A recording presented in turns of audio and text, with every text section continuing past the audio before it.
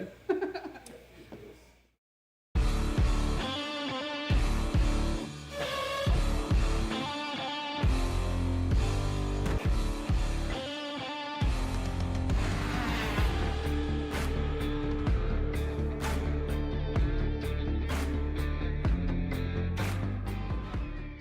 Welcome to the future of kart race preparation, Kart Sim Pro North America. Featuring laser-scanned North American kart circuits and precision-tuned kart physics developed using real telemetry, dyno and tyre data, Kart Sim Pro North America delivers the most advanced and realistic kart simulation experience available today. Whether you're training for race day, refining your lines, or shaving tenths off your personal best, Kart Sim Pro gives you pro-level insight without leaving your home. Trusted by world champions, coaches, and karting enthusiasts alike, this is where virtual practice translates into real-world performance. Experience the thrill, the challenge, and the edge. Kart Sim Pro North America, use code CHASER20 to get 20% off today.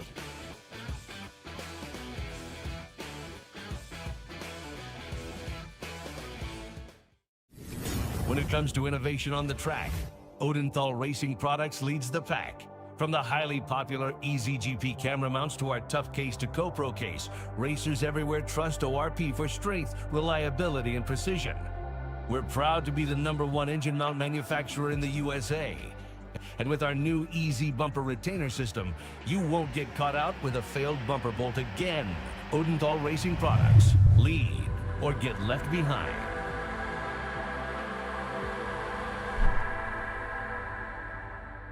Karting isn't just speed. It's control, precision, freedom. At Atlanta Motorsports Park, Kart Freedom isn't just a team. It's where drivers are made.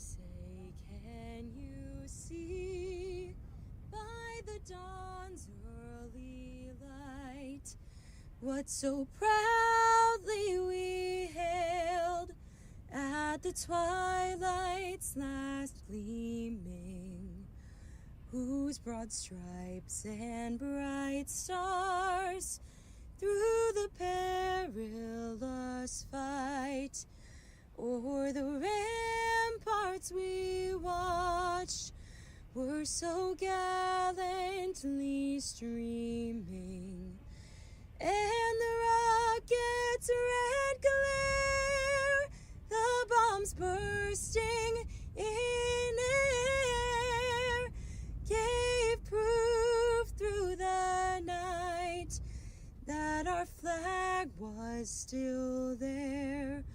Oh, say does that star-spangled banner yet wave o'er the land of the free and the home of the brave?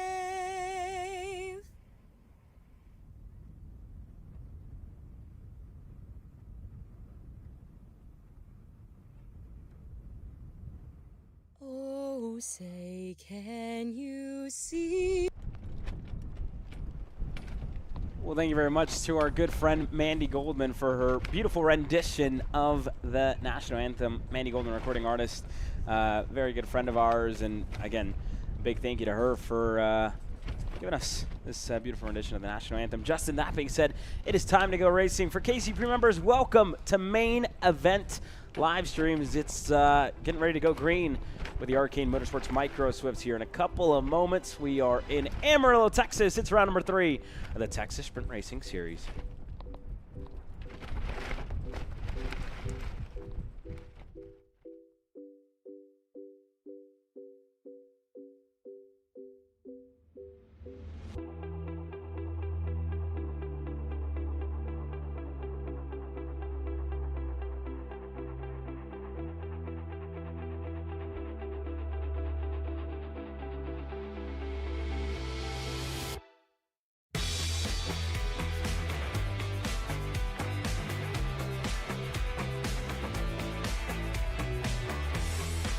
Let's take you down to your starting lineup. The first of 10 classes gets ready to crown a winner here in the Panhandle. Cohen Scott, best seat in the house, getting ready to go green alongside Dusty Strayer, Shep Sullivan, and Vettel Baker on row number 2. Row number 3, you have Baron Chen alongside Sebastian Kim. Row 4, Alexander Reppin and Hayden Sampson having a start at the tail in this 8-cart grid kill, I should say.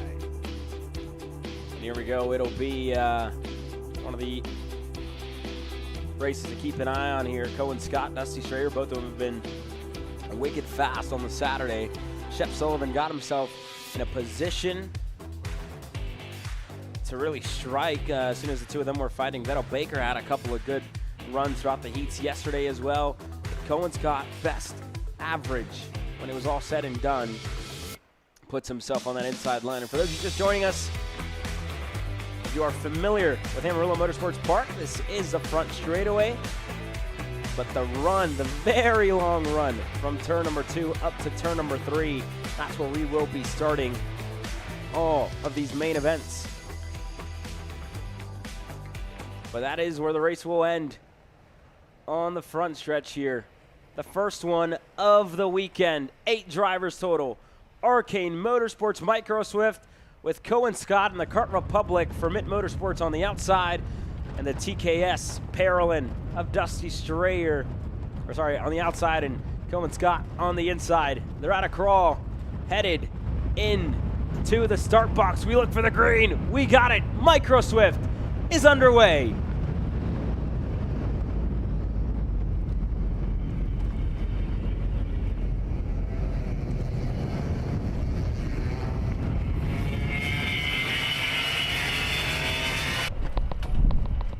So far, so good for Scott. Got a good start through the opening corners. Strayer keeping him at bay, though, as per what we've seen every start here between these two. But keep an eye on Sullivan. We know he was able to rocket his way back up to the top 3 yesterday after his mistake we talked about off camera. Now for Sullivan, here comes the question. Can he go from being the driver who assists whoever's in second? Pushing ahead, by the way, Baker once those a little bit off track. A couple drivers nearly cutting off the track coming up there through 9. Yeah, Vettel Baker looked like he had some sort of issue going into turn number 8 and 9. That being said, the top 3. This is, again, a good start for Shep Sullivan. This is as close as they've been probably throughout the weekend. There's Baker. He's able to get rolling. And then both of the MSL CRGs are, again, one of them, Baker himself and Sebastian Kim, the two of them able to get a good start, firing off at the edge of the podium places this year. The top 5 finish on the podium. So that would leave Baker in it and Sebastian Kim in it as well. As they stand the top 3, it's Cohen Scott at the end of lap number 1, Dusty Strayer in second, and Shep Sullivan, the Vassar Sullivan Racing Bennett, putting himself in third. And it was a good exit there out of turn number 5 for Scott and Dusty alike. They're able to open up that gap to Sullivan by a car length here. But a very long race, a lot different than what we saw yesterday, Justin. It was a quick turnaround, 6 minutes plus 2 laps. They did that 3 times. Today, they're going 15 minutes plus 2 laps. It's a matter of consistency and, you know, picking and choosing your battles. That's what's going to be important here on the Sunday. Exactly, and we've seen these two, up at the top 2, I should rather say, take different approaches each of the races. We've seen a lot back and forth. We've seen a little bit more calmer of a run where Scott had the better long run by the Heat 3 finish. We've seen back and forth Strayer and Scott drank races as well over the course of the weekend so far. Now, I think they know, because there's a lot more time on the clock, that there's a lot more time. They have to make sure the tires last in the first place, Caleb. And two, a lot more time to actually make a decision on the move. You're talking at least more than double, even when you include the laps, in race distance here in these finals. Yeah, well, that's one of the biggest things that we talked to Marcelo about yesterday, and even Aiden Rudolph whenever he was up here. Both of them kind of talked a lot about how these main events are not short. You know, you go out there and you really have to, be willing to kind of push a guy for a lap or two, or for the majority of this race, and then just drive away from the rest of the pack, not give anybody else an opportunity to put themselves in a position to kind of take away your hardware, right? So that's exactly, I think, what you're seeing out of Dusty Strayer and these drivers. The three of them have been busy. The three of them were over at the Motorsports Country Club of Cincinnati last week. Cohen put himself inside of the top 10, I believe, was up and close to the top 5 even. He was right there, thereabout. Dusty Strayer, we've talked a lot about that young driver and the year that he's had. He was impressive at the SCUSA Winter Party when we were over at Speed Sports Racing Park. But this weekend, this is, again, just continuing that trend of results that Shep Sullivan's been able to put together. Really impressive last weekend, continuing that here this weekend, putting in laps, being consistent, which is really what it takes to kind of stay up front. And that's what it takes, for these young drivers if they want to have a future or a career in motorsports, right? Whether it's a Porsche team, whether it's a, IMSA team, you want to go the NASCAR route, they're going to look for a driver that can put down the same lap, a 10th or two, and they look at the recent results of that driver as well, right? So these kids, again, a long way to go for the three of them and whatever they plan to achieve in the future. But that being said, this is, again, going to be a good showing, and this will be the story of the race for the majority of it. Just putting in laps, being consistent, hanging on to the coattails, and being in the draft. And we look to the other two here further back, Sebastian Kim, Vettel Baker. They have now swapped positions. Sebastian Kim now up to 4th, and Vettel Baker drops a spot to 5th. But again, Vettel, only 7 years old, one of the younger drivers in this division here. Having a good showing, looking for his first podium of the year. Yeah, it's been an interesting season, I think, for some of the drivers, absolutely. Again, last year in Kit Kart, Baker was one of the dominant forces, but it kind of showcases both the insurance and transition to move up 7th lap in the May 2nd race when it comes to TSRX. Mind you, you've also had Baker up here in races like Road Tax. He was ended up in the teens in that race. He's raced well in a couple other series across the state of Texas, but is one of those drivers just looking at the very least to find a way to punch their way forward after the transition upward, and it kind of showcases that once you move up, there's a lot more you have to learn. You can't, in a lot of cases, just go from immediately winning races in Kit Kart to, okay, you're going to be the best driver in the micro Swifts that are a couple years older than the minis. It takes time, in some cases, in a driver-to-driver case, to really develop as a competitor.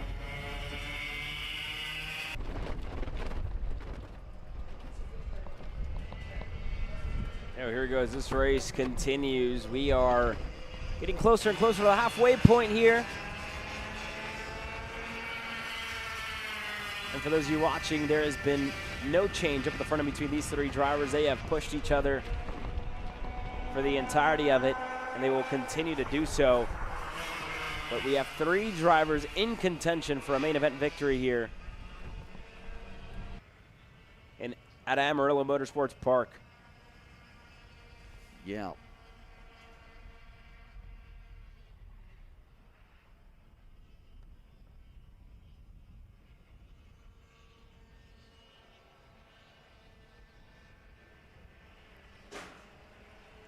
As we work our way through here, Cohen Scott putting down a good couple laps. And this is currently how they are running. They are just right even with each other. 113.530, 113.408, and a 113.695. Must be said, Justin, this is the earliest that some of these young drivers are racing at. For a lot of us, hard to wake up in the mornings. Luckily, we have Perico, the official energy drink of Kart Chaser. You can scan the QR code here on your screen and order yours today. Good little pick-me-up, good little wake-up call for us to get ready to call all the racing action as it comes our way throughout the day. Thank you to our partners over at Perico Energy. If you're tired, get yourself a Pericazo. Does give you a little pep in your step again, if you will. They have some interesting flavors, though. You could say that. But I will say it's getting interesting. And has lost touch just about to the top two. They've broken away. Sullivan had dropped back 2/10, and now this lap has dropped back another 7-8 kart lengths. Sullivan had dropped back in at least once a little bit earlier on, but this time you're talking half a second, 6/10 compared to the race leaders. That gap is going to be very hard to find a way to even get back up there now. Yeah, that was about 8/10 slower than his fastest lap. Shep Sullivan, a 1:14.127. That was the time he ran. And I'm not sure if that was a mistake in the part of the pilot of the 212, but that is, again, one of the slower laps that he's put down, I think, all weekend. Dusty Schreier ran a 1:13.6 last time around, and Cohen Scott ran a 1:13.521. That was a personal best for Cohen Scott. So now the separation starts here a little bit, and it's on Sullivan. See if he can close that gap back down. You see him up on the steering wheel trying to close it. He's certainly doing so. So we'll see if this lap was any better. But again, 1:14.127, that was a big chunk as to why this gap opened up here, Justin. Yeah, you can even see some of the parts of the tire, the rubber starting to fly a little bit previously up through turn 8. So obviously tires starting to become a factor maybe a little bit here, but the tire pressures just stayed equal this time without the draft pulls. So Sullivan, I think, with a couple bad laps, just that is become the difference between a chance to try and find a way to move up higher than third over the course this weekend in any of the races, to now possibly being adrift the rest of the way, because every other kart is running in the 115s. The top three has set the standard on the racetrack right now on pace. After all, you could argue they've got everything you need and more, and it's not just shipped to the door, but they're showing it on the racetrack. Yeah, they're certainly doing so. As we look at it here, Jeff's going to have to take a look down at that micron and try and improve in whatever way that he can. Now they're working their way on the back straightaway for less than 4.5 minutes to go. Dusty Schreier, looked like that might have been one of the first opportunities that he wanted to have. He isn't going to have it, isn't going to take it. He's going to stay in line. And smart by him, they have just kind of let one of them go. Shook him off, if you will. And now the gap opens up a little bit more. 1:13 flat for Dusty Schreier. They are starting to pick up the pace here. They were half a second quicker than Shep Sullivan that last time around.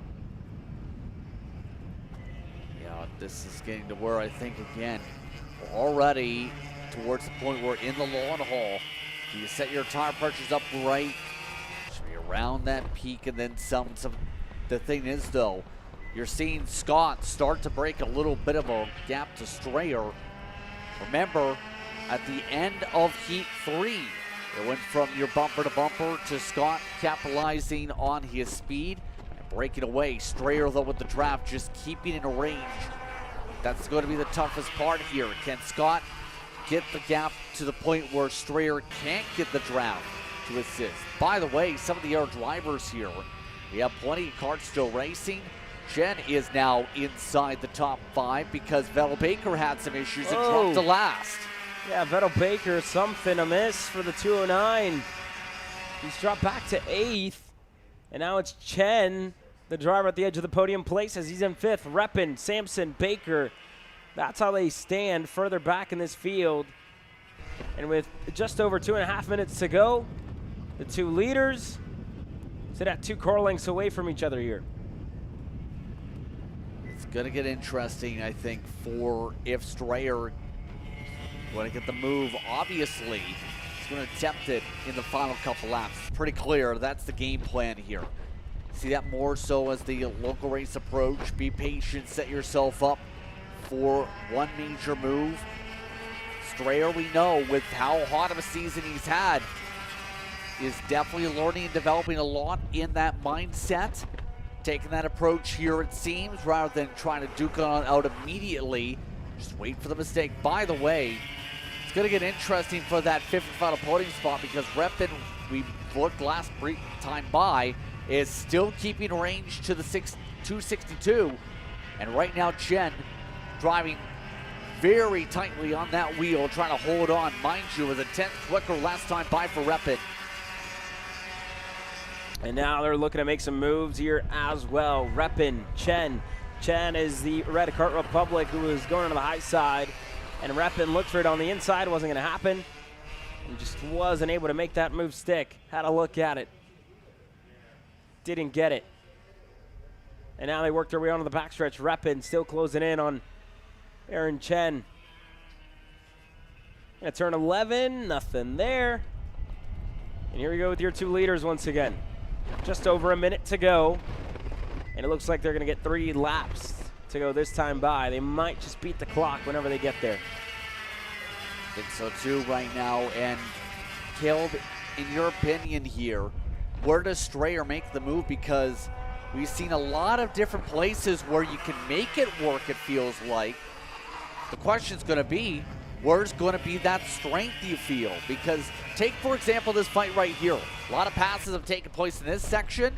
This time, Repin not electing to take it, for example. Well, there's a lot of places you can make moves out here, Justin, and I really think we've seen that throughout the entire weekend, right? We've seen moves in turn number 1. We've seen moves up to turn 3, down in turn 5, down into turn 6, turn 8. But the biggest one, look, one of the biggest passing opportunities is down at turn number 11. That's, you come out of here turn number 8, you go 9 and 10, which is, just a big old sweeping right-hander that takes you down that very long back straightaway. But that's the biggest drafting opportunity on this racetrack.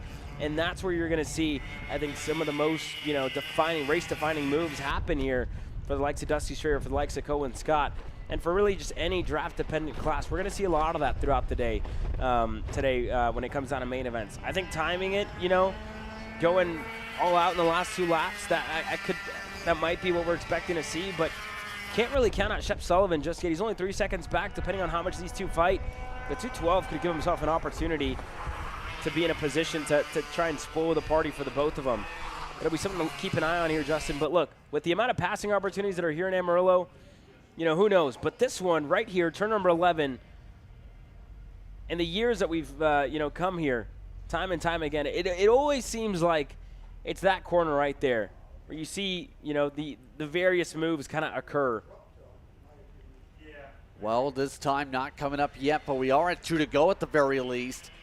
Watch Strayer's lines right now. You see how he's trying to back up the corners, try and build up a better run for the straightaways for the draft.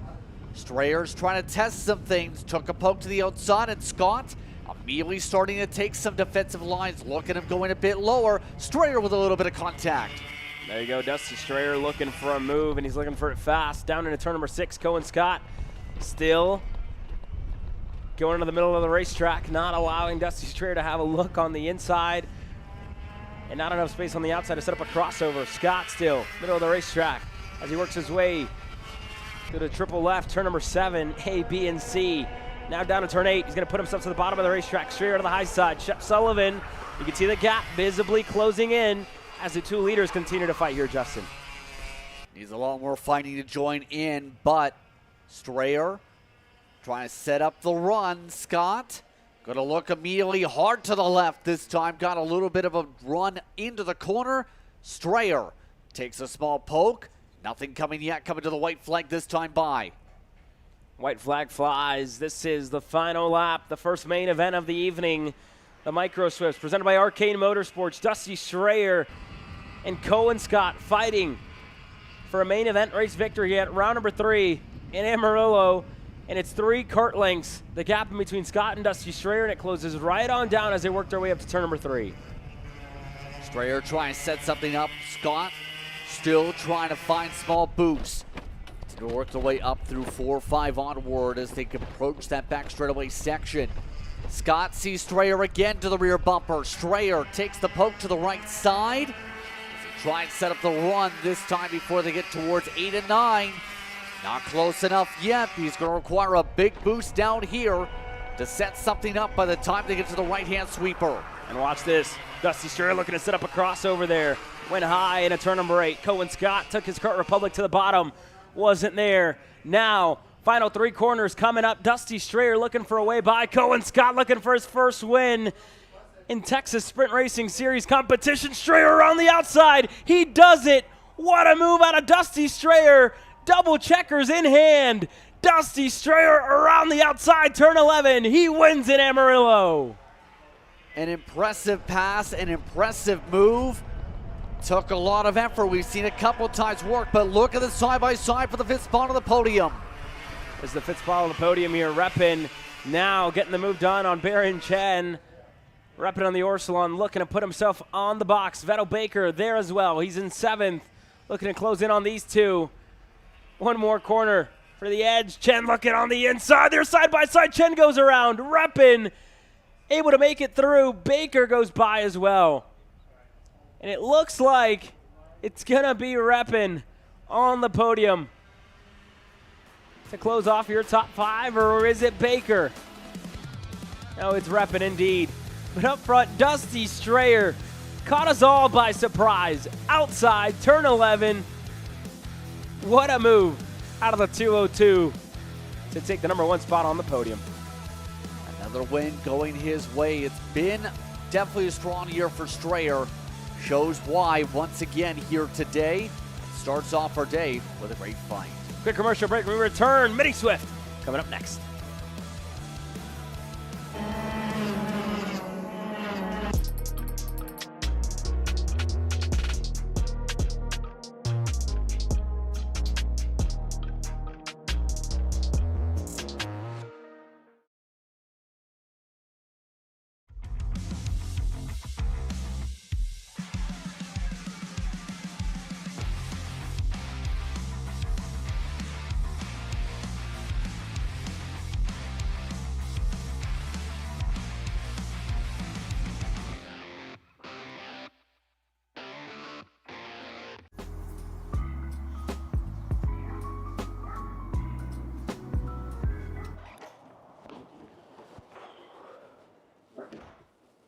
Hey, what's up, Caleb? What's up, Brandon? You sound defeated. A long day at the office? Yeah, got stuck at a cat food marketing meeting for like 3 hours. I don't know a thing about cat food, and I don't even work in marketing. And then I got sent on a coffee run like I was some sort of intern. Then at the end of the day, when I want to go get gas, I just realized everything is so darn expensive nowadays, man. Yeah, you got that right. Like, do you have any idea how much we're spending on Netflix? That's like 20 bucks a month. Do you know how much we're spending on cable? That's like 50 bucks a month. But you know what isn't expensive? Tell me.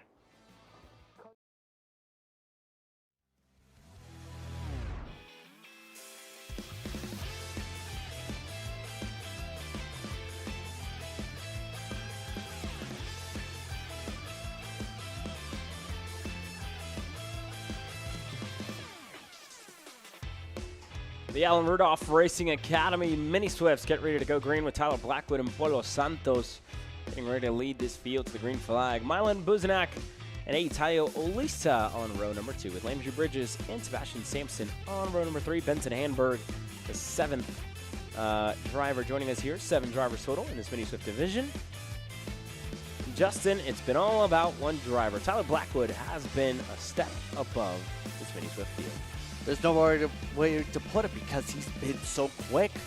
He's ran away by gaps upward last time out of 14 seconds in Heat 3. We were talking about this yesterday. How far can he get? But don't count out Santos. There's a good opportunity for him if there's any mistakes for the 128. Remember that 144 also got bounced around and said Heat. So let's find out who's going to have the speed here, Caleb. Here we go. Moments away from going green. Tyler Blackwood on the inside, on the pole position. Best seat in the house. Polo Santos on the outside. They work their way into the start box. Green flag. They got it. Mini Swift is underway.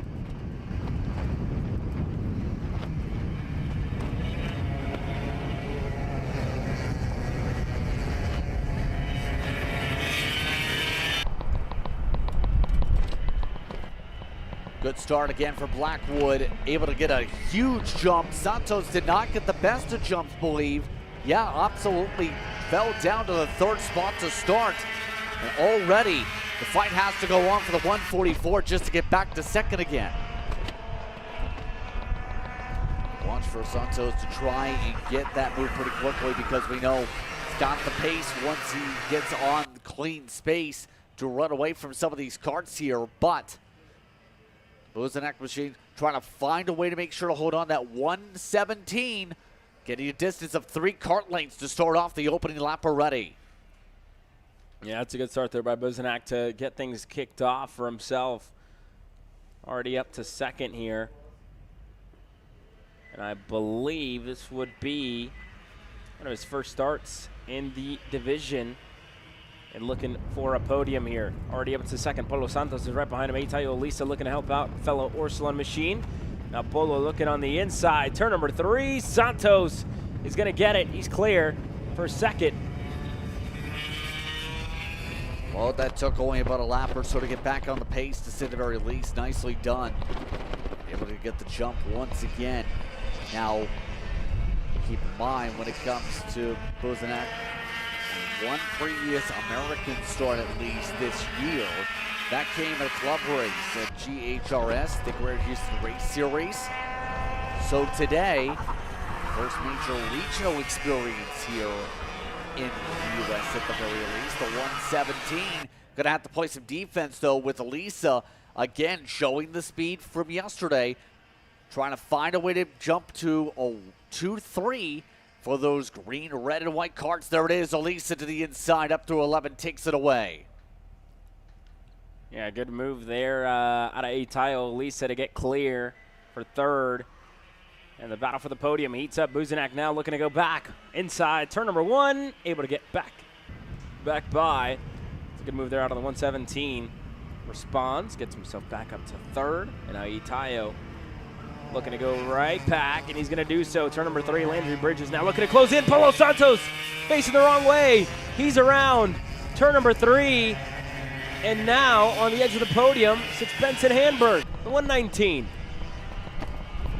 Big shuffle again. Santos, for a second consecutive race, going to have to go back on recovery drive mode. That spin around, and that is not good whatsoever for his sake in terms of track position, because it's going to be so difficult, even with the amount of time on the clock, to rally your way through this field and make all these passes. Elisa yet again in prime position in second. Yeah, Eitayo Elisa, again, good way to kind of put down these laps time and time again. Now they're working their way through onto the front stretch here. And Eitayo holding on over Buzenak. They continue to fight here. They've gone back and forth. There's Polo Santos. He's, I believe, going to fall down to 7th. Max Santana not here with us this weekend, so Polo going to be down in 7th. Rough go with things, the 144. Yeah, 17 seconds. I think we'll at least get a couple of the cards recovery, but then again, there's still 10 minutes to make up the time. So if the pace is there, similar to that before, there is a chance. It's going to require a lot of effort, though. We'll say today, a lot of drivers just having fun and wanting to enjoy themselves. It was a positive vibe when walking around the paddock earlier this morning for a lot of the drivers and teams as they prepared for final day once again here in Amarillo. You know, a lot of drivers getting the chance to make sure they get the nourishment up. Also, it's been a good weekend. I think you could argue for most of the drivers here on property with the way things have gone here at this facility. It's been a nice facility here to come to here in the daytime in 2026. Yeah, I mean, you look back to last year, we had a lot of night racing as one driver off in the infield there. That's Tyler Blackwood. Oh, no! That's our leader, Tyler Blackwood, off the racetrack. Goodness gracious. on a weekend where a driver has swept for the entirety of it. This reminds me back to Nola. Brody Stoffel swept the entire weekend. Main event, can't even start the race. And Tyler Blackwood, we're halfway through. Just when we feel like we have time to look back for the battle for a second, it's quickly turned in to the battle for the lead. And we're going to have a first-time winner in TSRS here. Tayo Lisa, the opportunity of a lifetime at the moment, leading this main event. Huge spot. Blackwood had an 8 to 10 second lead, Caleb. Man. That is unbelievable. And now for Elisa, the pressure is on because remember, Elisa's had issues too over the course of the weekend. Remember, one of the heat races, DNF, down the straightaway on a drive to get to the podium. This race has been flipped upside down. Tayo Elisa is your new leader. And the 117 of Buzenak in his first start here at the Texas Sprint Racing Series. I can tell you this kid's probably only been racing for a couple of months, racing over at the Greater Houston Racing Series, the club series that travels over to GCKI and a Speed Sports Racing Park back and forth in the fall and in the spring. One of the new faces where we've seen so many drivers come out of and be successful in the National Series. Buzenak now the next one to do so. Tayo Lisa as well from the Greater Houston area. In Amarillo, fighting for a race win here, the first in both of their careers. Yeah, this is completely turned on its head, and Elisa taking note of that mentally here. Still half the time to go or so on the clock. Now here's the thing too, if they get to battling, they allow Landry Bridges into the conversation, potentially also. So they got to be careful here. Right now, Elisa isn't really allowing the 117 to close up, even with the draft, though, notably, with the way the gearing it looks. They're about equal on lap time. The problem is, Buzenak just can't seem to chip it away to go to the bumper at the very least.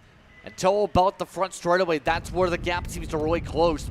Back straightaway, taking a little bit more effort the past few laps. Courtesy of Carter DB here. Milan Buzenak only has one race on our record here, and that's the Greater Houston Racing Series Spring Race number 7, where he finished second out of 5 drivers.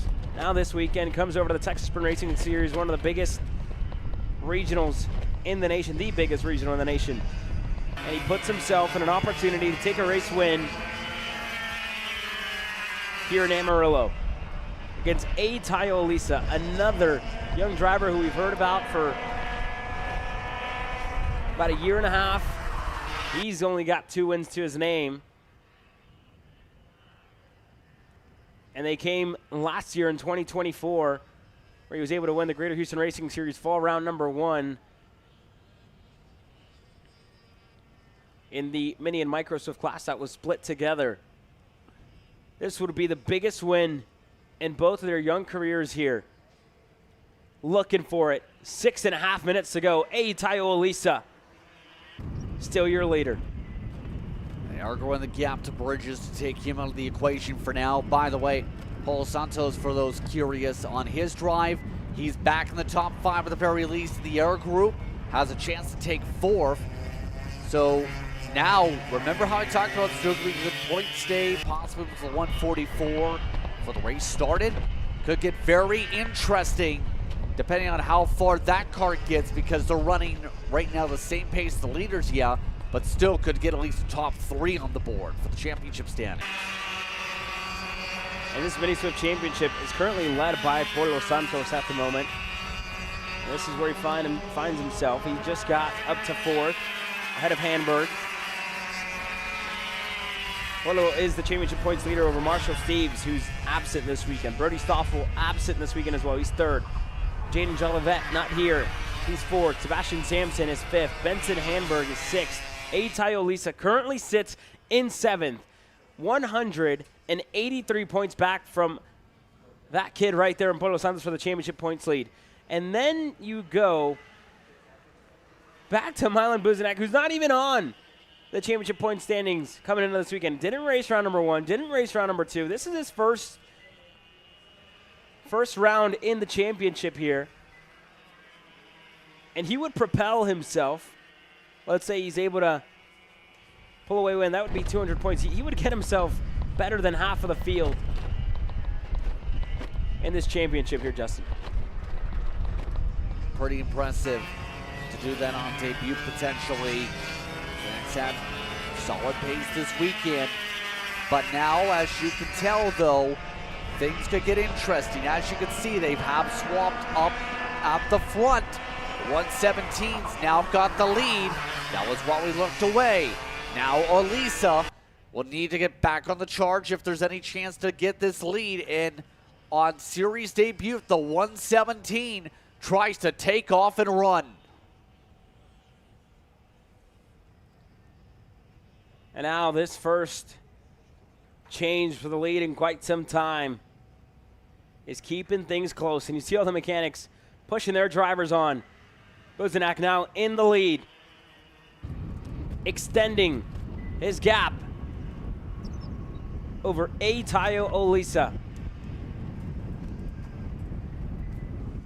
This is now to where, again, Olisa, you can see trying to dig on some of these entries, try and find the grip, try and find a way to chip away. It's going to be the big thing on straight line speed, and then with the drafting, it's going to be the difference. Look at how much this time through the 117's boost. Remember, talked about having a hard time at first trying to pick up the speed with the draft. Now Elisa has kind of flipped that direction here, trying to find a way to get the toe to go their way, because Buzenak now with the clean space getting the boost. There's Elisa though, huge run to the lead. Turn number 8, Tayo Olisa back to the point. Buzenak now looking to cross him up. He's going to do so. Exit at turn number 9. Milan around the outside is going to get himself back to the lead. As soon as Tayo had it for 2 seconds almost there, Justin. And a quick response puts the AR Academy Mini Swift driver back to the front. But for how long? Once again, we still have 3 minutes plus 2 laps to go, and look at all the signals of go, go, go. Try and find a way to power ahead. They've got the cushion. They can battle, I think, for a very long time and still keep the track position. Santos is still 2 seconds back of Bridges for reference. So it's definitely, if they wanted to, a chance to brawl and a chance to fight it out as long as they want to or need to here. 2 car lengths for the lead. All that separates these two leaders. Tayo Olisa, Milan Buzenak. This would be a great end to both of their weekends, where they've realistically been running around in second, third for the majority of it. Now, the cards have fallen into their lap here, Justin. And an opportunity at a race victory, the first for both of them. They're working their way through. Tayo now looking on the inside. Turn 11, Olisa to the point. Nice done by Elisa, but watch for the chance for Buzenak this upcoming time by to get an air pass. Now about 90 seconds to work with on the clock. Still back and forth they go. Olisa attacking the curves pretty aggressively. A bit of contact with a bump this time out of 2. And here they go. They're working their way up to turn number 3 now. Buzenak, he's going to sit patient out of 4. Or sorry, out of 3, out of 4 now. Into 5. Buzenak closes in. Now down to turn number 6. Nothing yet. Landry Bridges, Los Santos, they're getting quite close to each other as well. The battle for third about to heat up here, Justin. I think it's already heated up. It's the question, is it going to boil or is it going to keep to a simmer before said boiling point? Right now, that 117 we know takes an extra lap or so, it feels like, to get fully up to tempo. Elisa has been really good on the pickup when in the draft comparative to that machine behind. They're going to get to 3 laps to go this time, and now Elisa is maintaining that cushion similar to that of what we see with about 5 minutes to go on distance coming up to 11. 3 laps to go. That's it. 15 seconds. They just beat the time. They just beat the clock. And Tayo Olisa just has to hold on for 3 more laps. Buzenak's right there on his rear bumper. They worked their way into turn number 3. Nothing yet. Into 4, now into 5.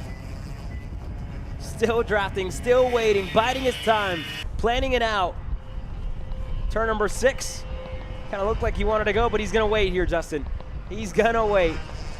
Got to pick the right time because he knows that Elisa has an opportunity the next time he picks up in the draft. Elisa with the chance behind got a huge boost. This time through, you see the difference, a little bit of adjustment this time with the right hand. Elisa keeps the cushion, keeps the distance through by a couple kart lengths once again, this time working the way through the straight. And that was a good second sector out of Eitayo Elisa, able to open up the gap to Milan Buzenak. This is going to be close. 2.6 will fly this time by. 2 laps to go for Eitayo Elisa. For Milan Buzenak looking for their first win in TSRS racing action. They're working their way through now. Up to turn number 3. Eitayo, 2 car lengths. And growing 3, 4, 5 almost. Into turn number 3. Milan needs a really good 2 laps here to close down this gap, and you see him hopping up and over the curbs, pushing with everything that he's got. Trying to find a way to get the pace, absolutely. We know the wind-up period is going to be the biggest concern here. It's going to require probably the final lap with the way things are looking, unless there's a big corner makeup here for the 117.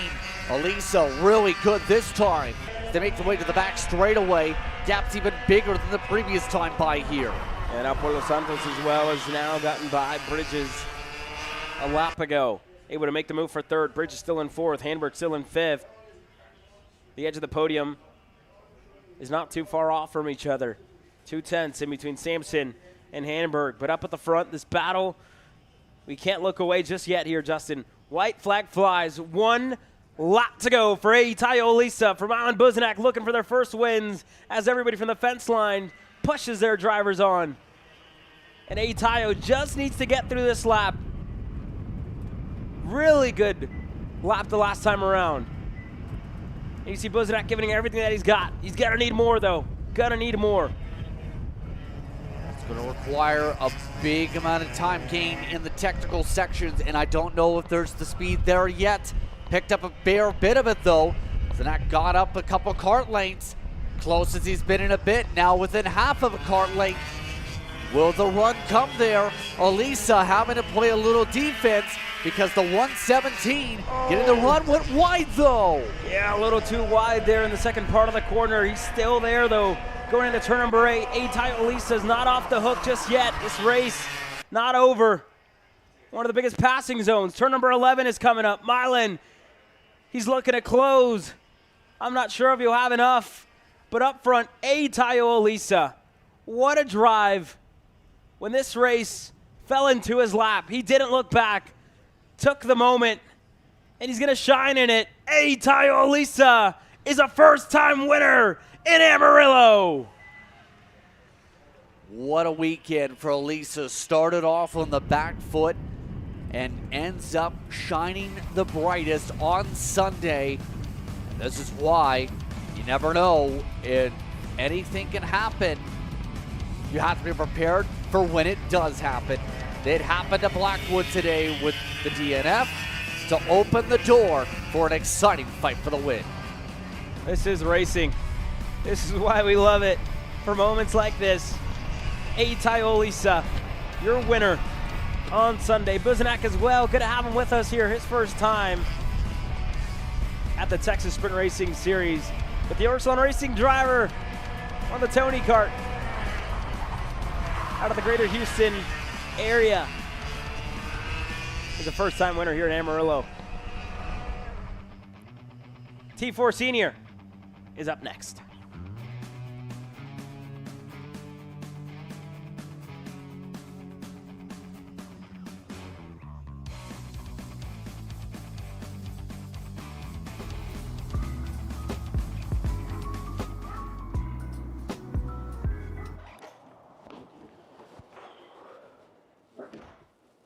Hey, what's up, Caleb?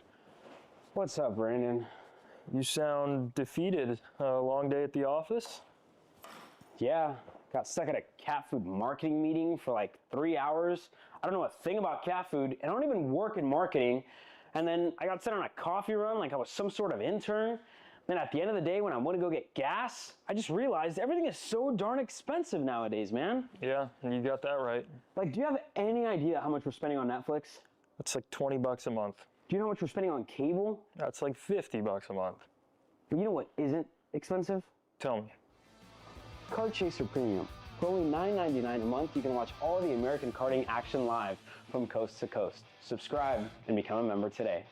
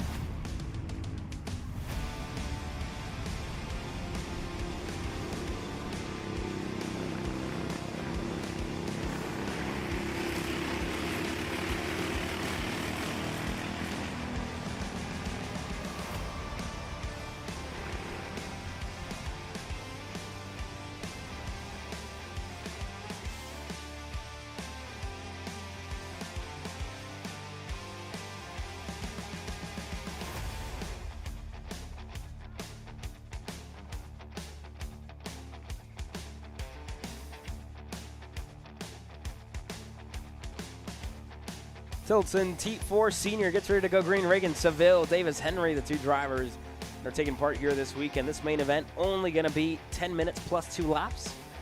That'll be the only difference for these two drivers in comparison to the rest of the classes here, with only 2 of them racing. Reagan Seville, he's been great all weekend long, pretty stellar. Davis Henry, has kept him honest, has just been under the weather, didn't even really get to practice on the Friday.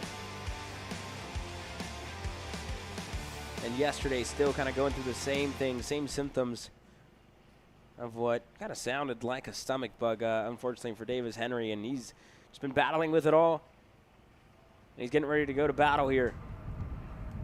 Go to war, if you will, with Reagan Seville. They're in the start box. The green flag is going to fly. T4 Senior is underway.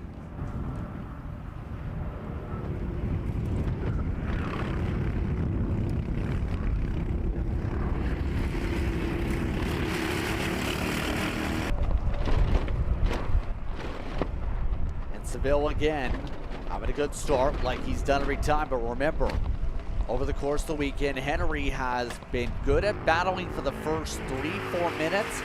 Then Seville just has had the better long run when it comes to his pace. This time through, no major dives yet. Henry trying to find a way to keep up with a 500 to begin as Seville nearly overran the corner through 8. Yeah, and they're pretty close as they work their way on this backstretch. And now Davis Henry going to have a look to the bottom of the racetrack, and not going to happen. And that's the thing that's been with this type of racing. For those who follow along, I know it's been big. Some of the aero broadcasts we've done across the nation, such as that in the Florida region. It takes more so, not so much on the draft effect. It's more so about how you're able to attack the corner, because the way the motor package works when it comes to these machines, they talked about, especially in the past, some of the competitors in these classes. So it requires a driver that's really good at the technical sections to really capitalize on speed, and Seville, we know, is good in the technical sections today. Yeah, he has been very consistent the majority of the weekend throughout the infield sections. That's really where he's been able to have and make the difference over Davis Henry. It's really only a 10th. That's a difference in between both of their, these two drivers' lap times. It's a 10th a lap. Over race distance, it'll build up, but yeah, Henry's just been missing a 10 that he's been searching for.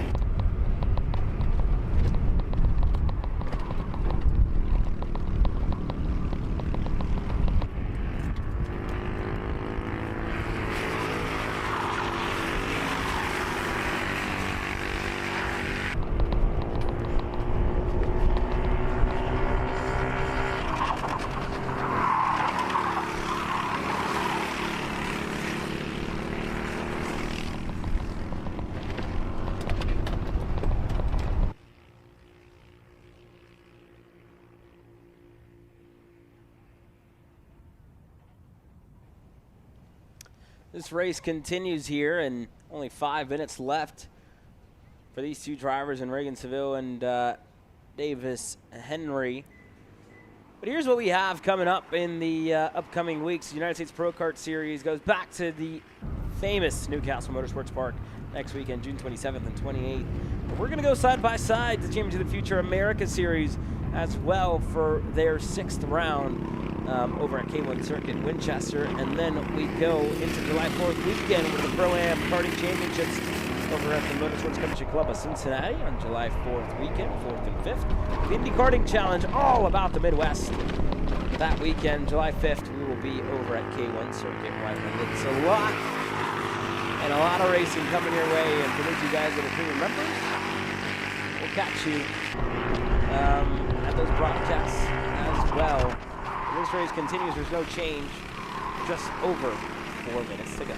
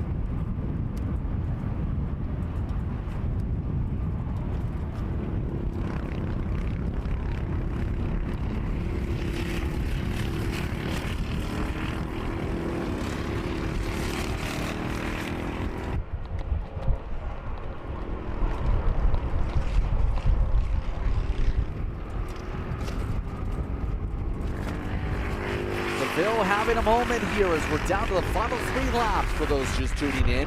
T4 continuing on. Seville dropping a tire, the biggest mistake of the weekend in this class. The 500 maintains the lead and stays on the track. Just tell Seville pushing hard to make sure this gap does not get reeled in. No mistakes, no problems from here, and Seville can wrap up what would be a sweep of the weekend, including the pole. With 2 laps to go, he'll look to just stay on the track.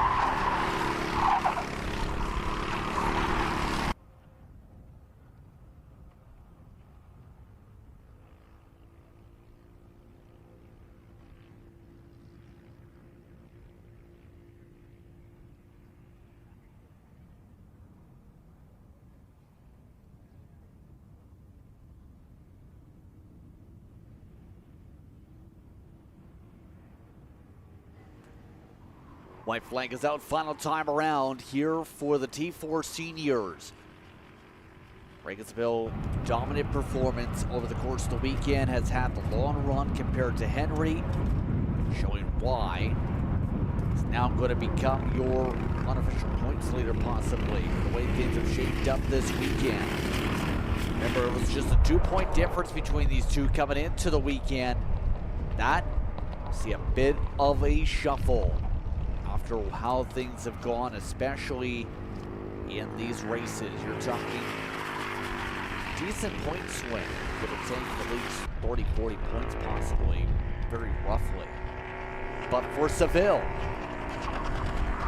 will drive his way down the right sweeper, make his way to the final long stretch. Bregan Seville, he's been fast in the majority of his races this weekend. We'll start off his finals day here in Amarillo with the checker flag. T4 Senior is led by Kart 500. Seville gets it done. Fire the arrow. It's a bullseye to the top of the board in the point standings.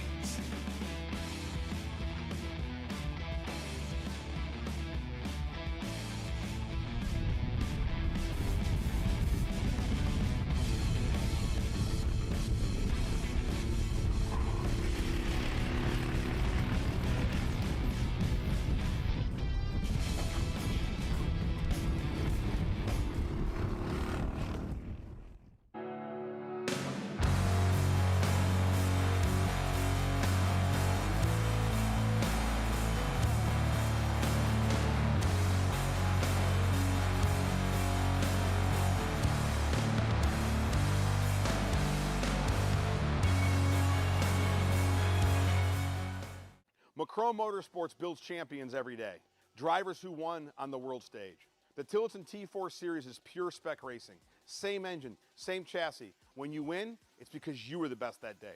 Your edge is not the kart, it's the setup, the strategy, and the race team. With our Arrive and Drive program, you simply bring your gear, we provide the equipment and the championship winning support to every event. Stop wrenching, start racing. Your path to the T4 Nations Cup in Spain starts with us. For more information, contact us at macronmotorsports.net. Champions aren't just born on the kart track. At SimShop, we deliver professional-grade simulators with the best performance-to-price ratio in the industry. Founded by racers who understand what you need, our SimMagic and Moza equipment is powerful enough for the pros, yet affordable for everyone. With unmatched customer support and a thriving community, we're your racing partner. Visit simshop.com today.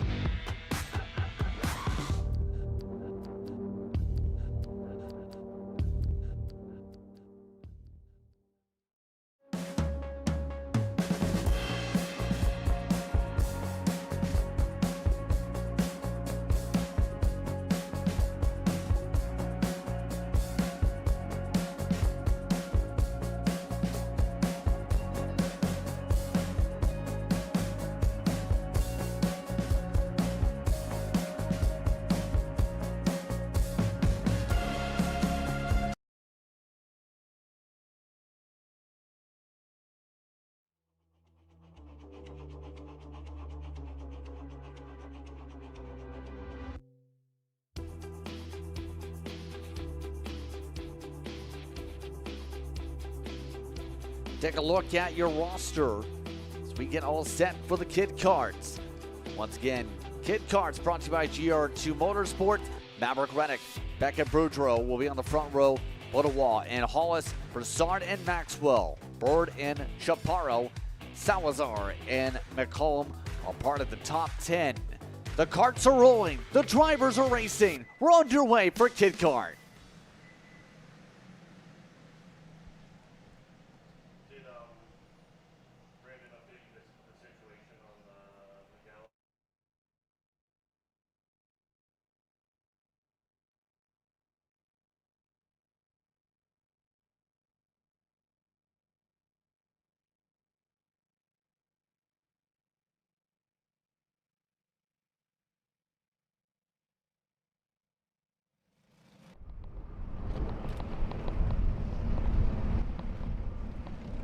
That's a great start up front for the 75 of Maverick Reddick. He's already into the lead of this race. Beckett Boudreau, Sylvain Baudouin, they're fighting for second here, and here's the battle right in the midfield. One of the HRT Motorsports CRGs. They're going to battle with Ian Chaparro, who's currently in 8th. Hal Bird is right by him. Actually, Bird is up to 6th, it looks like, and then Broussard, the driver who dropped down to 7th in number 11. Along with the number 8 of McCullum. That's working his way in 10th at the moment. But up front, Reddick is in the lead by half a second here, and he's been able to put that over Sylvain Baudouin, who's fighting there with Beckett Boudreau, the two of them going back and forth. There's Reddick, there's Baudouin, and then there's Beckett Boudreau working their way through second and a half. The gap for the 75 here. And this is similar to what we've seen throughout the season from Reddick so far. Once you allow him to get a good start, he just tends to find a way to run. And Reddick asserting his dominance already across his field's competitive streaks. And right now Boudreau wants to slide it across some of those curves, just lost a lot of ground to the 19 machine. That's why the gap is now 4 kart lengths.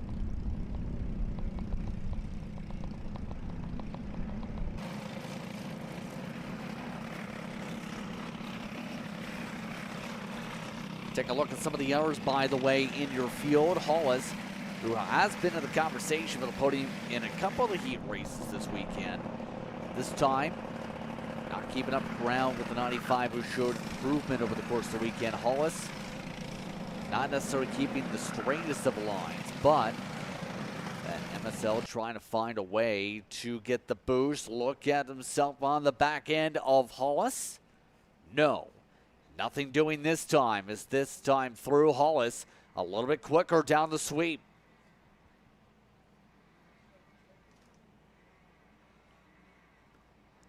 These youngsters, again, trying to gain seat time, gain experience here. Whether they want to approach on the regional side in terms of getting the seat time in the kid karts, or better yet, try and become one of the national drivers that try and get wins that way. A lot of these drivers, different career paths on hand potentially for them that we'll see for their careers in about a decade's time as they develop. But for now, a lot of good battles. Bird and Broussard amongst them on track. We mentioned with Bird, one of those who is coming up top 5 in the Greater Houston Race Series for reference.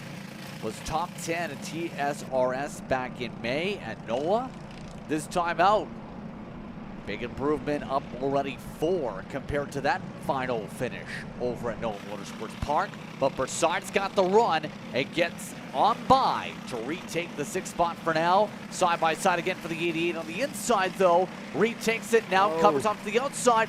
Now back to the inside. Broussard stays down to the inside, coming down the back. Yeah, get a little bit of racing in between those two drivers there. Hal Bird out of Tennessee, and then Broussard in the 11.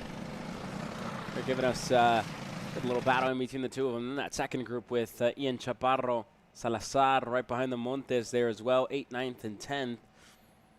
They're getting chased down by McCullum in the number 8. A little bit update as they cross the start-finish line. Maverick Reddick in the 75 still leads. Baudouin now in second, stayed there. And he is working his way with Beckett Boudreaux at the moment. Hollis and the rest of the field working their way through. There's Ian Chaparro, the number 12 with a 21 right behind him, and Salazar. Montes there. Out of Mexico City, Mexico, it looks like joining us here this weekend.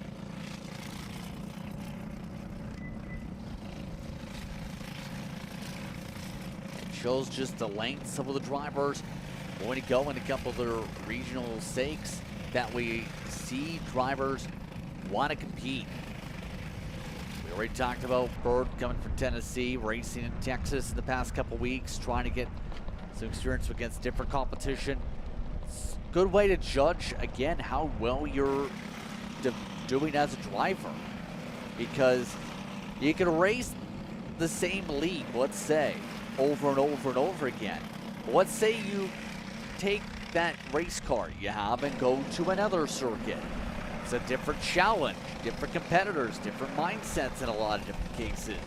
You have to be adaptable to those different circuits as they go over the season if you want to compete at the big time. So you can't just be the master of one or just the learner of some, if you will. You have to find a way, if you want to be good in the long term, be the master of many, I think is the term looking towards for the future.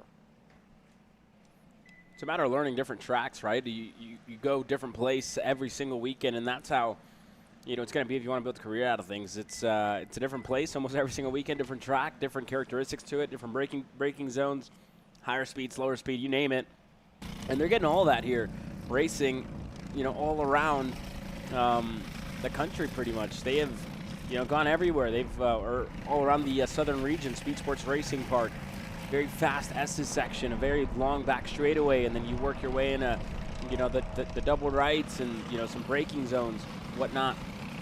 These kid carts is all flat out. But that being said, you know, you work your way through that, and then you go over to NOLA Motorsports Park. It's a little bumpy. It's a little bit faster, long back straightaway, and here in Amarillo as well, long, you know, momentum-based corners in this triple left-hander. This is all things that these young drivers are kind of getting to grips with as they move forward, and then, you know, next year, let's say they move to micro, to a cadet, you know, you name it. They already know these tracks. They've learned them. Now they're going to learn to go fast, push the limits a little more, hit the brakes. But the racing line is kind of cemented in their brains, right? So that being said, this race halfway concluded as they continue to work their way through. One driver into the wall there further back. Not sure who that was. Baudouin's clear. But one driver looks like was in the wall in the final corner. I believe it's Boudreaux. He's falling down the order. He had been running inside the top 3, Caleb. Man. Comfortable spot for the podium. And now, instead, in the barrier for the 95. Been one of the drivers who as we talked about, have been showing solid pace, especially in the back half of the day as things got hotter. Now, end up finishing instead of a solid performance, down in 13th. First DNF in kid karts here today. We'll say, for much of the weekend, attrition has been relatively low outside of the big one of Blackwood in the last race or two.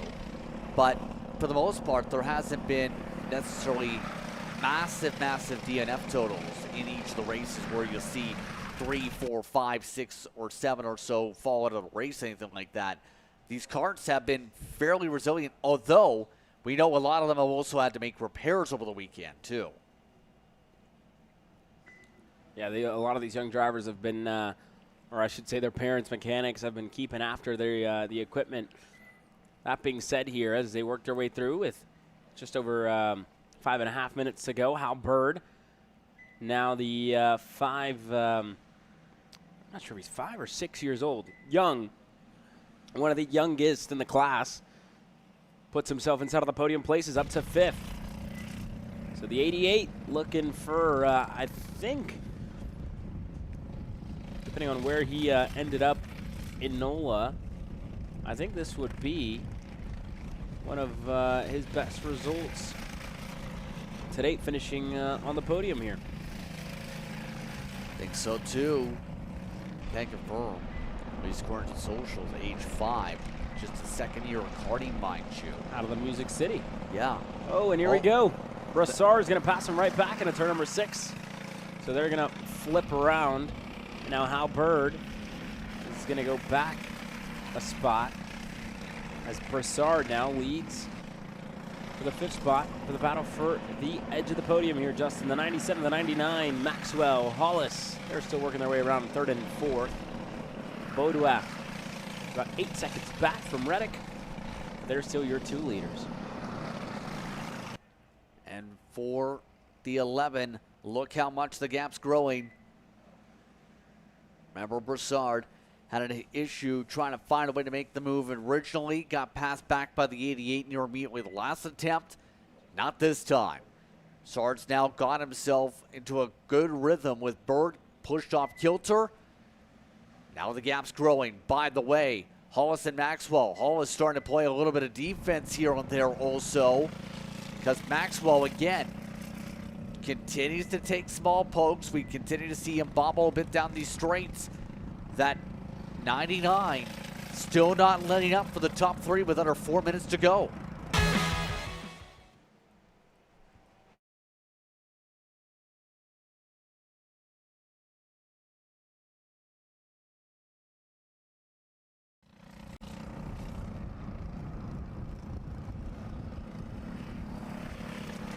Maverick Reddick still your leader as the final couple of minutes continue to wind down.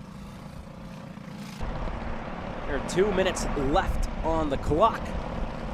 And Reddick's gap currently sits at 11 seconds over Sullivan Baudouin, the kid out of Lafayette, Louisiana. Reed Motorsports on his CRG. These 2 drivers have been quite good in this main event here, putting themselves up there, putting down some laps, and putting together a good little string of lap times here as well. Maverick Reddick, quite consistent, 130.3, fastest 3-lap average at a 130.362, and a 130.657 was his last time around, but just has to keep it on the asphalt here. His gap, his lead looking pretty good here, and this, again, would be his 3rd win on the year for Maverick Reddick. He won over at Speed Sports Racing Park at his home race. He swept a weekend over at NOLA. And the worst that he's finished in the year is 2nd place in qualifying, and that was at Speed Sports Racing Park. It shows you how good the 75 has been this year, but not every weekend has been easy, and I know this weekend in specific hasn't been easy for Mav. He was over at the urgent care last night. Again, he was quite sick, under the weather. And the fact that he's putting on this performance, compare it to a Michael Jordan flu game, Justin. Kid's having a good race here today. to be in the kart here for 15 minutes plus 2 laps. Definitely not easy. Oh, some yellow flags up because the cart right in front of him just went off. Believe that was McCollum. No, that could have been. That's the 26th Addison. there. Addison is the driver that got himself going off the racetrack. And that's going to be an early end for the 26th, unfortunately. Yeah, he was having already about a lap down last time through on the scoring loops. That's why a bit of confusion there. See, just trying to get guidance on what he can do, and it looks like it's going to be Addison just waiting in the grass. All of this is to well. Clock is already past 15 minutes. Reddick continues to zoom away. 12 plus seconds. And let's just say it's not easy to work win sick. It's not easy to race win sick, as many people will say, because you never know what's going to happen in the car, but also breaks the focus, at least in my opinion, in terms of some of the action. Reddick, though, phenomenal driving today in Kart 75. Just a lap and a half to go here for Maverick Reddick as he's working his way into turn number 7. Sylvain Baudouin as well, continuing a good string of results. The 19 finished second back at Speed Sports Racing Park at the opening weekend, finished third over at NOLA Motorsports Park, and he continues this weekend with what would be a second place finish, as long as it all stays the same here. And then you look at the battles just a little bit further back. Chaparro is currently in 7th, but Salazar right behind him. Montes right there in 9th. They are just working their way through. Decent separations for some of the karts here, just continuously logging the laps down. Their pace for reference, 134, 135 second ballpark, give or take. Montes has been your biggest mover of the race of 2. Kind of just showcases how difficult it is over the course of a race like this in Kid Kart to pick up track position. As we zoom around with Reddick ready to pick up a checkered flag soon. Well, here you go. Last half a lap to go for the 75.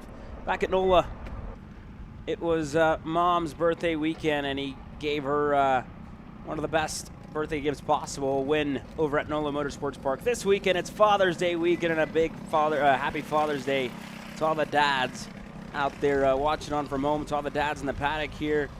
And this would be the best Father's Day gift for his dad, Josh.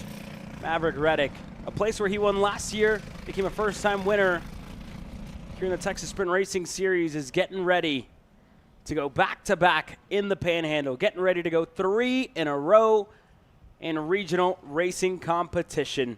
3 corners to go for the 75. Baudouin as well, another great weekend for the 19. Hollis, Maxwell, Brassard, that's your podium.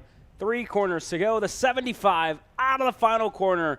It's back-to-back at Amarillo. It's 3 in a row in 2026. Maverick Reddick wins on Sunday. Stellar drive for one of the top Kid Kart drivers in the U.S. A nice drive. 18 seconds, give or take, is the finish. That's still to be determined. 17 and a half, in fact. He actually ended up losing a touch bit of time in the final time around, but it doesn't matter. Reddick dominates the day over Baudouin and Hollis, with Maxwell and Brassard holding on to the podium spots. And Hal Bird across the line. How about this 5-year-old? The podium is coming soon. The 88 finishing in 6th. Get out of the Music City. Now across the line comes Ian Chaparro in 7th. Inside of the top 10, Salazar, Montes, 8th and 9th. And here comes McCullum for the AR Academy, finishing in 10th. Good top 10 finish for these young drivers. There you go. Main event done, some pickup. And KA100 Jr. gets ready to go to war in a couple of moments. This is Henry. Henry feels sad.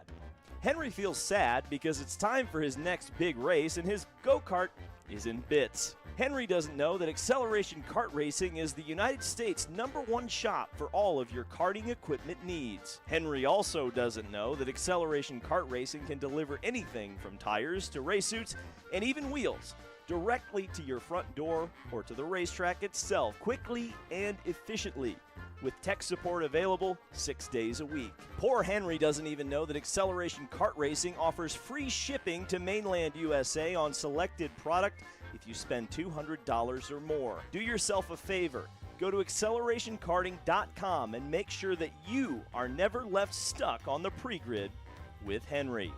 Be smart and don't be like Henry. Hey guys, another Kart Chaser Driver Fitness episode with me, Chris G. And today we're doing some upper back movements. Here we go.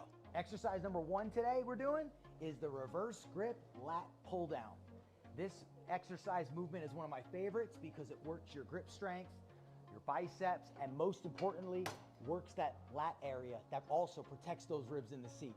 Exercise number 2 today, the dumbbell chest supported row. Don't forget, good stretch at the bottom, and bring them right to your hips like that, keeping your back nice and arched, shoulders back. Think about having good posture in the cart. Exercise number 3, the inverted Smith machine rows. Grip strength, back strength, overall amazing workout. Thanks again for joining me on another Kart Chaser Driver Fitness episode with me, Chris G. Race ready training that carries into real life.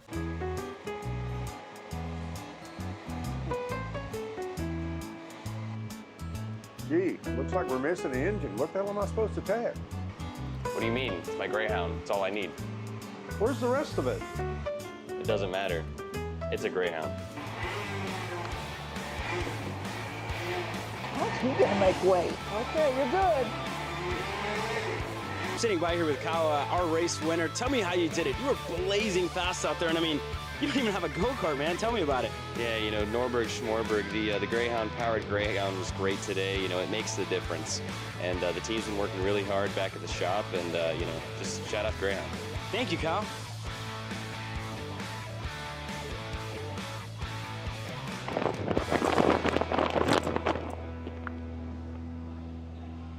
How the f did you just win? Doesn't matter. It's a Greyhound.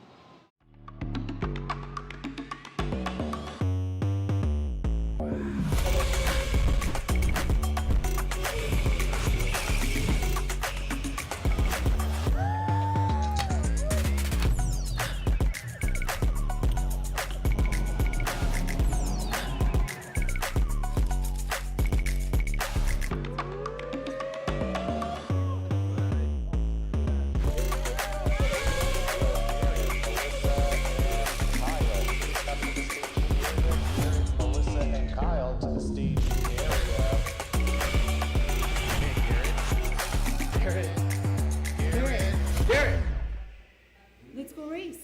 Come on, man.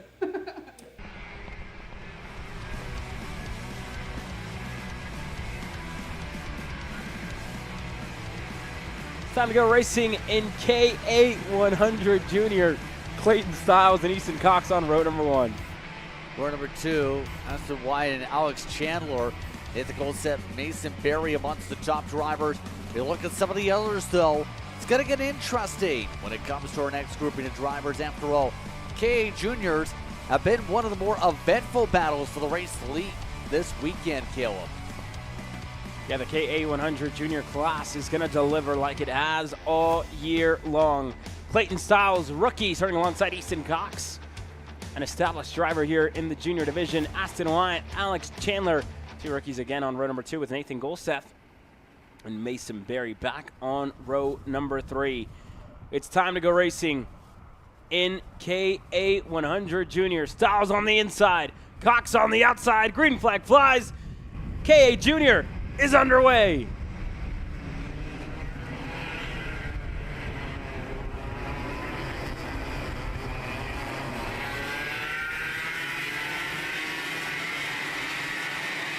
Couple drivers at the back of the field having some issues including up in turns 3, 4 onward, but everybody else up front. Fights are on with Stiles leading the march. Already some of the others looking to find some speed immediately. A fair few amount of drivers trying to get going. But up front, inside, Wyatt takes it. Yeah, good move there out. Aston Wyatt working his way through turn number 8, able to get himself up and into the lead. Clayton Stiles now, driver up and in a second.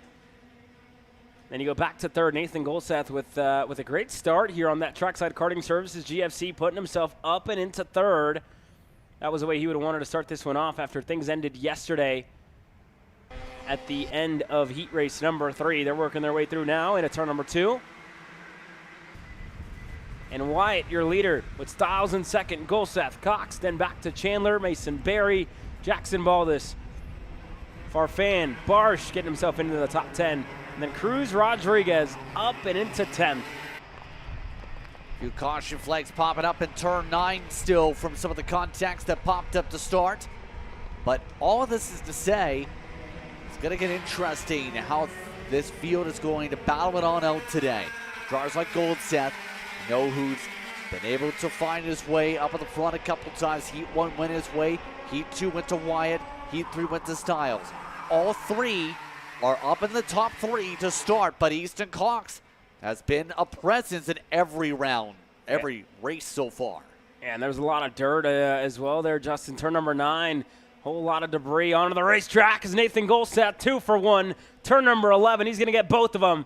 Going by on Stiles, a push from Easton Cox allowed Golseth to get by on Aston Wyatt as well. And now Nathan Golseth's going to put himself up and into the lead of the race for the first time here in the main event. Only 2 minutes in, Golseth already kind of making himself known, right, where he wants to be and how he wants to take this race. A little bit of grip, almost flipping around Cox as he's able to drive his way to second. Easton Cox now in P2. It's going to take a little bit of work to get up to your race leader yet again. But entertaining action so far, to say the least. But right now these machines are absolutely fighting with the wheels, it feels like. But the way this track is starting to really respond now that it's starting to get hotter and hotter with these temperatures starting to skyrocket. Now they're working their way through here as they work their way down and out of turn number 8. Easton Cox, Clayton Stiles looking to work together here on the racetrack. As Aston Wyatt's group now, Aston Wyatt's going to get passed by 3, 2, and it's going to be 2. He's going to hold on over Jackson Baldus going into turn number 12. Wyatt's right there in 6th. Chandler went by. Mason Berry on the GWR. Tony Kart went by as well. Berry's now up to 4th. But everybody's chasing down the 823 right now. You look back to Speed Sports Racing Park, Justin, start of the year. He won almost everything outside of one of the heat races where he finished 1 spot shy. That being said, wasn't at NOLA Motorsports Park, missed that round. And now in Amarillo here this weekend has been up at the front more often than not. I think outside of one of the heat races, heat race number 3 was where they pretty much threw him into the pits at the end of it there, Justin.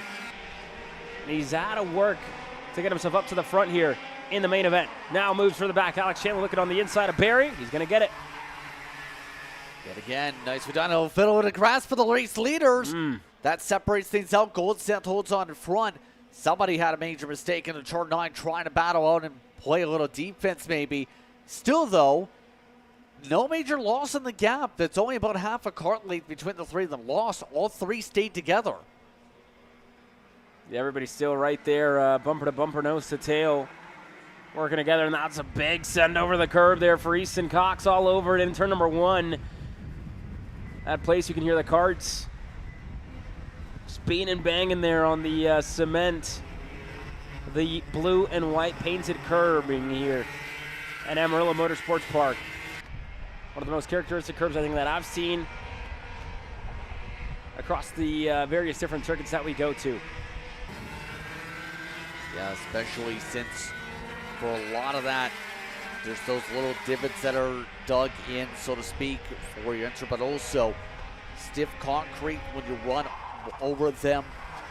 Those peaks can definitely scrape apart the bottom of your cart if you aren't too careful with some of the launches, and we've seen launch you in the air. By the way, look at the separation going on in the air. Pack starting to see some splintering because Fifth on back is fighting pretty heavily. Yeah, Chandler almost kind of running away from this pack.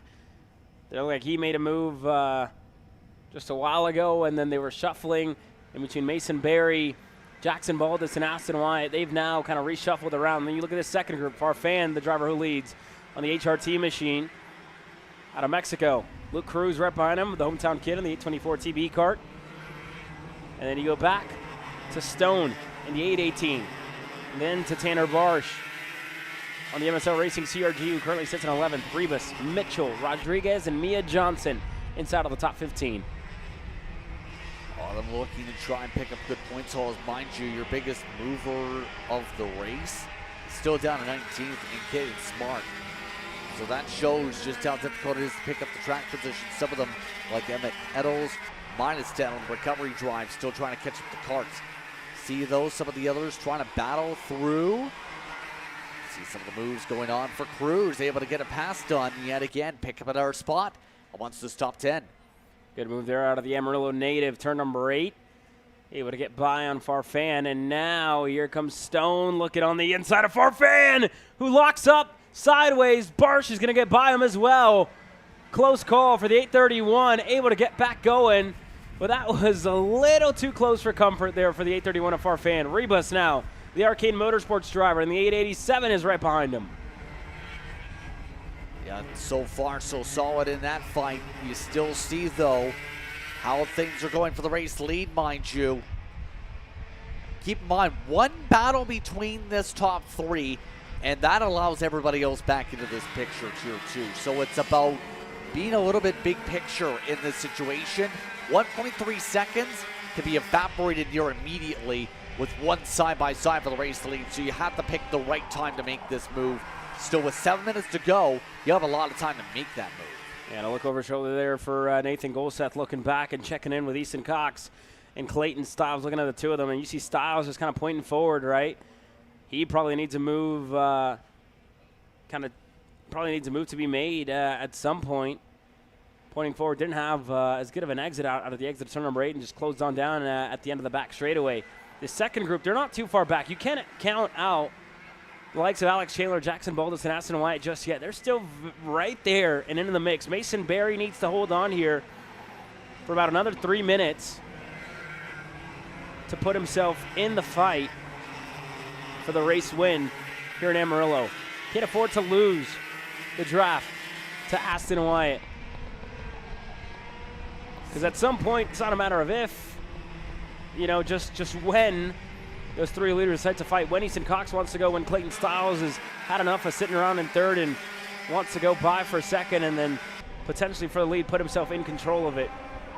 But Nathan Golseth doing a good job at setting the pace, setting the tone up front. And Baldus feeling like he's got a little more speed on his high 5 performance machine. He's going to get clear on Alex Chandler. We talked about this yesterday with some of the drivers, mind you, or some of the various co-announcers. It's Baldus has had speed, but not the luck this weekend, it feels like. And for that, I think for Baldus, getting of this being this high up at this point of the race is a major positive, to say the least, because had a race issue at the start of one of the heats, had an issue at the end of one of the heats, had been up and down so much yesterday. The 876 kind of showing it's been one of the fastest carts on property in this class, up 5 on this charge to get back up here. Yeah, he's putting together a good drive thus far here in this main event to get himself up to 4th. Let's compare how they currently stand. Nathan Golseth and co, they're currently running 107.5s.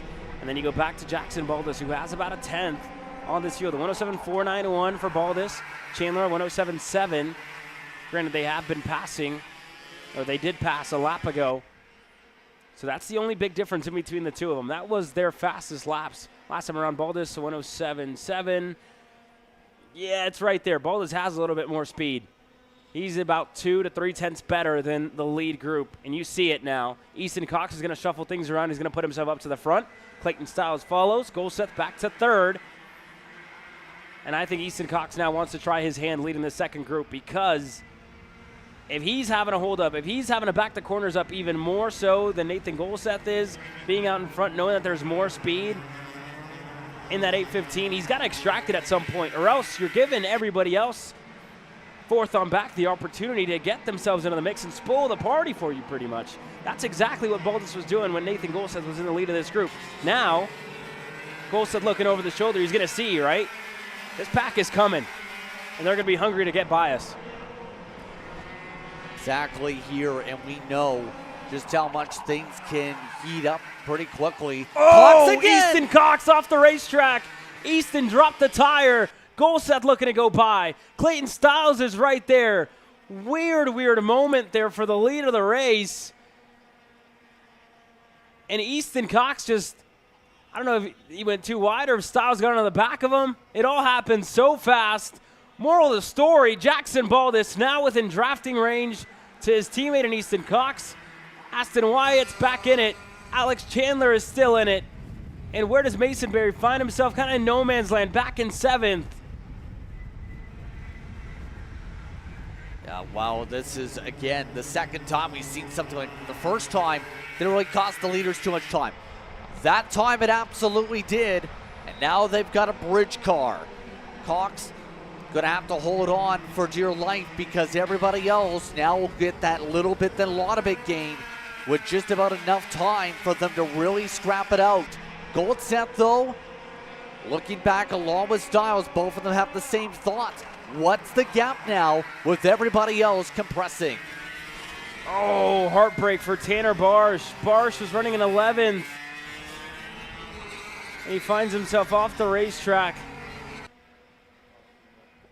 A weekend that's kind of gone from bad to worse for the rookie driver for MSL Racing CRG. That being said, up at the front, Clayton Stiles, Nathan Golseth, 1-2, Easton Cox in 3rd, and Jackson Baldus back in 4th. Yeah, but at this point, if you're Goldseth now, kind of want to try and link up with Stiles. You know that Stiles has speed. You know Stiles a couple times has been uprooted from that race lead. Has not had the best of luck this weekend in regards to being in the prime spot outside of Heat 3 racing. So will Stiles be able to withstand the pressure here? A couple minutes to go. Goldseth's trying as hard as he might to limit the variables here, make it a one-on-one match as they make their way down the back straightaway. But now, Cox has Baldus just about there for the battle for 3rd. It becomes the question, do you try and work together for 3rd or get to fighting immediately with a 7-kart length difference between 2nd and 3rd? And we're about to find out as they work their way onto the backstretch. A minute and a half, like you said, Justin. This one getting ready to draw to a close. Clayton Stiles leads on the Iron Rock Motorsports Tony Kart. Nathan Golseth, Trackside Karting Services GFC in 2nd. Then High Five Performance OTK in 3rd on the red speed. Baldus back and forth. Chandler to Wyatt to Barry to Stone to Cruz to Mitchell. That's your top 10 as they work their way out of turn number 3 into 4 and now into 5. This group and this race far from over. Far from being done in the scraps, absolutely. The 823 waits right now with our look to the rear end. Still, though, we're coming up to likely 3 laps to go here. Goldseth can do whatever he needs to do. Right now, I think he's just waiting for the right time to strike. Though the 2nd pack, look at that, 3rd on pack. Don't think necessarily decided the battle. They've closed it up by 2 kart lengths compared to the last time by through this sector, coming to 3 laps this time. Yeah, Easton Cox, luckily for him, he's got Jackson Baldus right behind him, and I really think the two of them are going to be more than happy to work together here. Aston Wyatt, they've left him behind. He's back in 6th here, but a lot like Wyatt and company left Mason Berry kind of in the dust. That group with Chandler and Baldus and Cox have done just that to the 821. Luckily for Aston, he's still within shouting distance of these top 5. Provisionally, this is how your podium sits. 2 laps to go the next time they cross the line. It'll be close here, Justin. They just had 30 seconds left on the clock when they crossed the last time around. 2 laps to go this next time around. Nathan Golseth, Easton Cox, Baldus, and Chandler, they all know this one's getting ready to close down. And Clayton Stiles, a rookie this year, looking to take his first in 2026. Right now, remember, the gap last time by closed up by 2/10 from the second group. Side by side for the race lead. Goldseth goes up the inside up to 11, makes it stick. Everyone else joins in, and now it's a hornet's nest for the final couple laps. Goldseth immediately to the defense. And this one just getting started. Nathan Goldseth, bottom of the racetrack into turn number 1. Clayton Stiles into the back of him, running the high side, carrying that much more momentum. Running that high side now. Everybody to the bottom. Easton Cox looking to rip the high side. Baldus gonna let him have it. Chandler there. And Aston Wyatt starting to close on in. The driver in 6th. Now with a new opportunity as Goldseth gonna go low once again into turn number 6. Stiles opens up. Easton Cox and company open up. And here comes the rest of the pack. Goldseth left high and dry on the outside. And a crossover move out of Clayton Stiles. Easton Cox, that push was what propelled Stiles through. Here comes Goldseth to the bottom. Baldus to the high side. This one's going to be close. Side by side up front, the 5 of them are fighting, and Aston Wyatt is still closing. Cox is going to have to make way. Stiles to the bottom. Goldseth follows. Baldus is there. He's going to open up to the high side. Coming up to the white flag this time by side up the racetrack. Goes Stiles. Stiles drops off at 11. Now it's Goldseth up in front. Coming to the white flag this time by Easton Cox is now up to second as they try and set things up. Goldseth will have to play defense again. Cox trying to charge, doesn't have help. It looked like Stiles just kind of outbraked himself a little bit there as they worked their way down and into turn number 11. Nobody was behind him. He just went too deep into the corner, found himself going off the racetrack, and everybody else was able to set up the crossover, and that's put Nathan Goldseth in the lead of this race. Easton Cox in second, Baldus third, Alex Chandler fourth, and the battle for the edge of the podium now currently sits with Clayton Stiles and Aston Wyatt. The two of them are looking to stand on the box here, but Goldseth, 3 corners to go as he exits turn number 8 and works his way out of 9 and 10 to get himself into turn 11. This one's going to be close. Goldseth just has to defend one more time over Easton Cox.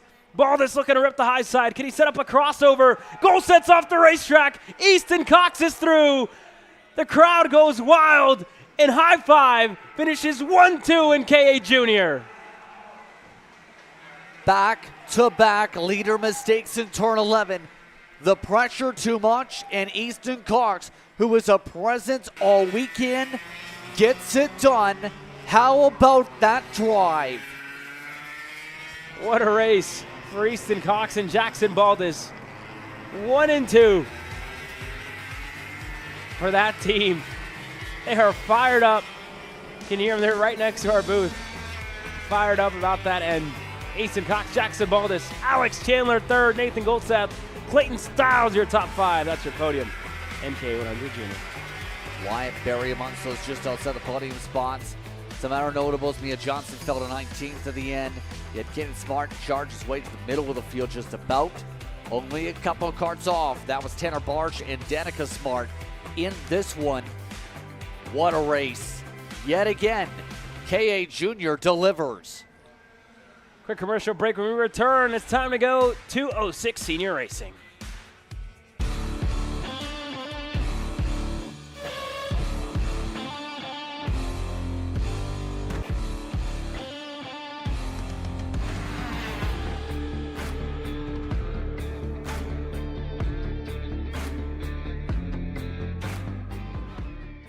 Welcome to the future of kart race preparation, Kart Sim Pro North America. Featuring laser-scanned North American kart circuits and precision-tuned kart physics developed using real telemetry, dyno and tyre data, Kart Sim Pro North America delivers the most advanced and realistic kart simulation experience available today. Whether you're training for race day, refining your lines, or shaving tenths off your personal best, Kart Sim Pro gives you pro-level insight without leaving your home. Trusted by world champions, coaches, and karting enthusiasts alike, this is where virtual practice translates into real-world performance. Experience the thrill, the challenge, and the edge. Kart Sim Pro North America. Use code CHASER20 to get 20% off today.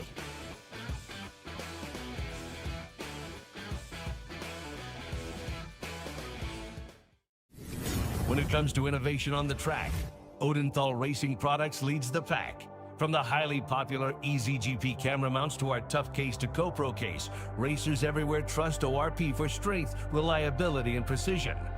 We're proud to be the #1 engine mount manufacturer in the USA. And with our new Easy Bumper Retainer System, you won't get caught out with a failed bumper bolt again. Odenthal Racing Products. Lead or get left behind.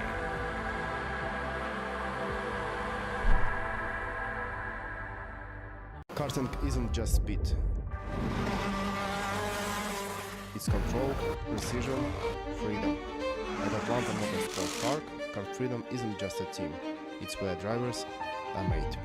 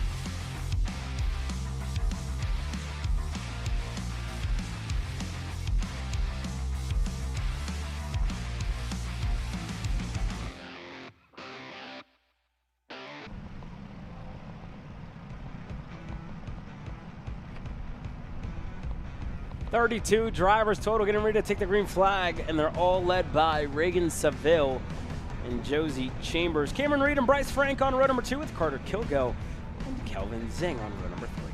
Row 4, Chuck Jensen, James Sullivan, John Ray, followed by Paul Braden and Dax Lincoln. You also have Grant Mitchell and Raphael Kraus amongst your top 14.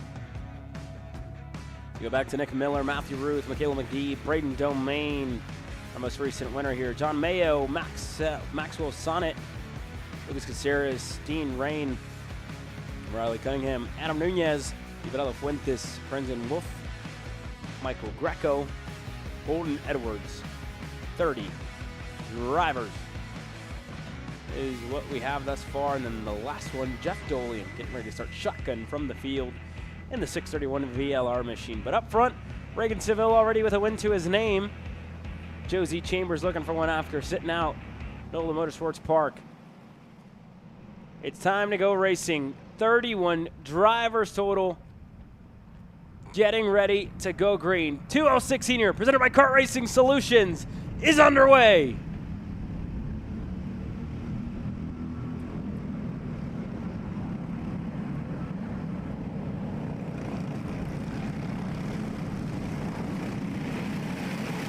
Oh, one driver off in the back of the group, but the leaders go single file as one of the competitors from over under trying to get themselves together. I believe that was everybody else making their way through behind Seville, looking to go 2 for 2 in the finals this weekend.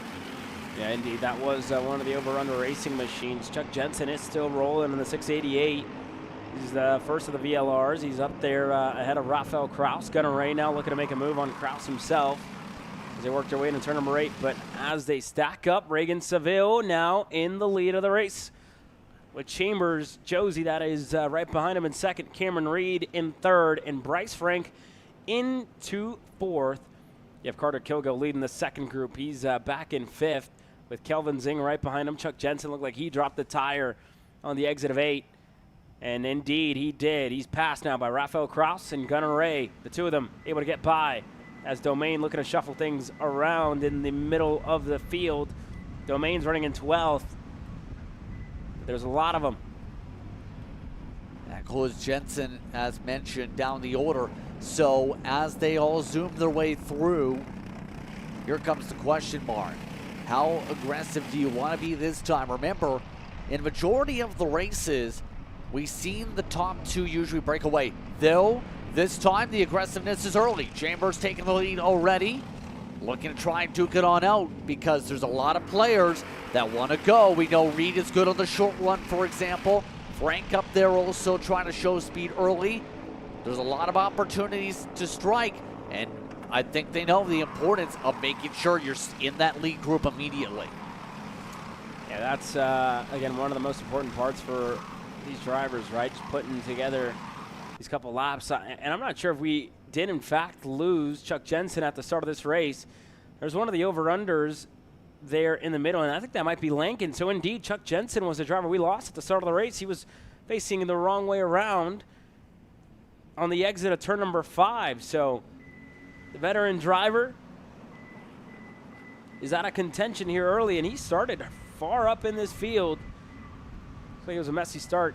And now Cameron Reed looking to split up the two drivers that have been working together quite well, and they get together. Seville's up and over. He's out of this race. Reed into the side of him. She might be out as well, not sure. But this race continues, and you see these drivers just looking over their shoulders here. Chambers is up front. Frank now, Kilgo, and Kelvin Zing are all through. But you see them all looking over their shoulders, just making sure their competitor is all right. It looks like he might be, he is up and out of the cart. That's a good sign to see that he's able to get up. Scary, scary incident to start this race off. Especially knowing the circumstance. That was definitely a wild one of the day. But right now, the top 4, Fernell still racing. They're still going to battle on the racetrack. Chambers now over the front. Seville, who has been up in the top 3 for every heat race throughout the weekend, not going to have a chance. Reed down the order also with the contact had been the other involved, as everybody else now sees where this top 5 stands. Top 5 is up for grabs too in the second pack.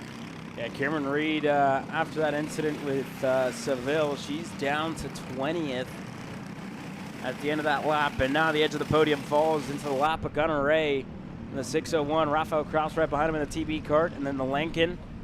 Then a Samuel Young and Grant Mitchell that sits in 9th. Braden Domain now up and into 10th.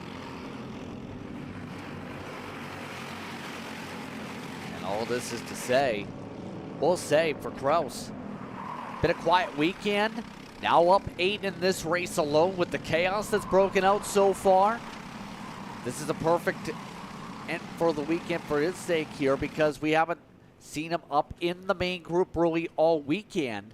But the race leaders, after that send and the contact before, a lot more calmer, it looks like, for the time being as they all make their way through. Yeah, here they go into turn number 1. Chambers to Frank to Kilgo to Zing. And these MGMs have been fast. The same for Josie Chambers. 4 drivers out of the Houston Metroplex lead the southern region at the moment here in Amarillo in the Panhandle. Again, mind you, it's a long trek to come all the way from Houston in the first place. How long's the drive again? Like 8+ hours, give or take? 8 hours and some change. That's the travel that a lot of these teams had to do to get here this weekend. Really, it shows the dedication to be able to run against the best here around the state of Texas. And for others across the region, off track goes the race leaders. Here's in the second pack, rather. And now, here comes Kraus getting on by yet again. Kraus, one of those, looking to try and get a solid run up in the podium spots for now. And here they go, Gunnar Ray side by side with Lincoln. They're looking to make a move, not going to get it. There's going to be no changes up and into the top 4. They are still battling here in this second group. Samuel Young looking for a gap. He's not going to find it. Rafael Kraus now with Gunnar Ray putting a tire wrong, putting a foot wrong. He's going to go off the racetrack. And for Kraus, remember, finishes of about 19th and 9th in previous rounds in the finals. would be a big step up here with how much the improvement's been down. But look at Lincoln trying to find a way around to the over-under machine. How about getting an over-under move done? And the next little bit of racing, a few hand signals, some side-by-side behind them popping up once again, though. Some of these drivers very relentless on their pass attempts and very ruthless on drivers like Judd to get them shuffled out.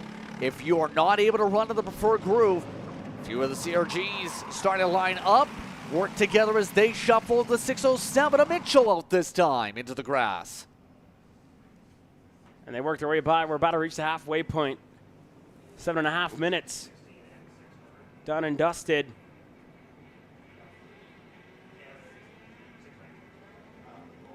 And now this race continues. 7.5 minutes to go, plus 2 laps. And the edge of the podium sits to Rafael Kraus. The 634. Lincoln's right behind him. Ray and Braden Domain getting himself up and into 8th. Yeah, it's been a solid drive again for a driver that ran majority of yesterday, all outside the top 10. There's Cameron Reed. She's still working her way through. She is currently still running down in 20th. Closing down the gap to this group here.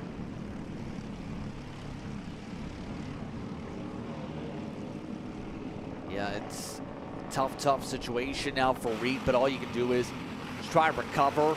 Hope there's not too many issues with the kart from here on out. They have to work with on after the race.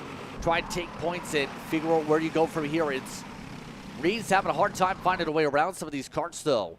All this is to say, lead's starting to separate into a 2-kart breakaway. All this right now is with Frank providing the pressure. Chambers right now trying to hold on in front. Kilgo, Zing, Kraus trying to hold on to the top 5.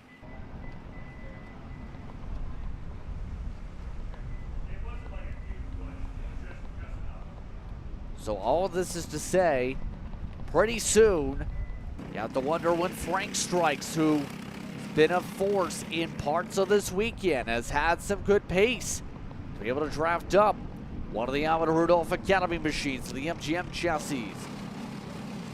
Last time out of the series, finished off in 6th, was a driver, one of the heat racers that finished in the top 3 over at NOLA. Today, seems to be in position now with the top 4 running away by 7+ seconds to pounce here amongst your podium spots. Frank has a lot of time to go. Here's that second group where it's up for grabs for 5th spot still. And here they go, Frank and Josie Chambers. They've been able to kind of set themselves apart from the two drivers right behind them. Kilgo, Zing, getting left. Here, Frank has shown that he's had just a little bit more. Yesterday all day they were plagued by brake issues. And now today, Josie Chambers. It's not Reagan Seville behind him, but it's one of the AR Academy MGMs. And then this second pack with a lot of different drivers in this front group. Rafael Kraus, Lincoln, Domain, Braden, and more looking for that podium.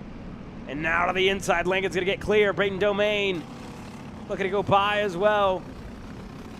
And he does, side by side. Braden stuck on the outside. Gunnar Ray gonna go by. Samuel Young looking to go by as well. And the 603 picking the wrong lane. He's gonna get left to dry, and now Domain's gonna strike again. Into turn number 8, going side by side with Lincoln. He's through. Kraus, Gunnar Ray. Young has to check up as they put a tire into the dirt. And Nick Miller, look at the Maverick, working his way up. Yeah, trying to find a way through.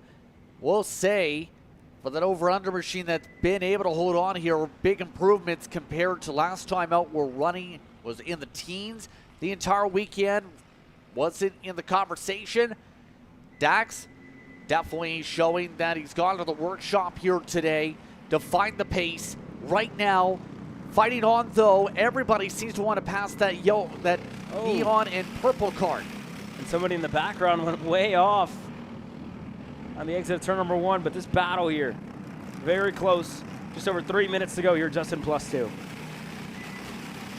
And I still think there's a lot more to be said here. See a few of the signals to my right. Let's go and work together. If you can't get the run, take it to the right, I think was part of the signals. Not great at determining signals, but a lot of these drivers have to get that communication down, as touched upon yesterday. There are some of the moves that we're talking about. There are signals, though, that's coming to the left, up the inside.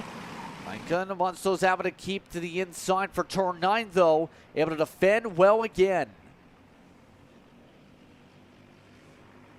Yeah, they're able to work their way through here and still battling for 5th. This would be a good points finish for Braden Domain after winning last week in Enola. And all of a sudden, the championship starts to pop in your head after you take a race win like that. That was the first and only race he had on the schedule, Justin, and all of a sudden, one win turns in, all right, you know what? Why not make the trip out to Amarillo? Why not take part in the next round? And with a drop round, his being 0, Kilgo still in the lead of the championship here, Justin. I was about to say, if you were planning to take the drop initially for the first round, or in terms of trying to get the work plan, a win kind of solidifies, if you give me another chance, I can do something with it. And right now, that 658 definitely could try and do something decently. Now that there's a lot of ground to be picked up and potentially point himself, I'd say, into the top 10 with a run like this. But it's going to require, I think, being at least on the podium. Here comes Lincoln, who's been trying to make a couple moves here and there. How to play a lot more defense, it feels, than offense, though. As off the track goes Domain. Domain puts a foot wrong. He drops the tire into the dirt. Now Rafael Kraus with a look down low. Gunnar Ray looking to the high side. They're 2, 3 wide. Here comes Braden looking inside. Not there. Nick Miller there as well. But they're still side by side. 5th on back. The battle for the last spot on the podium. Rafael Kraus takes it again, and Nick Miller, way out of line, puts himself to the bottom, looking on the inside now. He's got that move. One of those who got bounced around a little bit in some of the sends earlier, now able to jump up again. Running out of time, though. There's only 40 seconds or so on the clock. You can only make so many more moves before you run out of time for the buzzer. And Kraus looking to keep digging along. It seems like no one wants to stand still. All this is to say, up at the very front, Frank is now your race leader over Chambers. But how long will that last with some of the others closing on in to join in too? Yeah, Bryce Frank now in the lead of the race. Josie Chambers in 2nd, Kelvin Zing 3rd, and Carter Kilgo is back in 4th. They work their way back out of turn number 11, 12 and 13. 2 sticks in the air. 2 laps to go in 2:06 here. Frank trying to keep an eye on things still, because we know Chambers has been very quick throughout the weekend. Has the ability with the draft to help break away, if not get the run. But Calvin Zing is one of the wild cards now joining in. One of those who didn't have the long run pace during some of the heat races. Was contested down to the back end of the top 10 a couple times over. That goldish yellow machine is very hungry to take advantage if Chambers can't do something here.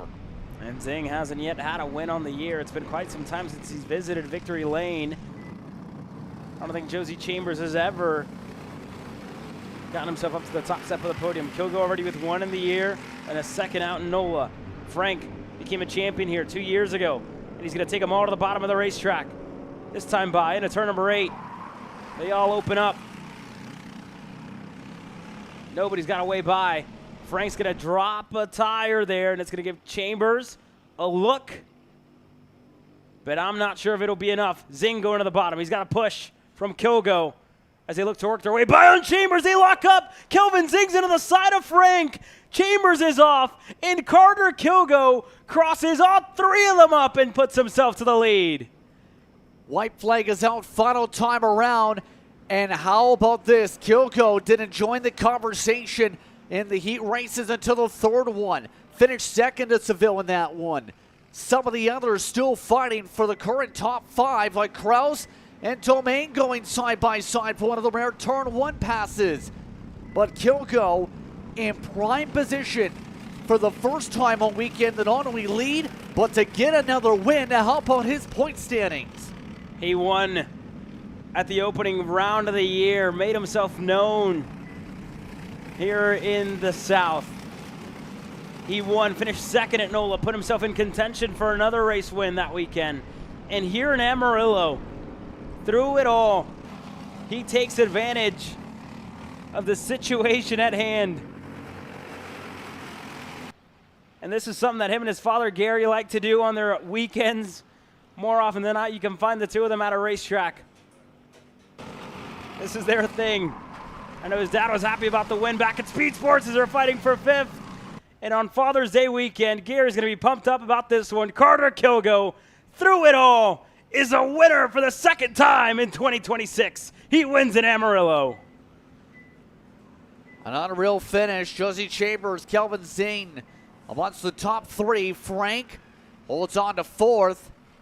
5th still going to be up for grabs, though, as they come across.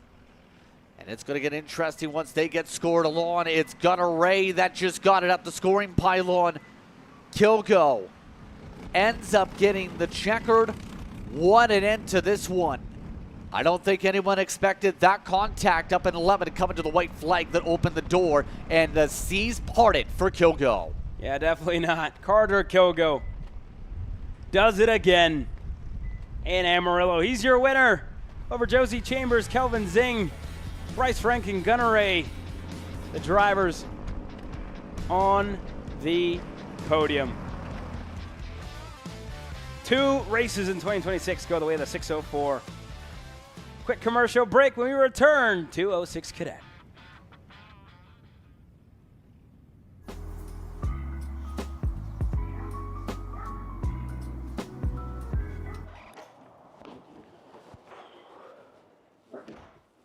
Hey, what's up, Caleb?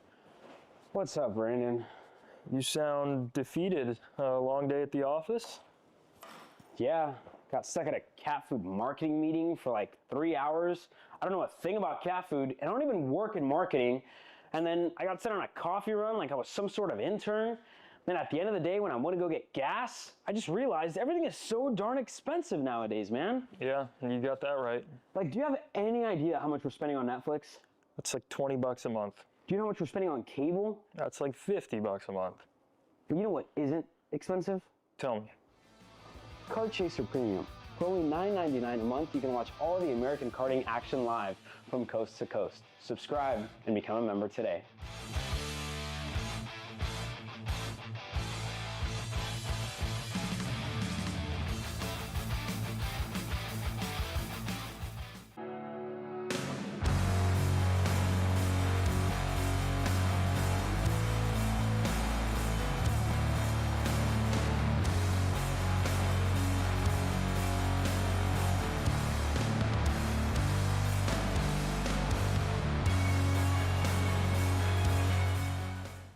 Chrome Motorsports builds champions every day, drivers who won on the world stage. The Tillotson T4 Series is pure spec racing. Same engine, same chassis. When you win, it's because you were the best that day. Your edge is not the kart, it's the setup, the strategy, and the race team. With our Arrive and Drive program, you simply bring your gear, we provide the equipment and the championship-winning support to every event. Stop wrenching, start racing. Your path to the T4 Nations Cup in Spain starts with us. For more information, contact us at macromotorsports.net. Champions aren't just born on the kart track. At SimShop, we deliver professional-grade simulators with the best performance-to-price ratio in the industry. Founded by racers who understand what you need, our SimMagic and Moza equipment is powerful enough for the pros, yet affordable for everyone. With unmatched customer support and a thriving community, we're your racing partner. Visit simshop.com today.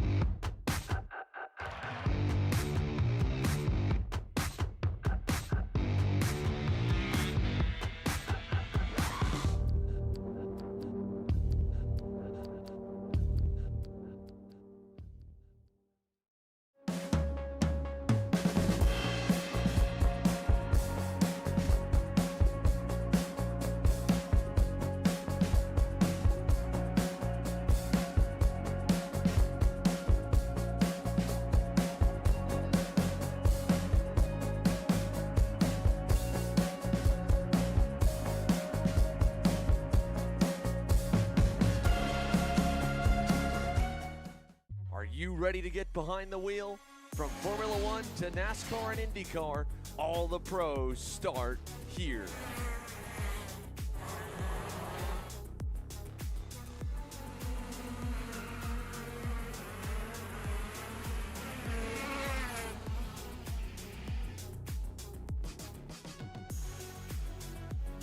For more information, check us out online at mcckarting.com or call us and go racing today.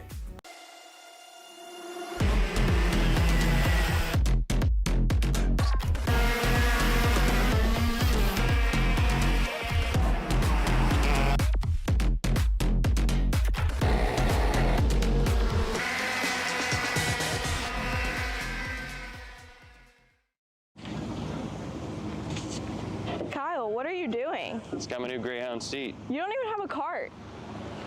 Doesn't matter. I have a Greyhound. Who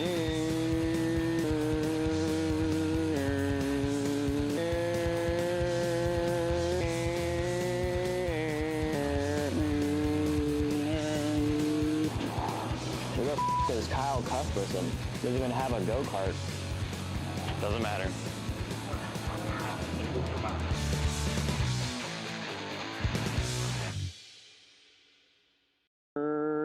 Cuthbertson through on Turney. Turney in the...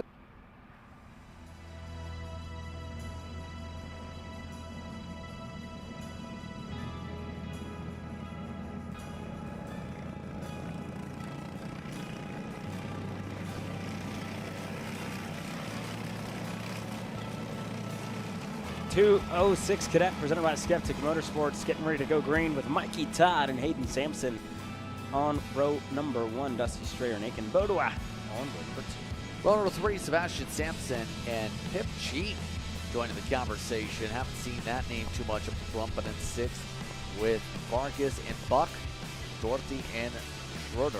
What's your top 10 here today? Those are the drivers that are getting set to take the green flag. 10 drivers total here this weekend as we have made the trip down, or up, I should say, to the Panhandle here in Amarillo, Texas. Some of the drivers out of Oklahoma making the trip down, or sideways really, out here to Amarillo. And Mikey Todd up from Louisiana, getting ready to lead this field to the green flag. Hayden Sampson has been fast. Dusty Strayer as well. The three of them have been able to push away from the rest of the field. We'll see if they can do just that here. In a couple of moments, this main event, moments away from going green. They work their way now onto the front stretch and get ready to take us into the start blocks. See the signals for the outside line from Sampson. Todd looks to get the launch. Green, green, green. We're underway.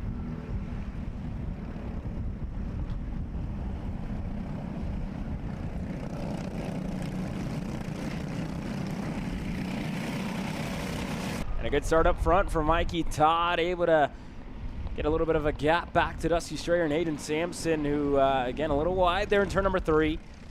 And got back on the inside in a 4, looking for the inside on Dusty Strayer. And he wasn't able to get that one done. Now the two of them going to look to work together and push up to Mikey Todd. And now that second group, I should say, passed for the lead because Dusty Strayer, turn number 8, wasted no time and got himself up and into the front. But that group further back has Sampson and Aiken Bodua going back and forth. Pip Cheek is in there as well. And that's all for the edge of the podium for 4th and 5th. All that's to say, though, remember, these three all have tasted victory this weekend in the heat races. Todd in Heat 1, Sampson Heat 2, Strayer Heat 3. Let's go a lot of different ways. They were 3 wide, remember, some of these, all 3 of these drivers down in Heat number 2 alone. Right now, though, looking like a little bit of pushing to try and get Todd some assistance to help out with Strayer to get him away. Not going to work out because there was your contact a couple times over, and Sampson stays tucked in. Yeah, Sampson going to stay in line here right behind Mikey Todd. Driver is second in line, and then Aiken Bodua, Hayden Sampson, Sebastian Sampson, Aiken Bodoa are the drivers that are third, fourth, and fifth. Dusty Schreier at the front of it, and Mikey Todd going to go right back, looking into turn number 8. Little deep into the corner there. Mikey Todd just had a check up. Didn't have enough of a run on the exit there of 8. Good by Mikey to hit the brakes and avoid getting on the side of Dusty Schreier there. But this, a long game of patience here. Long game of patience. And in those types of moves, remember, as some will tell you, the same type of moves that come into play from short track racing also apply, of course, to karting. Or if you're, say, at around the yellow number plates on the kart, that's where your tires hang a little bit more towards the rear, if anything. Usually the racing etiquette is you back up and allow the driver that still has the advantage on you to hold on. It's about even playing field when you're about equal, side by side, up towards, I'd say, the door towards the front tires. Once you're just about by them, or they're by your rear tires around that area, then usually the give and take sees you get the advantage. A little bit of dirt kicked up. We have a spin. It's Sampson going the wrong way. Hayden Sampson. Hayden Sampson in the 291 just going around there, and that's not going to help him out. He was running third behind Mikey Todd. He's on for a podium finish as they were looking to chase down Dusty Schreier. Now Todd with one driver ahead of him. And that's Schreier. No help for him. This could very well be a runaway if Todd doesn't have a tenth or two to spare over Schreier here, Justin. Exactly here, and need to find a way. Todd does get back up there quickly. 1.1 seconds. That's going to be somewhat hard to close up with no drafting assistance. Sebastian Sampson at the right side, though, puts the Sampson still in the top 3. But Buck is also doing well. The 233 is up 4 positions, your biggest mover as a result of that, and is trying to find a way to chip away also. Haven't mentioned that name much this weekend. Is working with Bodewall to try and find a way to get to Sampson, then get away to Todd. Get to Todd, I should say.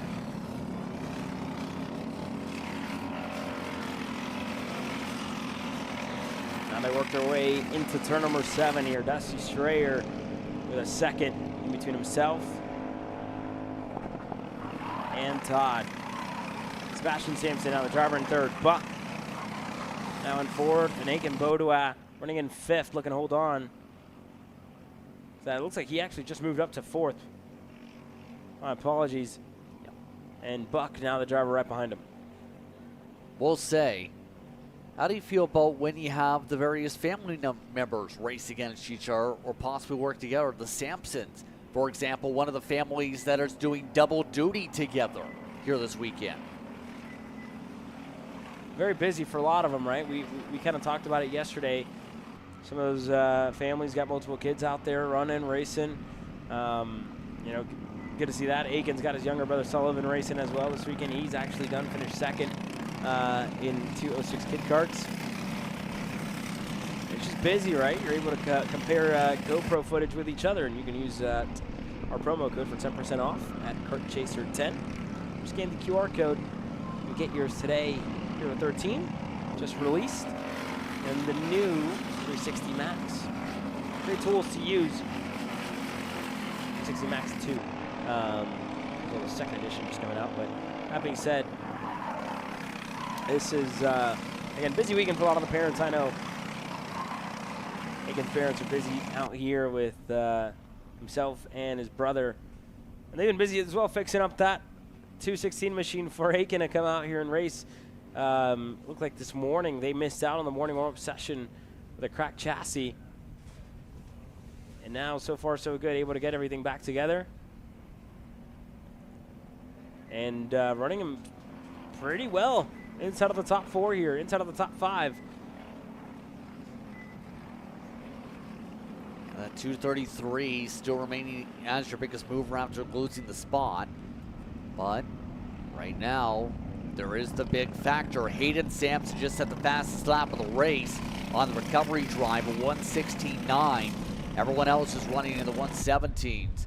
So that 291 you have to feel is going to be very hungry to join this fight, get a chance at the very least to get some hardware in their direction, because they put in a lot of work for those trophies, don't they? They're not easy to come by. Not easy to come by as they're working their way through here now. Trophy's looking pretty cool this weekend as well. It's an oil rig made out of wood.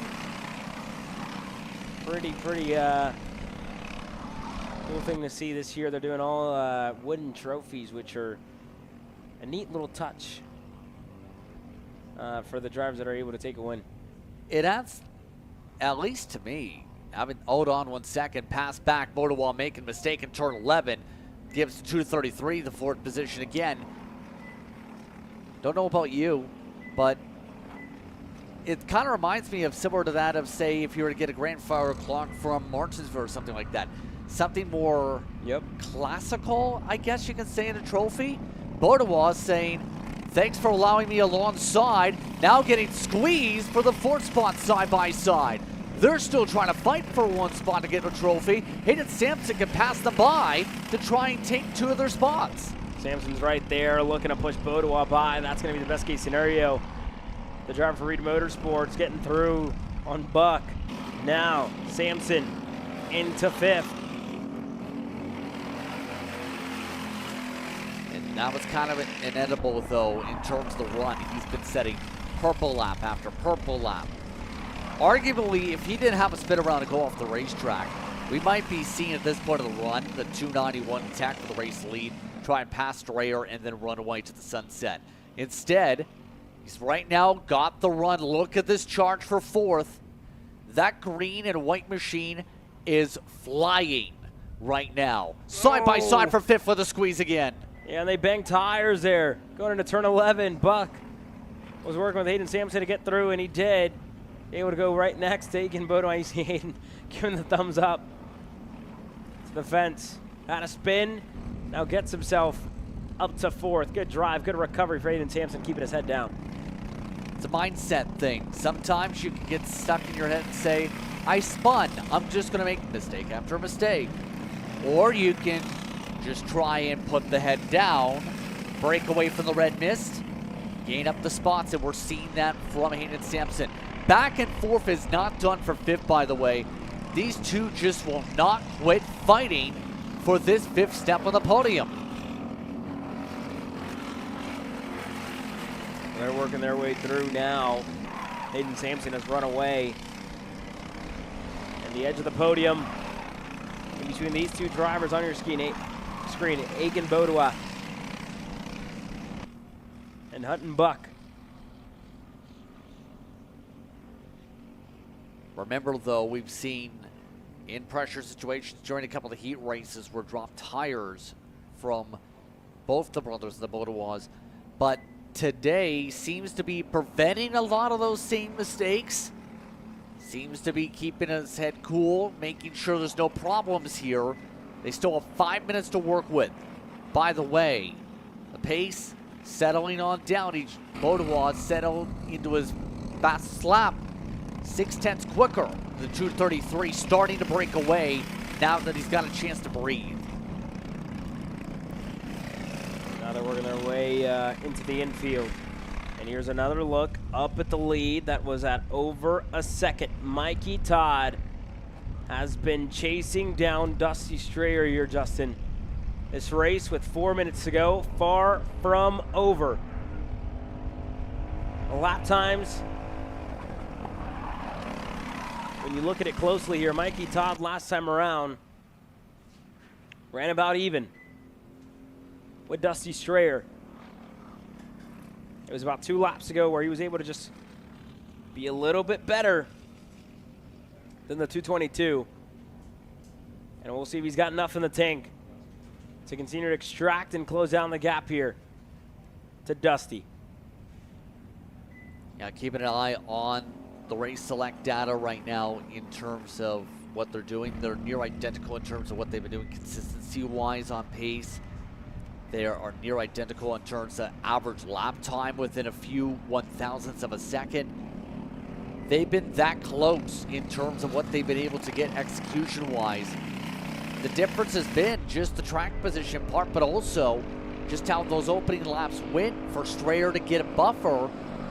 That's why this has not chipped away, and we talked about how difficult it was if you were the driver behind to really close up once you lose 1+ seconds.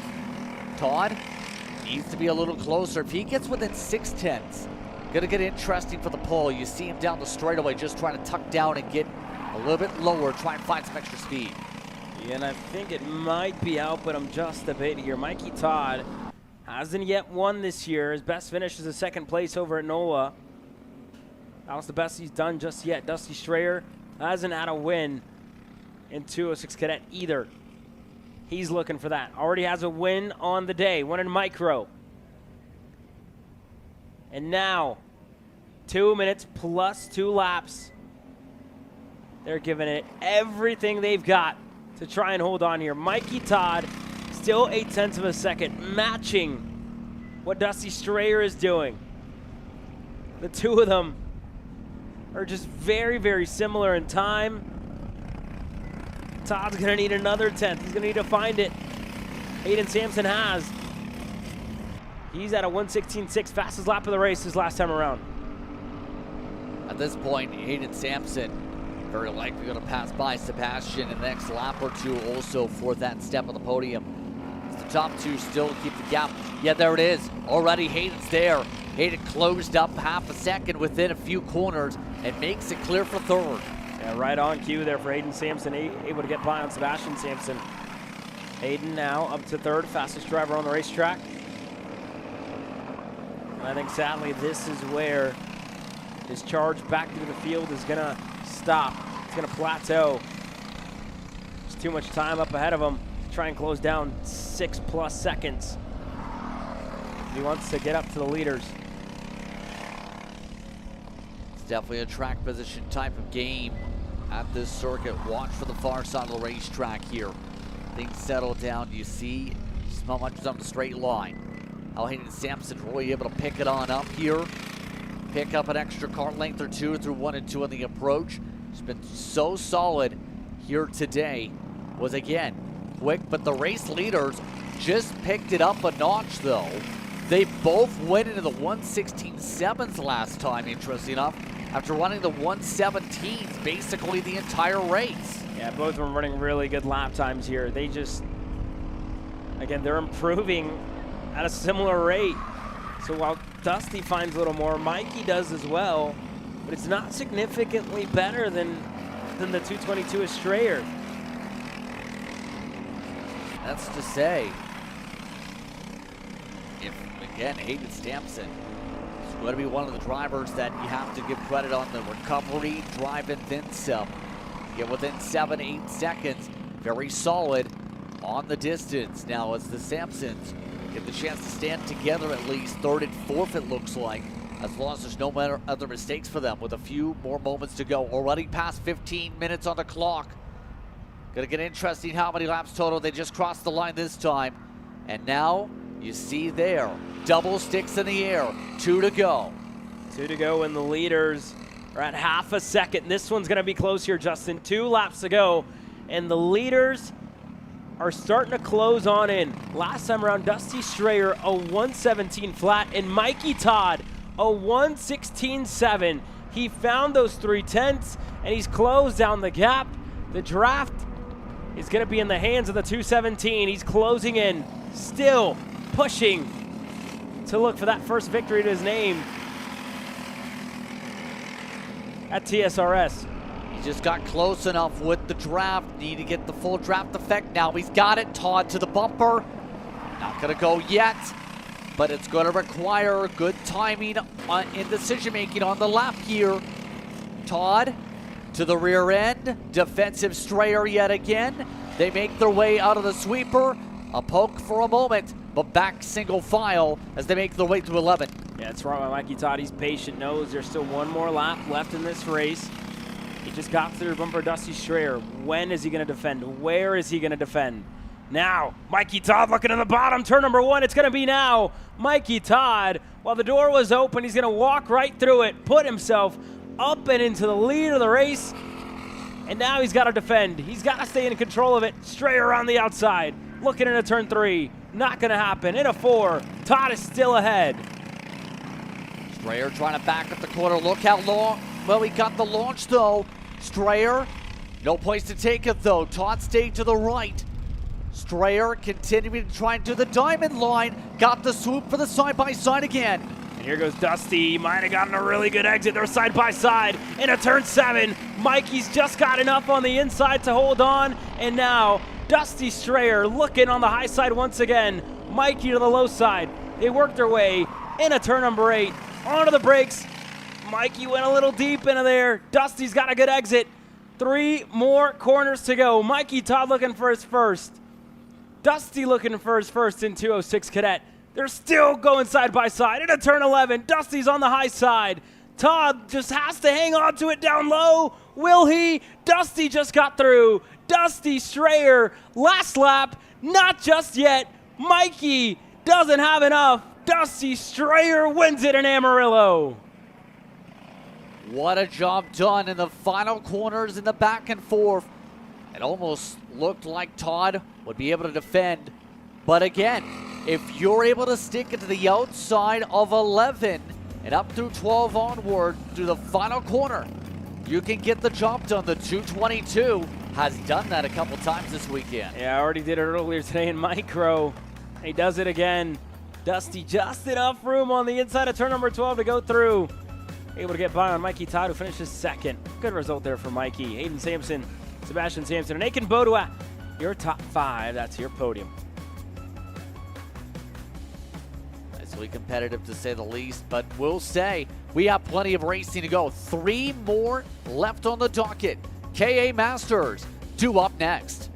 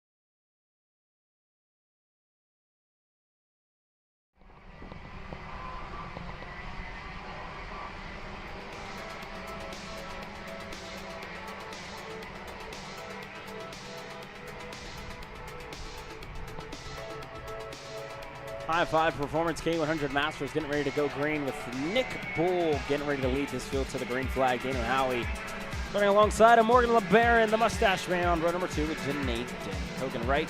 Gary Glanger, Greg Welch showing up to 7th. Kyle Piepenbrock, Matt Cherry, and Tam Nguyen, your top 10 drivers, your top 5.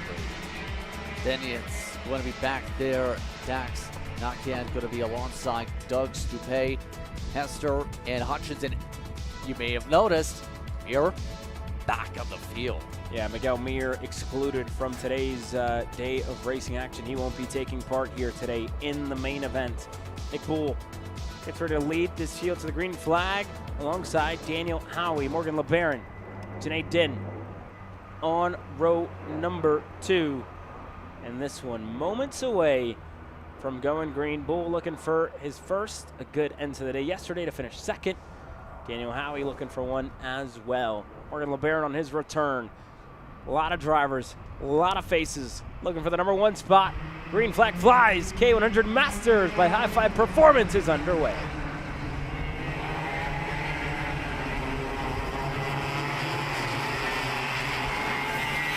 Oh, and one of them goes around one of the Pantanos. And I think that was Greg Welch indeed, going around turn number 4, facing the wrong way into the wayside. Just like that, everybody else sees the lead pack now separate to 3. Race win could be wide open. Remember, Bull had the long run pace at the end of heat 3. The driver to the heart of the field, really missing the corner. A big send that time, didn't work. That was Wynn. Or sorry, Piepenbrock, my apologies. One of the CRGs, they're going off. And I think that was Wynn indeed there. Yeah. That did end up going off the racetrack in that CRG machine. Goodness. Yeah, trying to send it for a couple kart lengths deep. It looked like they're Caleb up through turn 8. Sometimes give and take is going to come into play. That's going to come into play for this race lead here too, because how do you feel about the progression we've seen from someone like Howie, who again, for a second consecutive weekend, is in the conversation amongst the podium spots and top 3 especially, as it gets hotter and hotter. Yeah, that was just something to look out for, right? Yesterday when they ended the day, it was quite cool. A little cooler than what it is now. We're up to 87 degrees with a heat advisory for later on in the day. Likely we're going to be done just in an hour's time when the last main event goes green with our KE100 seniors. But a lot different here, Justin, and when you adapt and you adjust, you try and be better throughout the earlier stages of the day. Make sure you go out with the right tire pressure. It's oh so important, as we know. And for Nick Bull, something that he's been working at all weekend, just getting comfortable. Chased Miguel Mir down in the first 2 heat races. Heat 3 finally was able to get it. But the competition was right there with him. Still chipping away at it was Daniel Howie as well throughout the day yesterday on the Saturday.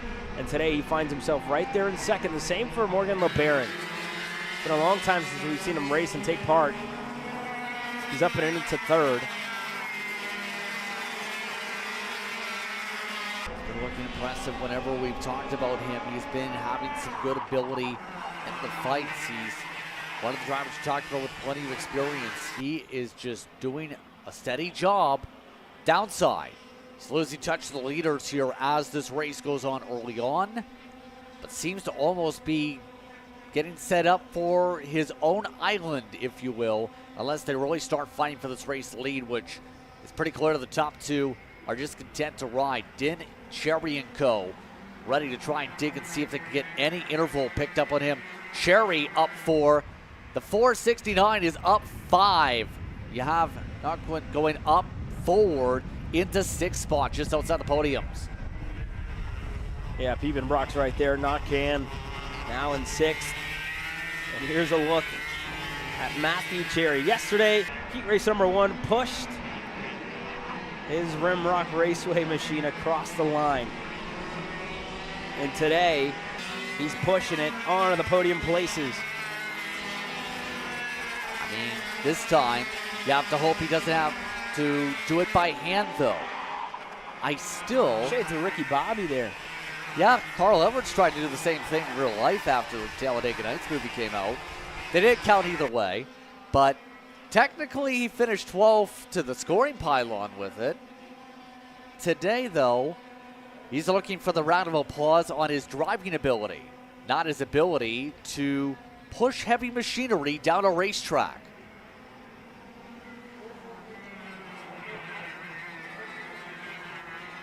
And now he finds himself right behind Janae Din, who's also looking for a podium of his own. Here, Justin, that Orson Racing Texas machine. His son Ibrahim getting ready to go out a little bit later. The final main event of the day. That's going to headline Ruben Moya and Jose Carlos Hernandez. that are getting ready to start on that front row. It's all coming your way next. 206 Junior still has to do their main event as well. This is they will go out right after the conclusion of the Masters. As Knockham, Brock looking to close in.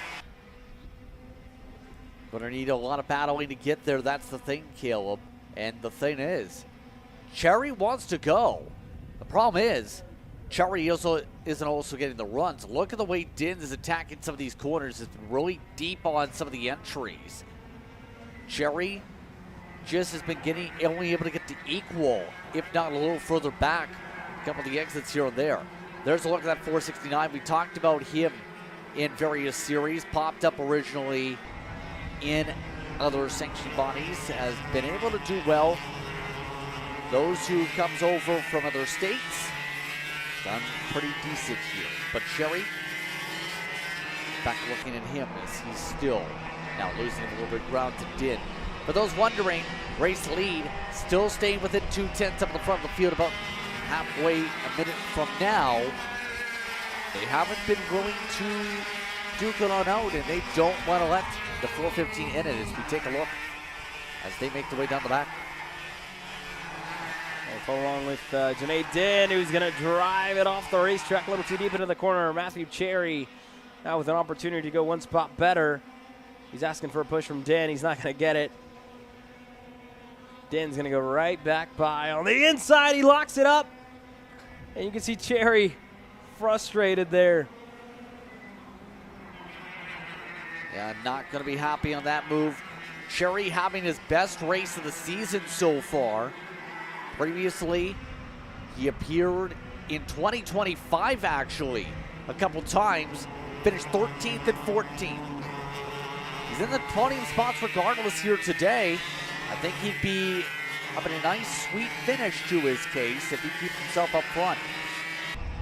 Cherry on top, I guess you could say. Could be. Could be there for Matt if he's able to go one spot better and get himself up to 4th. Here's a look at that second group. Knockham, Piepenbrock with a little bit of moment in between the 3 drivers ahead of him. They're looking to get within shouting distance of a podium place. He's one of the drivers who's made some appearances this season. Ended up getting not a recorded finish, let's put it that way, in the winter warm-up. Then over at NOLA, middle of the field for the finishing run. All you can say is today is a racing type of person who's looking to just put together the pace and keep himself clean here in this one. And maybe give his pet cats a trophy to play with when they get home. There you go. Can you play with a trophy as a cat, technically? I don't have cats, man. I'm a dog person. I couldn't tell you. Couldn't tell you. You got a couple cats of your own, Justin? Yes. They will play with anything as long as it moves. Well, I think there's your answer. Trophies don't move. They can stare at it, though. I guess they can.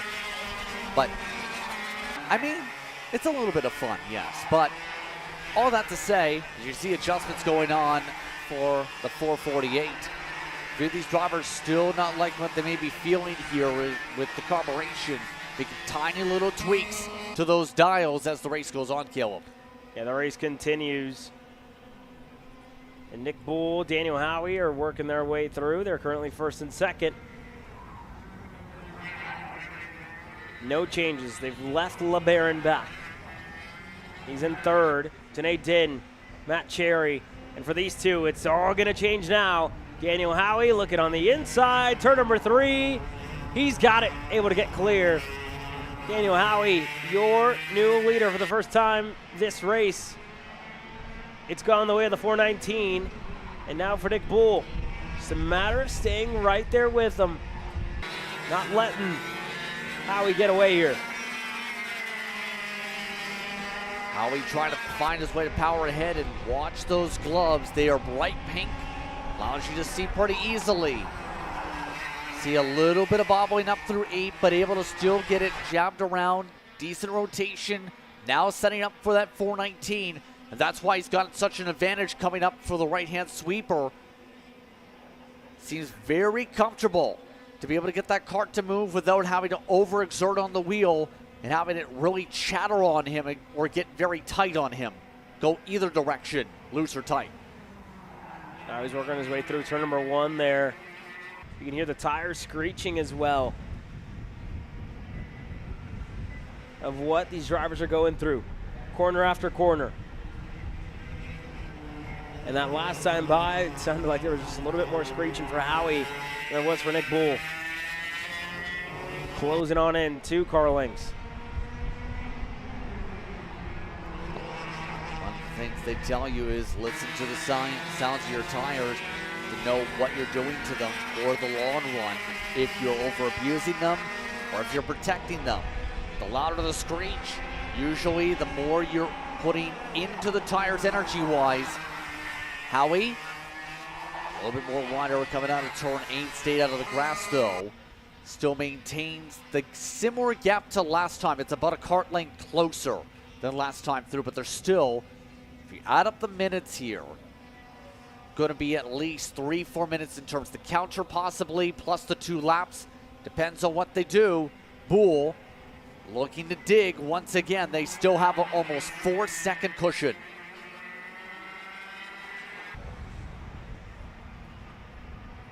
They've got a lot of time.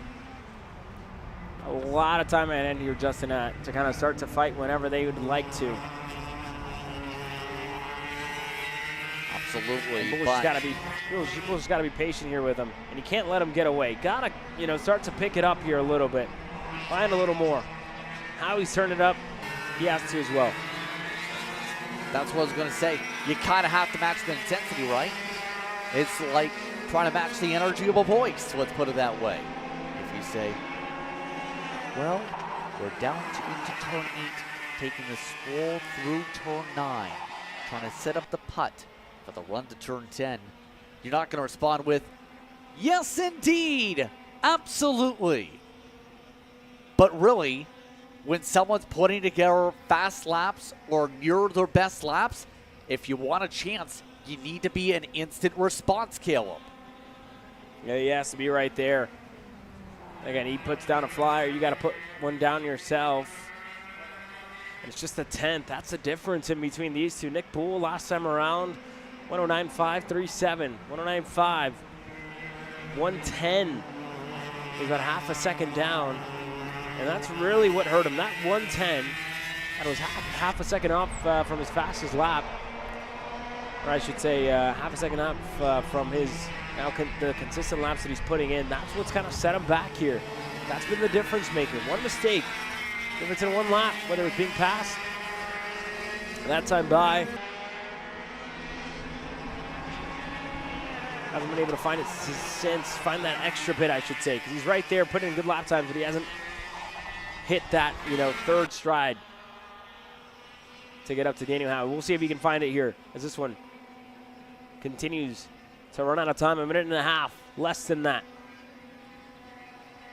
And we'll see if they have enough time for 3 laps, and I think they just might.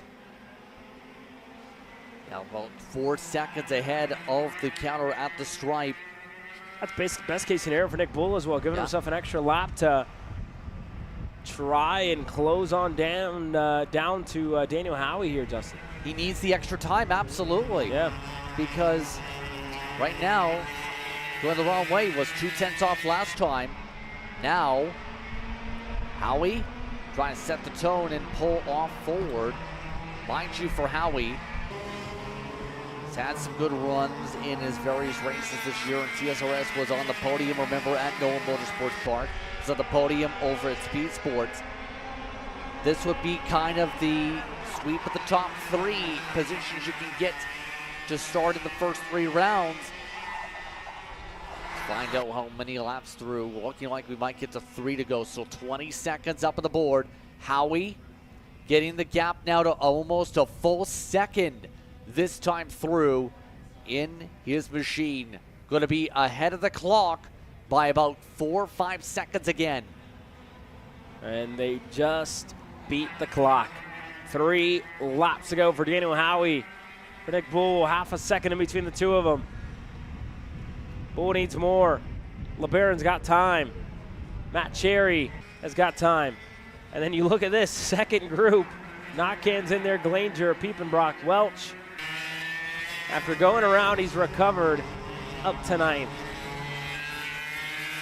Great straight drive after being off the racetrack earlier. Still a -2 technically on the day, but I think he'll take a solid drive through there. Notcan trying to hold on for certain in front as well. You see the side-by-side pop up with him as he tries to hold off the runs. 3 wide for a moment. Welch trying to make the passes on the outside. Yeah, Greg Welch looked for it around the high side. Not going to be there. Not going to get it done.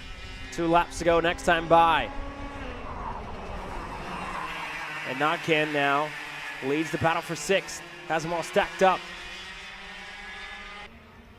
Trying to find the nitrous can to get away from this. But Glanger trying to find a way around. Takes another poke. Still fighting fiercely up amongst this spot inside the top 6.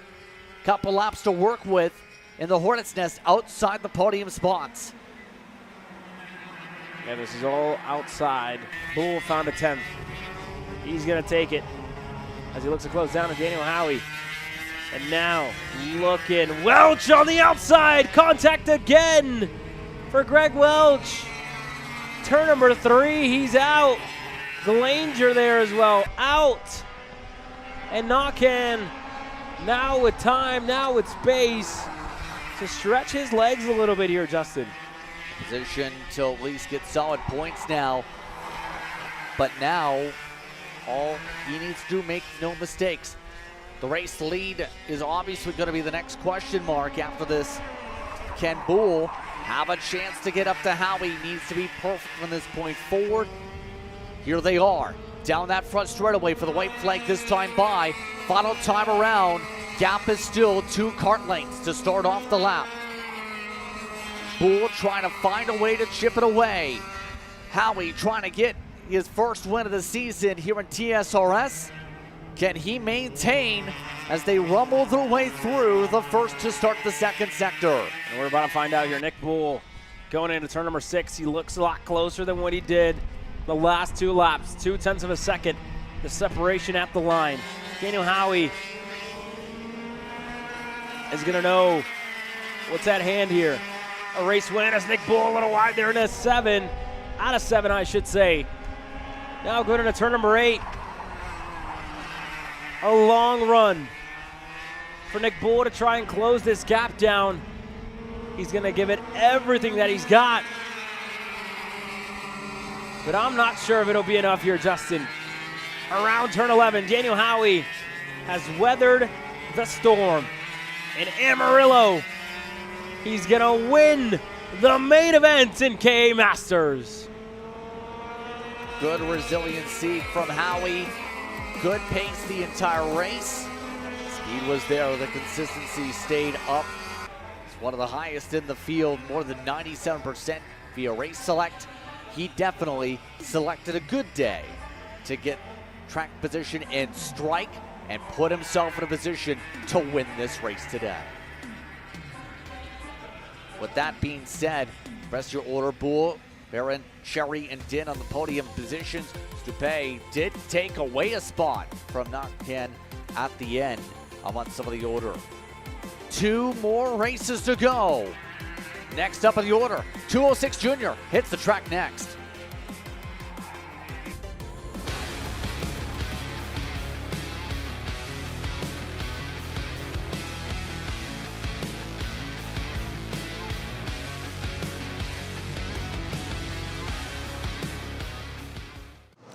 I'm really starting to like this go-karting thing. Yeah, me too.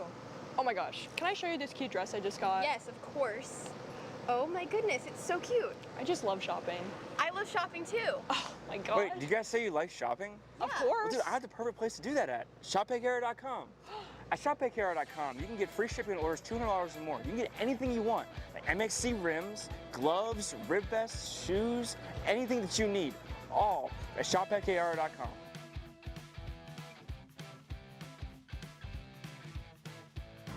Who is he talking to? No idea. But we're gonna have to check it out. Sounds like a great deal. Sure does. Cat food marketing. $9.99 a month. Dude, Caleb, wake up. Dude, we're live in 5 minutes. Let's go. Come on. What are you doing? Dude, I'm so sorry. Xander had me in a cat food marketing meeting till like 2 a.m. last night. Come on, man. Do you have anything I can drink? Dude, I got the perfect thing for you. Perico. It's a healthy energy drink alternative. Perico? Non-GMO? Gluten-free? Kosher? Magnesium? B12? B6? Yeah, it's good. B5? Biotin? And 0 sugar? Pericazo! Try Perico, made with natural ingredients, organic caffeine, and supports your metabolism. Try the new official energy drink of Kart Chaser.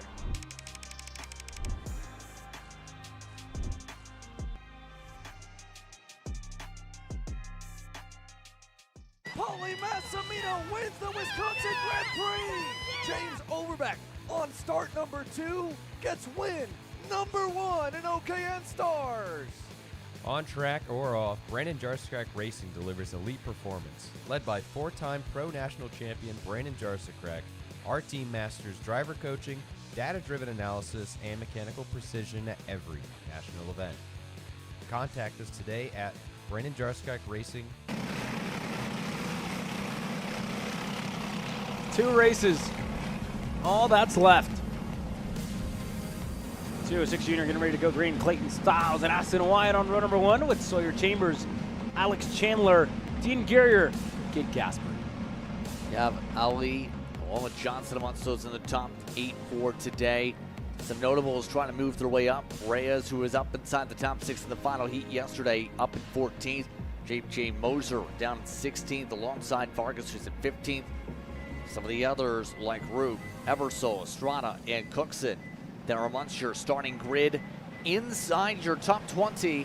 Back of the field going to Johnny Hess and Sawyer Austin here today. But all these drivers trying to get lined up properly as we get ready for our penultimate final of the day. How does this go? Stiles with control. Green, green, green.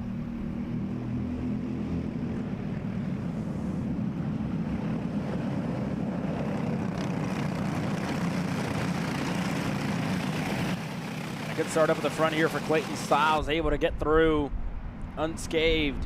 Sawyer Chambers, little switch for him, puts himself up to second. Aston Wyatt slots in line into third. Then Alex Chandler, Dean Guerrier, Pasha Ali, and the rest of the pack working its way through. Kid Casper locked in a battle here. There's one of the AR Academy machines that looked like it could have been Brooks Outlaw potentially. The driver looking to work his way through. Ahead of Casper, and I think it is.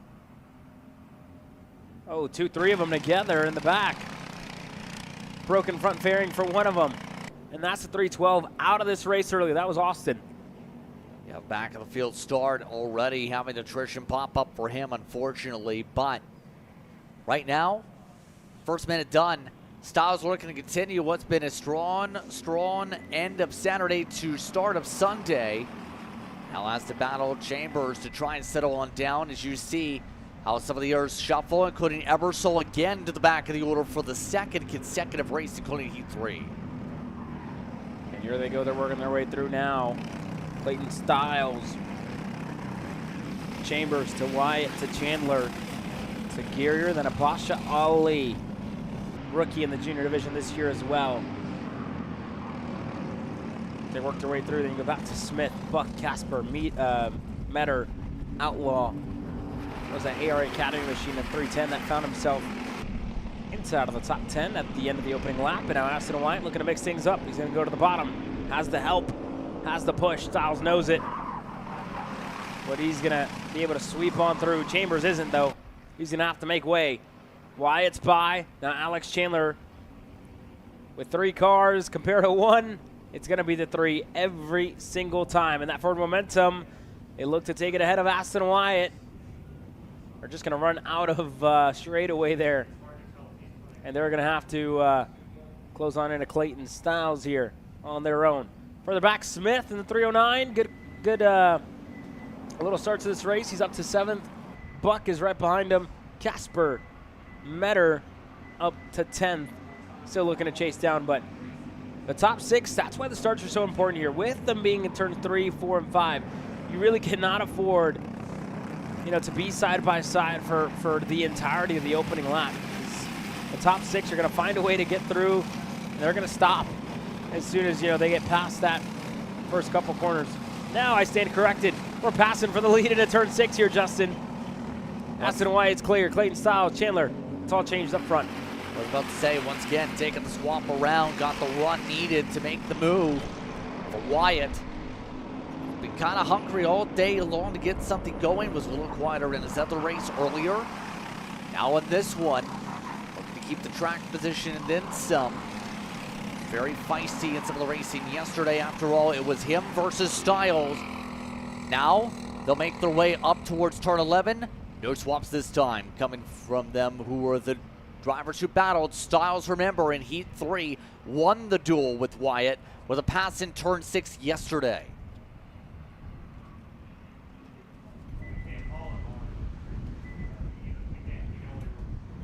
Nothing doing for the single file choo-choo train right now. This entire group working together, about 6 carts strong, realistically 5-ish as we go about. Kind of about trying to keep equal pace. They're all around the 117.6s in this bumper to bumper to bumper to bumper to bumper to maybe bumper group in this choo-choo train pack. Yeah, this group, this is, characteristic as to what we've seen so far today in 206 racing here, Justin. Time and time again. Gotta be patient, give it patience. Marcelo, get a good analogy, right? Gotta go out there and play chess, not checkers. Gotta, put yourself in a good position. Ali, unfortunately, gonna drop a tire, turn number 8. That's gonna lose him time. And that's gonna lose Chambers time as well. He was right behind him. You can't afford that. When there's a pack of 4, and 4 fast drivers, it must be said, can't afford to make a mistake there. Now that's basically just about put them adrift and puts them at risk of potentially someone like a Thomas Smith of jumping up and making a move. Potentially if they find the draft as well. And we've seen if the further back your respective pack is compared to the leader, the less likely they are to just stay in line and be patient, as we've been attested to every single time in the 206s, it feels like, this entire weekend. Now though, just either trying to almost break away from Guerrier with the way things are looking. Guerrier is the one now with the cushion. Now he's at risk of losing the back end of this draft and he's not able to stay tucked up. Now Chandler tries to find a way to keep the toe together to stay hooked up bumper to bumper. You see him just trying to make sure he's got his drafting buddy so he doesn't fall to the back of the train and has a risk of falling off the back end of the top 2 eventually. Yeah, and here they go. That second group changing. Chambers, Ali, and now these top 4 with Wyatt, Stiles, Chandler, and Dean Guerrier. Last year in 206 Cadet, they delivered a really great race. Chandler, this is the first year that he's gone onto the 4-cycle power plant. But the double duty has served all of them well. Double the track time here this weekend. And it's just a long waiting game, really, because, yes, we have an idea right now. We know it's going to be one of these 4, but it's not really until those last, minute, 2 minutes, and maybe even into 2 laps as to who's going to win, because they're just going to sit around and be content to push each other here, Justin. Is that similar to today's Daytona and Talladega in real life, too, where you have to be patient in a lot of cases? Yes, there's a lot of side-by-side that happens in today's super speedways, but also prior to that, a lot of people knew the big play was you have to save fuel. In this case, you have to make sure you don't cost yourself time and find a way to, in turn, try and make sure you stay in the contention. You'll see that even in some of these R groups here. It's the battle just outside the top 10. Will enter Johnson, Munster lined up, for example. You try and find a way to link up together, hook up, try and take your pack forward and go from there. Same can be said for Chandler, Chambers, and Ali here. They'll try and move ahead. Did have a little bit of a change there with Chandler now, with Styles and Gary are now in the top 4. So Styles got shuffled in the last moments to P3. Now Styles now back to 3rd, and here goes that second group. Ali, Chambers. They were trying to close on in. That front pack, they just, looks like they've kind of lost that progression, and that was all just back to the moment. One mistake is what can open things up like this. Now these two just have to kind of, manage the gap, not let it grow any more than it has, and stay right there before the end of this race, Justin.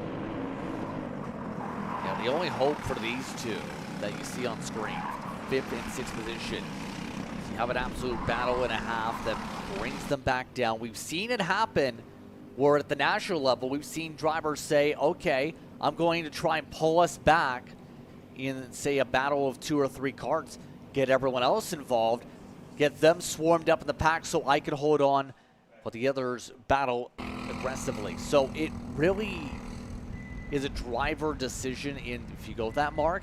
If you played that game, though, you fall at risk of potentially getting swarmed yourself. Don't see that happening, obviously, today in 206 with the juniors at the very least here. But we will see some sliding. Chandler really slippy sliding his way through these corners here. Just lost some ground to Wyatt. Yeah, Alex Chandler losing a little bit of time there. Kind of going back and forth. 5.5 minutes plus 2. What they have available to them. Look at the gaps here, Justin. Sawyer Chambers, what does he need to do to close on in? As they're going to fight. Needs more of this, probably. Yep. That's a good answer to my question here. You were saying earlier, absolutely. And needs that to happen, I'd say, another 5 times. Realistically have a chance. You see that run from behind with the side-by-side for 3rd. They keep that up for that. You can just see how one battle was separated out the pack into 2 by 4 kart lengths. And now, Gurrier, who was trying to fight to hold on to the back of the pack earlier, has to somehow close the gap with Chandler, who was having grip issues in the opening sector the last time. That's exactly what Wyatt and Styles needed. A little bit of shuffling, get the pass done in the case of Styles to get the 2nd. Hope they battle it out for 3rd. Now it's just the 2 of you, and you play chess, and you have one board instead of I guess a game of snakes and ladders. I guess that's a 4-person game. I guess you could call it that, right? And with that being said here, biggest mover is currently Davis Buck, up to 7th. 4 spots gained in this race, and it shows you there's some movers. The biggest one being Davis himself. And here's this group with Smith, Casper, and actually Buck himself at 357. They're going to go side by side into turn number 8. And Metter are going to go to the high side. But these are all drivers that we saw at one point or another put themselves up into that front group. But what the front 4 have done just so well is to, shake all of them off. Got up to the front, started this race off on the right foot. Just really haven't looked back since then. That's exactly what they've done here. Exactly what you need to do, and you see at least the 2nd group did keep up, I believe, with the 1st group, just about in that lead group. We'll talk about this battle, though. Yet again, 3 wide we go for a moment. 2 wide again. The awkward moment there for Cade Casper going into the chicane into turn 1 and 2. Jensen Willander is going to take advantage. Going through, he's going to go wide. Metter is going to get cleared. And now Casper looking to recover. He will get 1. And he's through. It just is back and forth action here, Justin. Still not done duking it out with the way things are going back here. Again, not for the top 5, yes, for podium spots, but still valuable points to maybe situate themselves for their respective battles in the championship. Right now, Buck looking to see if he can stay planted. Ascend behind, that's Mia Johnson. Yeah, Mia Johnson there looking on the inside, turn number 8. Went in just a little too deep. The crossover happened there. For Katie Casper able to get back by. This time by 2 minutes to go, plus 2 laps. And the leaders have stayed the same. The only difference, Dean Guerrier has now closed them down. And ditched Chandler, it looks like, for now. Chandler wasn't able to keep up enough yet, but still a chance for them to respond. When does Styles go? He's been really eager to stay second, at least from third, I should rather phrase. But now this time, Styles has the chance to go on the offense pretty soon with about 90 seconds to go. We're going to have, I think, 3 to go when we get to the stripe, give or take. Styles is running out of time to go. He needs to start thinking, when can I catch Wyatt off guard? He knows Wyatt's going to go defensive pretty soon. Now Styles hasn't looked for it. Austin Wyatt just holding on. 1 minute plus 2. Gonna be 3 laps to go this time by for these 3. You could even call it 4. With Alex Chandler, who's still right there within shouting distance. This one getting ready to draw to a close, and the AR Academy leads them all into the final 3 laps. All of them marching their way through, trying to make sure they keep in the line. A few marbles have built up towards the weekend. Styles getting himself a bit of a distance, got a great sector 1 along with Wyatt, marched themselves ahead. Now there's that chest philosophy again, similar to that we've seen a couple minutes ago. Make it a 2-kart battle for when you start getting aggressive with a couple to go. That's exactly what Styles is doing here, pushing Wyatt as far as he can. And now here we go, Clayton Styles continuing to push Aston Wyatt. Dean Guerrier right behind him. Alex Chandler in fourth. And by the looks of it, this could have been a 2-horse race. But everybody else has been able to keep him right there. As Kid Casper still side by side with Jensen Willander. They're fighting. This is on the edge of the top 10. 2 laps to go. 2 sticks in the air. Aston Wyatt, Clayton Styles. Looking for a race win here in Amarillo. Last year, Styles won here in Cadet. Caught everybody by surprise in the main event. Now looking to do the same here this weekend. Going into turn number 3. Just looking to keep Dean Guerrier out of the equation. Doesn't want to bring him in. It's a matter of waiting until that final lap here, Justin. Will he do so? We're about to find out. Watch for the run down the back straightaway coming up in a couple corners here. That's the first major chance. If he wants it, he can take it.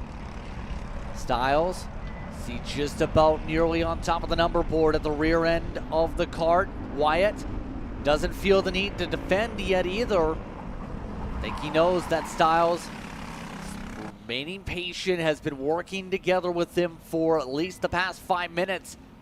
Doesn't feel the sense of urgency to go, but watch for this run as they make their way through.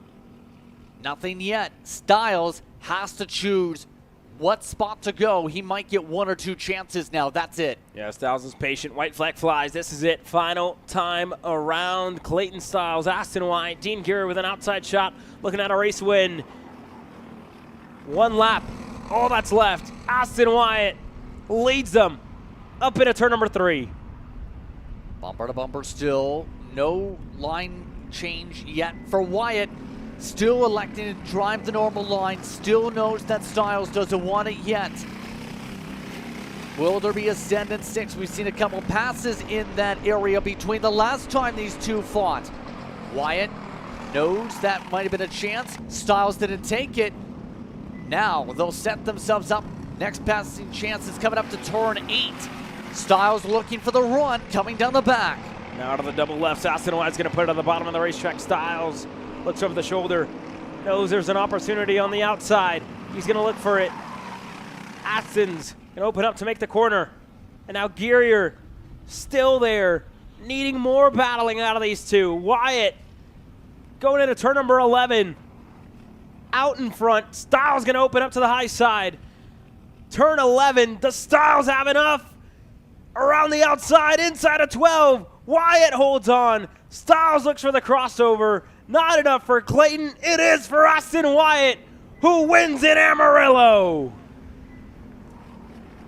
Dominant day for him in this class for the final at least. Wyatt able to hold off the pack most of the way. It was a difficult task at the end, but Fast and Wyatt shows why Fast is a part of his nickname. That's a return to victory lane for that young man. What a drive. He is your race winner. Styles second, Garrier, Chandler, and Chambers, your 5 drivers on the podium here in Amarillo. One race, all that's left. K100 Senior after the break.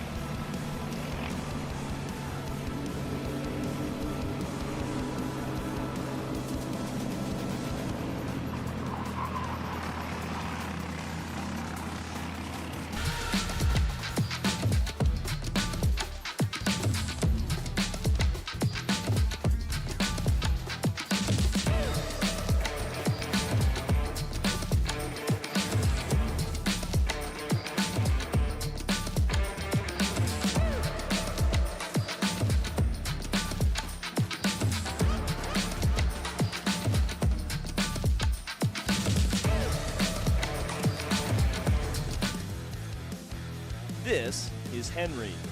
Henry feels sad. Henry feels sad because it's time for his next big race and his go-kart is in bits. Henry doesn't know that Acceleration Kart Racing is the United States #1 shop for all of your karting equipment needs. Henry also doesn't know that Acceleration Kart Racing can deliver anything from tires to race suits and even wheels directly to your front door or to the racetrack itself quickly and efficiently, with tech support available 6 days a week. Poor Henry doesn't even know that Acceleration Kart Racing offers free shipping to mainland USA on selected product if you spend $200 or more. Do yourself a favor. Go to accelerationkarting.com and make sure that you are never left stuck on the pre-grid with Henry. Be smart and don't be like Henry.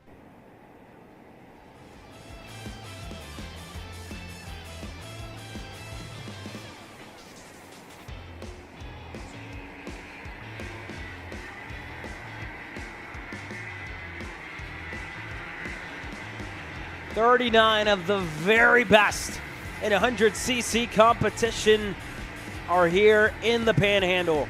KA100 Senior, presented by Kart CRG, is ready to go green with Ruben Moya, the Spanish Salmon, getting ready to kick off from the pole position alongside the #1, the reigning champion of the Texas Racing Series, Jose Carlos Hernandez. Landon Skinner and Gage Bailey on row number 2. Ramo alongside Justin Music inside the top 6, Highland and Blum in the top 8 as things scroll forward.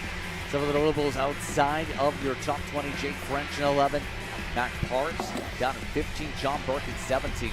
There's a fair amount of names like your points leader starting 14th also. Sawyer Roussel leads the championship coming into the weekend. He's 14th. Dallas Dunlap, we've talked a lot about him. Opportunities to win races already this year. He's getting ready to kick off from 16th. And you go back to the next couple rows. Rodrigo Polaya starting 21st. Peyton Phillips 24th. He has had bad luck this weekend. Hasn't really been able to get going.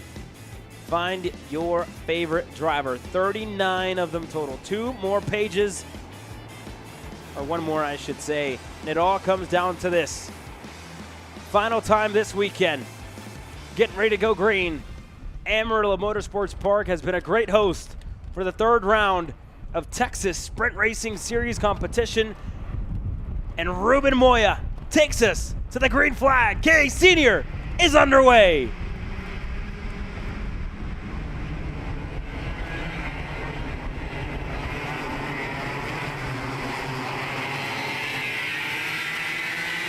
Moya again, blistering start to begin things off. Skinner already up to 2nd though.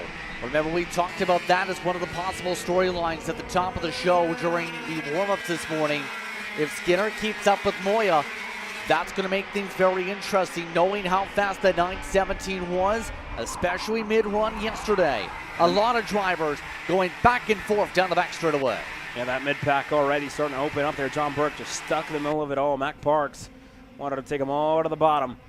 Here's Jake French right behind Michael Haymans. Looks like Teddy Blum right there in the middle of it all. And Sawyer Roussel looking for a move down low. Everybody deep on the brakes, locking up. See the amount of counter steer just to make turn 11. Already seen a lot late braking moments there by a couple of drivers, a couple of races as well. Is Ian Howell now going to force Phillips to the low side. Polaya's right there. With Cohen Summers on the Pantano right behind him. And that is all just outside of the top 10, on the edge of it. As out wide goes French. Blum is going to get clear. Haymans goes by. And now Roussel is up into the 10th spot. He found the speed he's needed to be able to have a chance to pick up good points here. Huge question. Haymans, you still see muscles in line. There is your points leader, Glenn from the Sody Kart. A little bit wider going up through 7 this time. Trying to find a way to build up the runs. By the way, Jose Carlos Hernandez shuffled down to 4th in the main group. As you see, your leader is running. Yeah, that start of the race was not good for the number 1 plate at all. Whenever they went up to turn number 3, and 3 of them collected one of the Pantanos. Taylor Roddy and one of the HRT machines get collected on the exit of turn number 8. The 3 of them out of contention here early. But back to Jose Carlos Hernandez. Started on the outside and just had nowhere to go. It almost seemed like he didn't fire off as soon as they got into the start box. And now he's getting passed by the 924 Highland here, one of the Rylance Racing machines. It just wasn't there that first lap for Jose Carlos. For Ruben, he fired off great, right? Controlling the speed, controlling the pace. And as soon as he got in the start box, off and never looked back. Yeah, this is a big swing. Remember, you talked about this, that Jose Carlos Hernandez felt like he had the pace to go one-on-one with Moya. It's just the long run past about 7 or 8 minutes of racing. This is almost looking like they went the opposite way to try and get the long run. They don't have the short run to defend these spots. Point blank, it's not looking good for Jose Carlos Hernandez. This is nothing like we've seen him all year round. Just got passed by Gage Bailey. He's falling down. He's down to 6th right now, and it might be even more than that. I know they've been struggling a lot with, engine, getting the chassis right. They had to swap chassis overnight. As now Peyton Phillips is able to get by on somebody, and just gave him a long, long thumbs up there on the front straightaway. A lot going on in this main event. Not much going on up front. Landon Skinner, Ruben Moya, both of them have pulled away from this field. Skinner has Paramo behind him, who's starting to open up to 2/10 back. And Moya's just been a 10th better than Landon Skinner to start this race off. It's very, very fast, and that was one of the things that myself and Jose Carlos talked a lot about yesterday is somebody had a big off up at the front. A lot of dirt kicked up in turn number 6. Well, it looks like they check things up. You see right by Giselle Munstrom trying to hold back the Hornet's Nest. Lost a lot of ground coming out through 9, though, and you can just see some of the Sodis trying to dig and try and break around your points leader. No sense this time of the battle going on around 9th or so as they try and next up keep up with Music and Blum or so. We're amongst some of the drivers up the road. See some of them flaring on out down the front straightaway. We're down to 11, should say. Mac Parks looked for it, went down low all the way. Open back up. Looks like he has Ethan Gonzalez right ahead of him, another one of his teammates. And they have John Burke just in the middle of the mall with French finally able to get ahead of Roussel. Burke can have a go at it as well. Roussel's going to drop a tire. He's not happy about that one, but he did get clear. I don't know who he was trying to say, look at this to, but I don't think the air drivers are going to be able to help him in that spot. Now Burke's teammate Peyton Phillips just passed him. See some of the signals, hand signals like crazy going on. Full-blown conversation going on back there. Mac Parks is going to pass Ethan Gonzalez over in turn number 8. Yeah, I don't know how efficient the conversation would be with the engines and, you're on the track racing each other. but there's only so much you can do until after the race. All of that being said, it's pretty clear the gloves are off here for your final of the day, Caleb. How long will the boxing match last? By the way, Skinner getting reeled in for the top 2 spots, as you see Highland has been able to chip his way up to the top 3 also. Yeah, Benjamin Highland, one of the Rylance racing machines out of Colorado, making the trip down here to Amarillo. We talked about a lot of the pool for the Colorado natives coming out here and racing at the Six Racing Series yearly, pretty much annually, whenever we come down to Amarillo. That being said, though, while Landon Skinner does have pace at a 107.455, doesn't have enough for Ruben Moya. 107 flat that last time around. 0.4 of a second what Ruben Moya has put, and he's putting on a clinic. Absolute clinic. Won all 3 of the heat races. He qualified on the pole. And here, he's starting to extend his gap to over a second here, Justin. Haven't seen a performance like this here in quite some time. He's definitely put together a statement. That's all you can really say in the case of the 909. We'll say Highland has been matching his pace the past couple laps. Now up in the top 3. So Highland looking to be all of a sudden wide contender for the second step of the podium after what's been a solid weekend, I'd say, for the 924.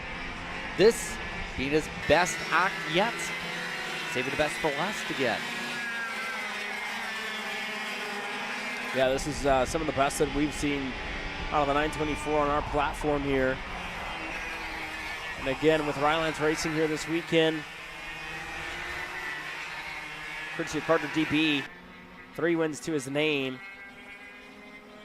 at a couple of Challenge of the Americas races where he's kind of been taking part for the majority of 2026.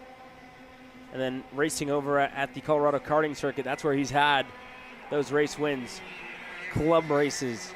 And he comes to one of the most competitive regions in the nation and put on a good string of results. Here's a look at Jose Carlos Hernandez, now down in 8th. 7th. He's been passed by Gage Bailey and Justin Music, who's also gone by, but the number 1 is stuck. Blum is right behind him. Duran is on his way. Haymans is there. In this second group with Mac Parks, Phillips as another driver having a big off. It's Jake French going side by side with Teddy Blum. Teddy Blum and Jake French are going side by side, and that was, it looked like up for 9th. And there's French. Blum lost a good amount of spots. He's now right behind Peyton Phillips. There's all these drivers stuck in battles. There's Haymans and Duran at the bottom of your screen going through with turn number 8. But French, looks like some of the younger guys haven't played all too nice with the veteran. And just trying to still find a way around again. Here we go again on the fight. Side by side up to turn 11 on the send. Able to stick it through with a couple of off-track tires again. A few of these drivers not afraid to just pinch each other out, it seems. Blum now kicked outside the top 10 to 13th with some of the shuffles, all from one outside line in the disadvantage movement up there. By the way, Phillips still impressing, by the way. He's looking to press for the top 10. Oh, what a drive for Peyton Phillips. 13 spots gained in this main event. He's looking for another one. Mac Parks is not making his life easy, though. Moving into turn number 6. You see Phillips taking a look over the shoulder to Jake French. And we'll see what Phillips needs to do to get by.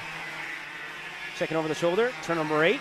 Not going to happen as Burke looking to go by on Teddy Blum. Going deep into the brakes. They're still side by side. Blum's going to hold on. Look at this battle here. Parks, his head's on a swivel looking over to Phillips. Moves low when Phillips goes low. Oh, near contact. And Phillips is going to wash him up.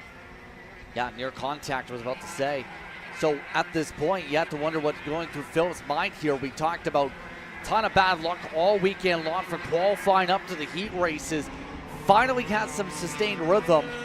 What's going through his mind with under 5 to go to make sure he doesn't fall back in the bad luck string to end this one, Caleb? Well, he's being held up quite frankly, he's being held up, and this move right here, long time coming, able to get through on Mac Parks.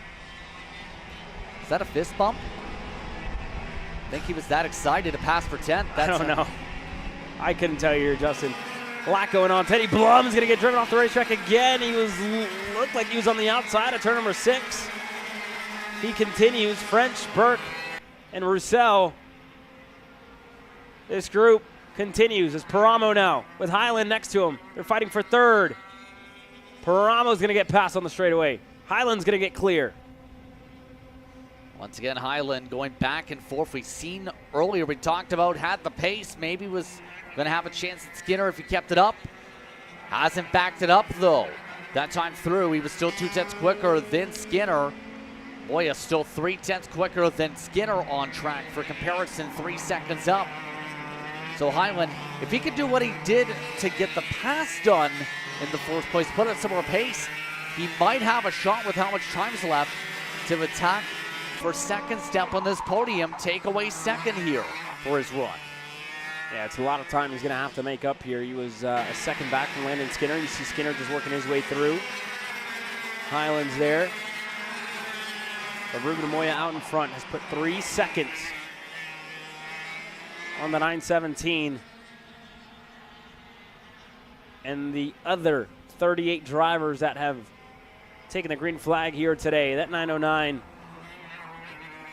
just looks like it's kind of driving itself. Ruben's just guiding it around this 13 corner racetrack here in Amarillo. Skinner goes by in 2nd. Then a Highland, then a Paramo. Looks like he doesn't have enough to compete with the guys ahead of him. And now Jose Carlos. It's almost like he's got an anchor tied to the back of that number 1. Hasn't been there today. So Duran trying to make some adjustments, but this has been disastrous. There's circumstances here. Remember, 2nd in the points coming into today for Jose Carlos Hernandez. If he kept himself at the front of the field, there was a good chance, depending on how things could go, might be amongst those, if not already in the conversation for the points lead. But it gets much more murkier for next time out with the way things are going, with Paramo up at the front to chip away his gap, try to close up to Hernandez for that spot in the standings, with them separated by 32 coming in. Once again, another spot. Heyman's looking on the inside there, just had to get on the brakes up and over the curb. Now they're going to throw off the gloves here. Jose Carlos, Heymans, Phillips, who's still looking to charge his way further up into the top 10. He's going to help Heymans through. Phillips looking to get by himself as well. Jose Carlos going to hold on to it around the outside. He's going to hold on to it into the inside of turn number 12. And now he's going to block low. That's one of your hard charges at Phillips. Yet again making some moves. Able to get in front of Roussel. Still holding on. You can tell how impatient they're getting to make these moves. Look at the run. Phillips outside contact. Contact with Jose Carlos. Deep and into the corner, and all the hard work that the 910 had done on Sunday comes undone. 1 minute away from the end, and now Jose Carlos continues to defend. Roussel's not happy. French isn't happy.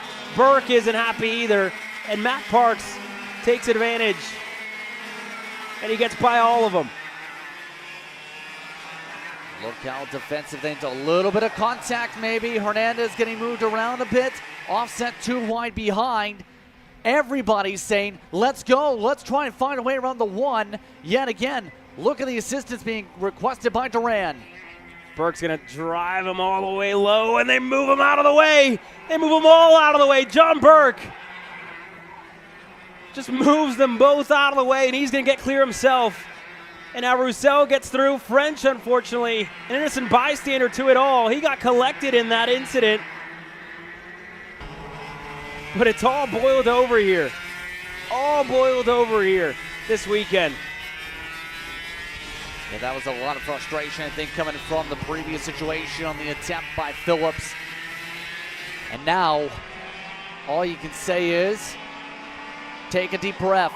We're coming up to 2 laps to go, and a lot of these drivers have gone to war and then some. Parks, still not done. Has Jose Carlos Hernandez, who at least has a teammate behind to try and give a bit of a reprieve. But now what happens to them? Some more squabbling in front. Yeah, here goes Roussel. As Dallas Dunlap has gotten himself up to 11th. Cohen Summers is right there. They're still fighting. They're going to go side by side onto the backstretch. Dunlap is clear. Summers is clear. He's going to go by on Dunlap himself. There goes Roussel. Dunlap stuck on the outside. He's going to hold on.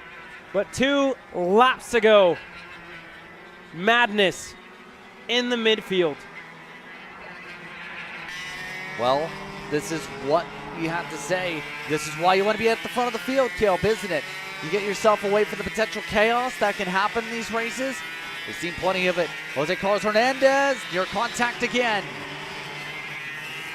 And there goes another one of the Pantano machines working his way through this field. Looks like Walker potentially in the 996. The driver for Forward Direction Motorsports. And now they're side by side here. Teddy Blum, Mac Parks, Roussel, Dallas Dunlap. And this is all happening while one man has driven away from the rest of the field. A clinic, if you will. He's had them all covered. There's no other way to put it. He dominated the weekend. He came into this weekend with the best long run pace and every single one of the races. Kept it up, stayed up there, Moya did. Look at how things are going to the mid-pack, still being fierce with Blum kicked down at 15th, Walker kicked down out of the 20s. There's plenty of battles to go, but Moya can basically put one hand on that trophy already. He can put 2 hands on it. He's on the back straighter and a driver of the caliber of the 909. He won't let this one slip away. Ruben Moya. He came, he saw, and he conquered by 5+ seconds this weekend here, Justin. Nobody better. They already knew his name, and he's going to beat them all. Ruben Moya wins in Amarillo.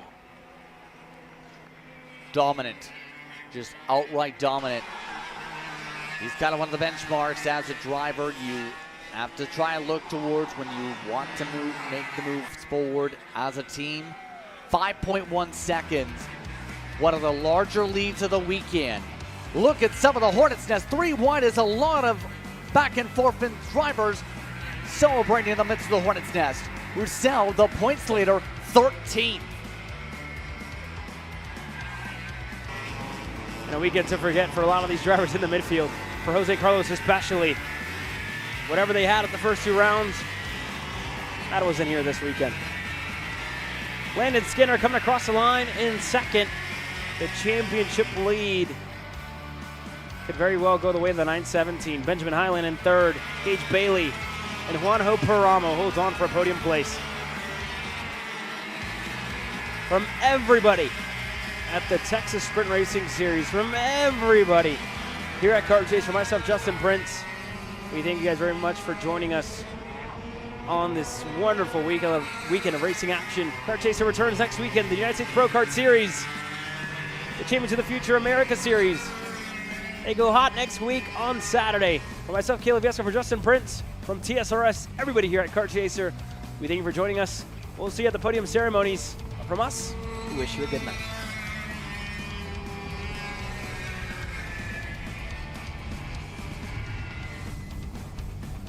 Hey guys, another Kart Chaser driver fitness episode with me, Chris G. And today, we're doing some upper back movements. Here we go. Exercise number 1 today we're doing is the reverse grip lat pull down. This exercise movement is one of my favorites because it works your grip strength, your biceps, and most importantly, works that lat area that also protects those ribs in the seat. Exercise number 2 today, the dumbbell chest supported row. Don't forget, good stretch at the bottom, and bring them right to your hips like that, keeping your back nice and arched, shoulders back. Think about having good posture in the cart.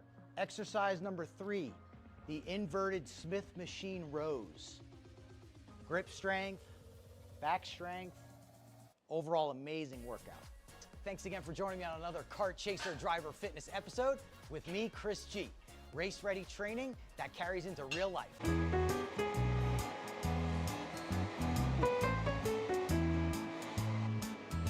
Gee, looks like we're missing the engine. What the hell am I supposed to tag?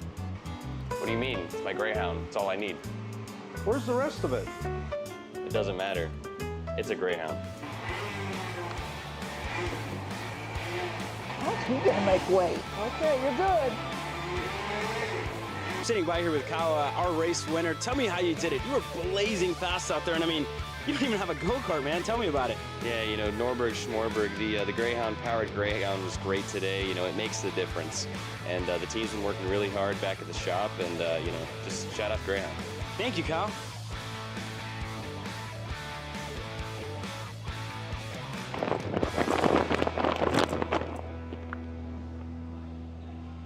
How the f did you just win? Doesn't matter. It's a Greyhound.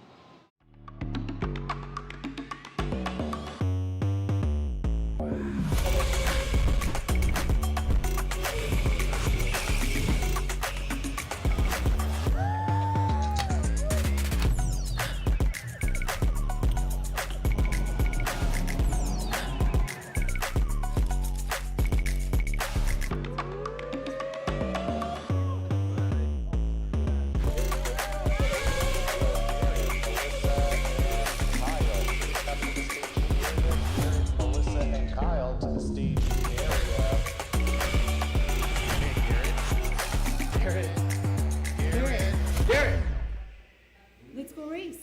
Come on, man.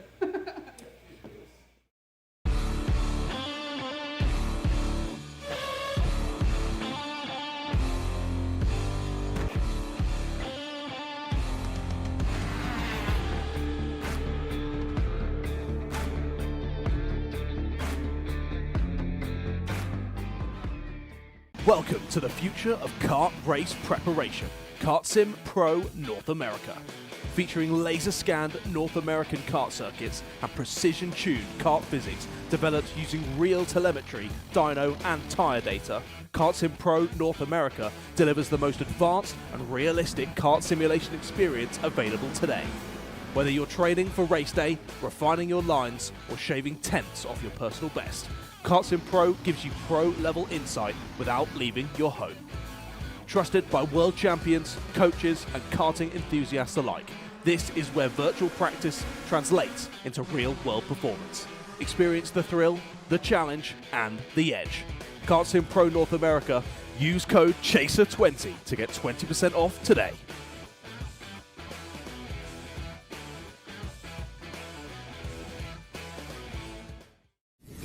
When it comes to innovation on the track, Odenthal Racing Products leads the pack. From the highly popular EasyGP camera mounts to our tough case to GoPro case, racers everywhere trust ORP for strength, reliability, and precision.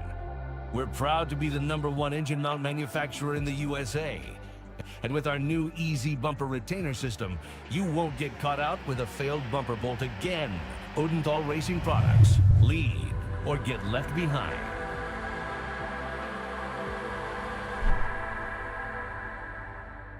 Karting isn't just speed. It's control, precision, freedom. At Atlanta Motorsports Park, Kart Freedom isn't just a team. It's where drivers are made.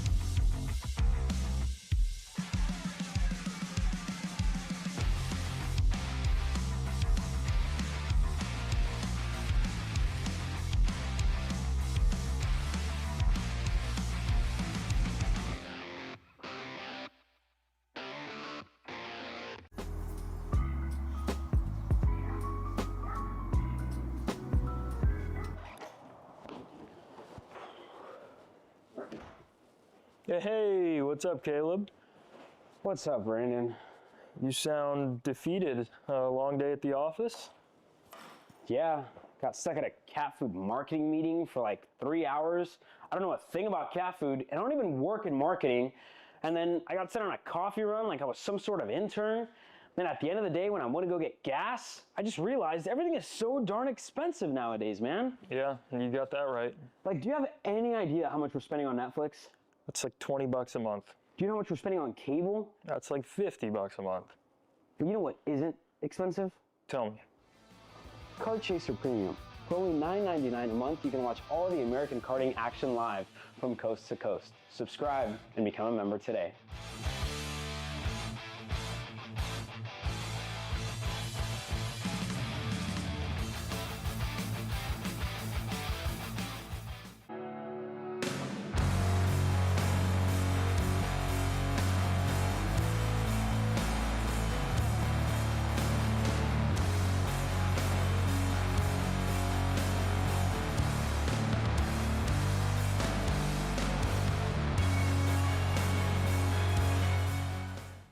Chrome Motorsports builds champions every day, drivers who won on the world stage. The Tillotson T4 Series is pure spec racing. Same engine, same chassis. When you win, it's because you were the best that day. Your edge is not the kart, it's the setup, the strategy, and the race team. With our Arrive and Drive program, you simply bring your gear, we provide the equipment and the championship-winning support to every event. Stop wrenching, start racing. Your path to the T4 Nations Cup in Spain starts with us. For more information, contact us at macromotorsports.net.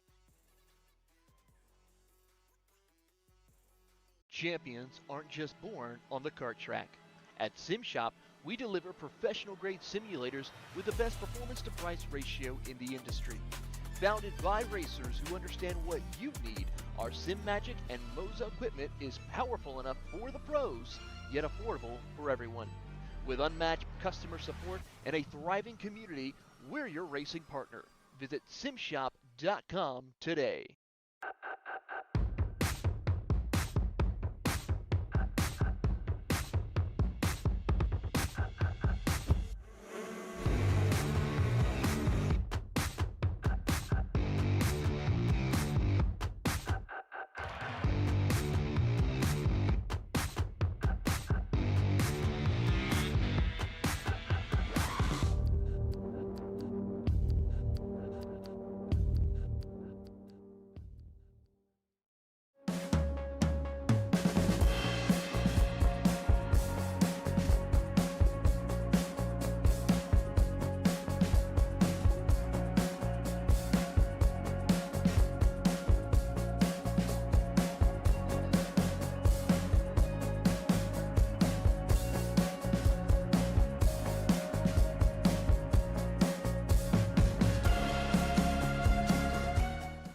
Are you ready to get behind the wheel? From Formula One to NASCAR and IndyCar, all the pros start here.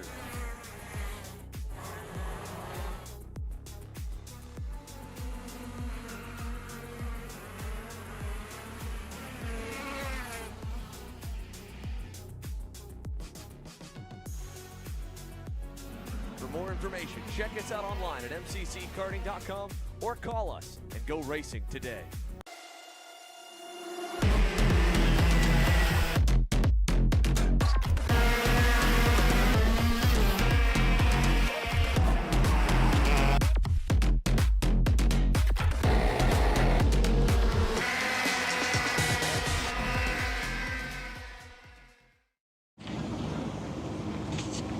Kyle, what are you doing? It's got my new Greyhound seat. You don't even have a cart.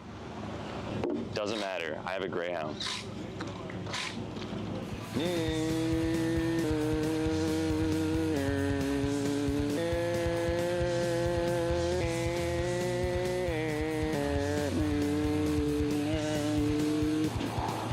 the f is Kyle Cuthbertson? Doesn't even have a go-kart. Doesn't matter.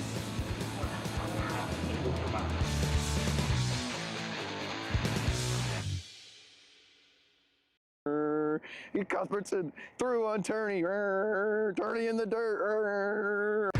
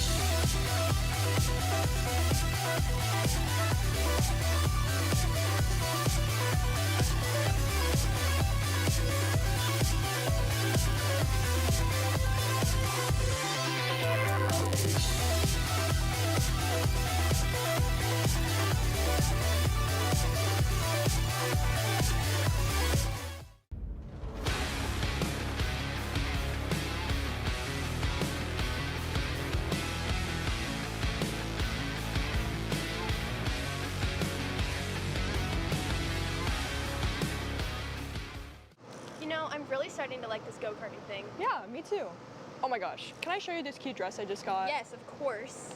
Oh my goodness, it's so cute. I just love shopping. I love shopping too. Oh my god. Wait, did you guys say you like shopping? Of Yeah. course. Well, dude, I have the perfect place to do that at. ShopPayCara.com. At ShopPayCara.com, you can get free shipping on orders $200 or more. You can get anything you want, like MXC rims, gloves, rib vests, shoes, anything that you need, all at ShopPayCara.com.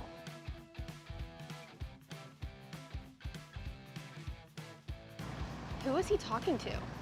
No idea. But we're gonna have to check it out. Sounds like a great deal. Sure does. Cat food marketing. $9.99 a month. Dude, Caleb, wake up. Dude, we're live in 5 minutes. Let's go. Come on. What are you doing? Dude, I'm so sorry. Xander had me in a cat food marketing meeting till like 2 a.m. last night. Come on, man. Do you have anything I can drink? Dude, I got the perfect thing for you.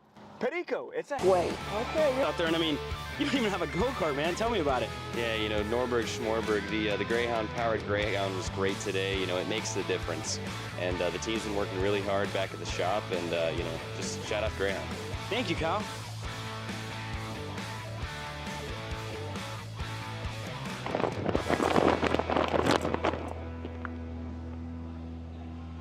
How the f did you just win? Doesn't matter. It's a Greyhound.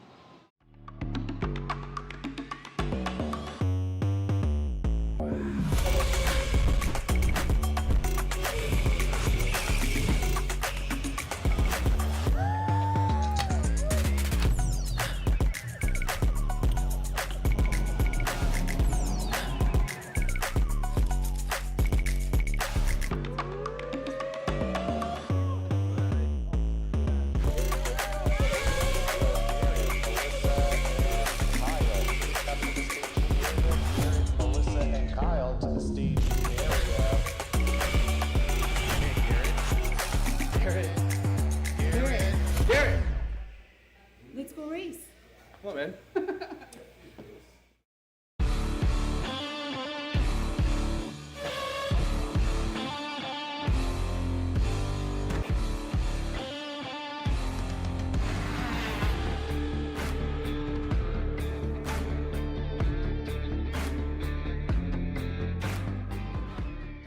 Welcome to the future of kart race preparation, Kart Sim Pro North America.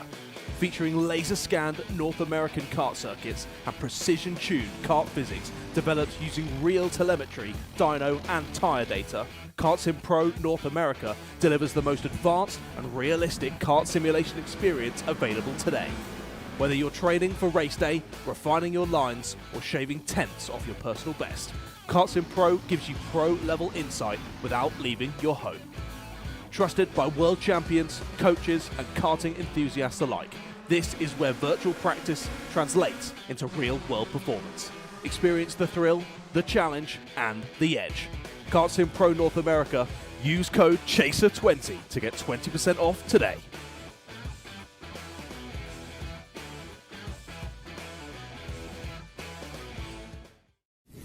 When it comes to innovation on the track, Odenthal Racing Products leads the pack.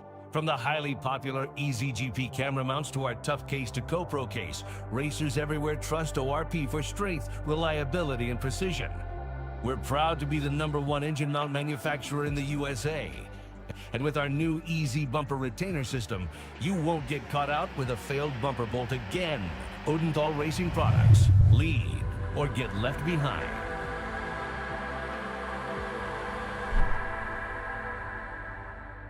Karting isn't just speed. It's control, precision, freedom. At Atlanta Motorsports Park, Kart Freedom isn't just a team. It's where drivers are made.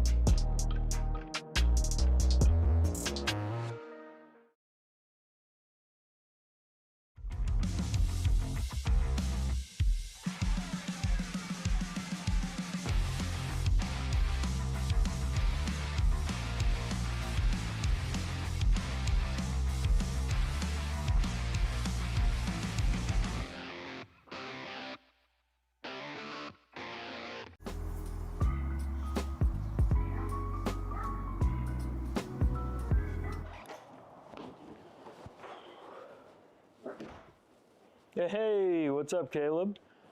What's up, Brandon? You sound defeated. A long day at the office? Yeah, got stuck at a cat food marketing meeting for like 3 hours. I don't know a thing about cat food, and I don't even work in marketing. And then I got sent on a coffee run like I was some sort of intern.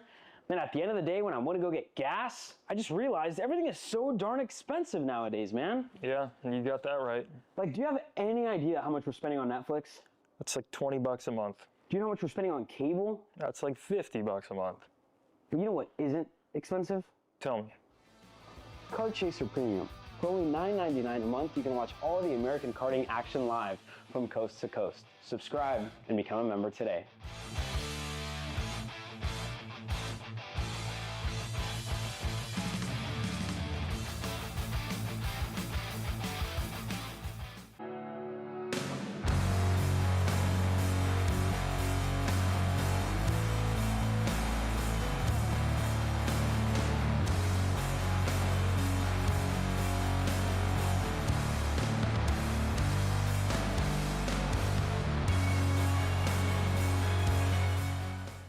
Macron Motorsports builds champions every day, drivers who won on the world stage. The Tillotson T4 Series is pure spec racing. Same engine, same chassis. When you win, it's because you were the best that day. Your edge is not the kart, it's the setup, the strategy, and the race team. With our Arrive and Drive program, you simply bring your gear, we provide the equipment and the championship-winning support to every event. Stop wrenching, start racing. Your path to the T4 Nations Cup in Spain starts with us. For more information, contact us at macronmotorsports.net. Champions aren't just born on the kart track. At SimShop, we deliver professional-grade simulators with the best performance-to-price ratio in the industry. Founded by racers who understand what you need, our SimMagic and Moza equipment is powerful enough for the pros, yet affordable for everyone. With unmatched customer support and a thriving community, we're your racing partner. Visit simshop.com today.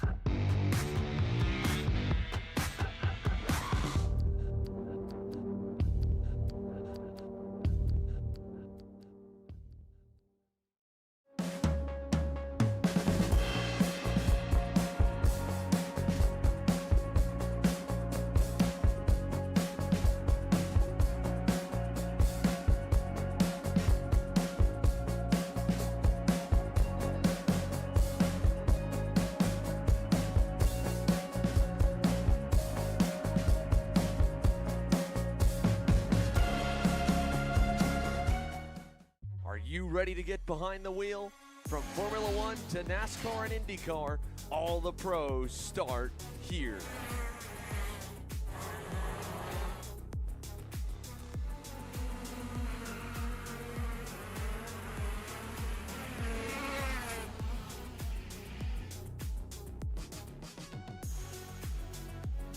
For more information, check us out online at mcckarting.com or call us and go racing today.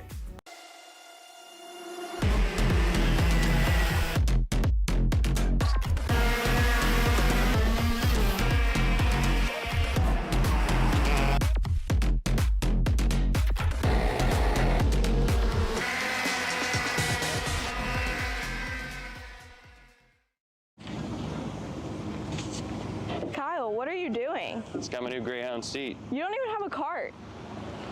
Doesn't matter. I have a Greyhound. Who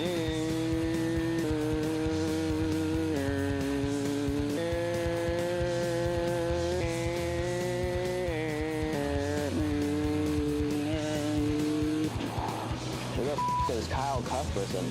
Doesn't even have a go-kart. Doesn't matter.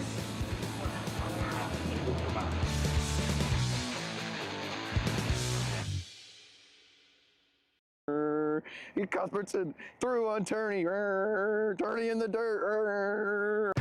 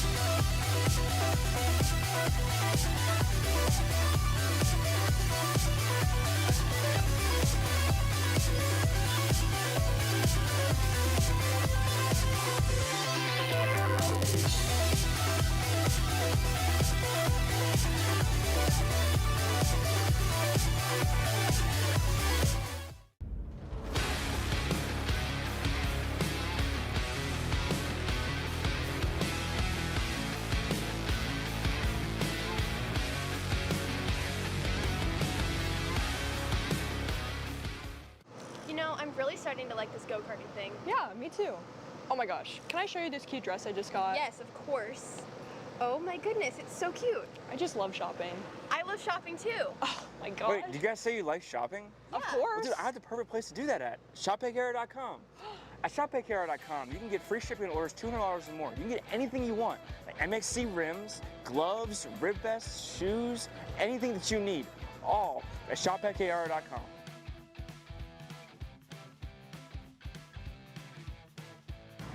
Who is he talking to? No idea. But we're gonna have to check it out. Sounds like a great deal. Sure does. Cat food marketing. $9.99 a month.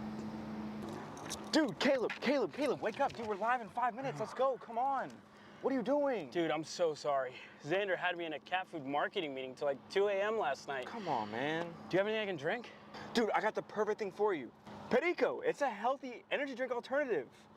Perico, non-GMO, gluten-free, kosher, magnesium, B12, B6, Yeah, it's good. B5, biotin, and 0 sugar? Pericazo! Try Perico, made with natural ingredients, organic caffeine, and supports your metabolism. Try the new official energy drink of Kart Chaser.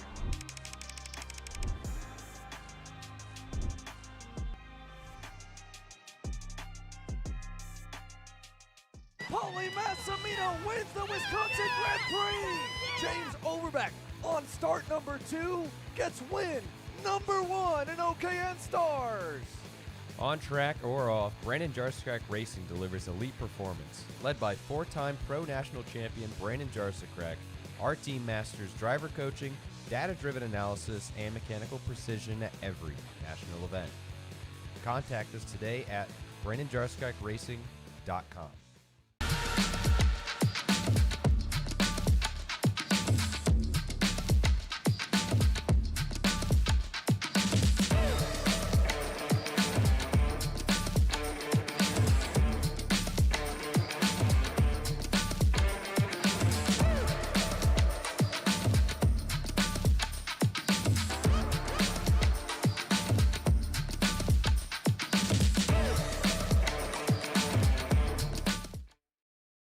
This is Henry.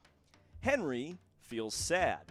Henry feels sad because it's time for his next big race and his go-kart is in bits. Henry doesn't know that Acceleration Kart Racing is the United States' #1 shop for all of your karting equipment needs. Henry also doesn't know that Acceleration Kart Racing can deliver anything from tires to race suits and even wheels directly to your front door or to the racetrack itself quickly and efficiently, with tech support available 6 days a week. Poor Henry doesn't even know that Acceleration Kart Racing offers free shipping to mainland USA on selected product if you spend $200 or more. Do yourself a favor.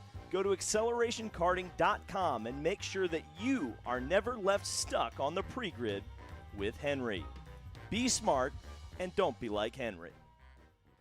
Hey guys, another Kart Chaser driver fitness episode with me, Chris G. And today, we're doing some upper back movements. Here we go. Exercise number 1 today we're doing is the reverse grip lat pull down. This exercise movement is one of my favorites because it works your grip strength, your biceps, and most importantly, works that lat area that also protects those ribs in the seat. Exercise number 2 today, the dumbbell chest supported row. Don't forget, good stretch at the bottom, and bring them right to your hips like that, keeping your back nice and arched, shoulders back. Think about having good posture in the cart. Exercise number 3, the inverted Smith machine rows. Grip strength, back strength, overall amazing workout. Thanks again for joining me on another Kart Chaser driver fitness episode with me, Chris G. Race ready training that carries into real life.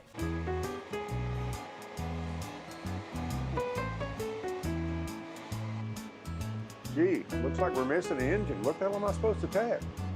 What do you mean? It's my Greyhound. It's all I need. Where's the rest of it? It doesn't matter. It's a Greyhound. You gotta make weight. Okay, you're good.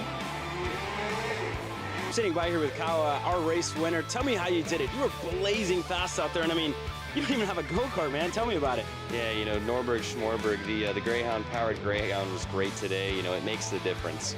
And the team's been working really hard back at the shop, and, you know, just shout out Greyhound. Thank you, Kyle.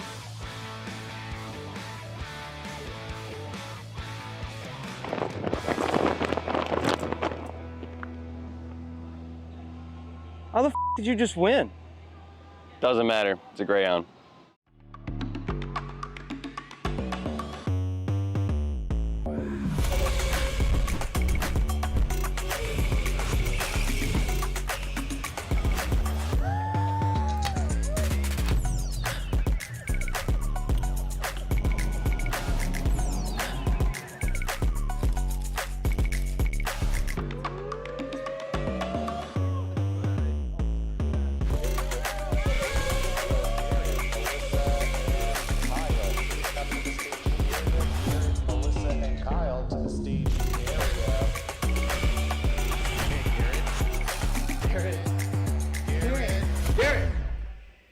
Let's go race. Come on, man.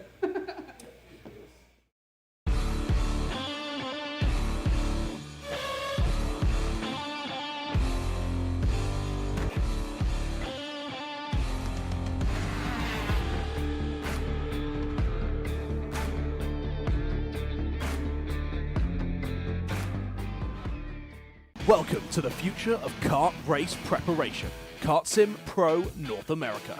Featuring laser-scanned North American kart circuits and precision-tuned kart physics developed using real telemetry, dyno and tyre data, Kart Sim Pro North America delivers the most advanced and realistic kart simulation experience available today.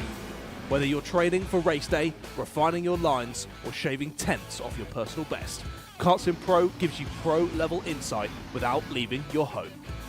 Trusted by world champions, coaches, and karting enthusiasts alike, this is where virtual practice translates into real-world performance. Experience the thrill, the challenge, and the edge. Kart Sim Pro North America. Use code CHASER20 to get 20% off today.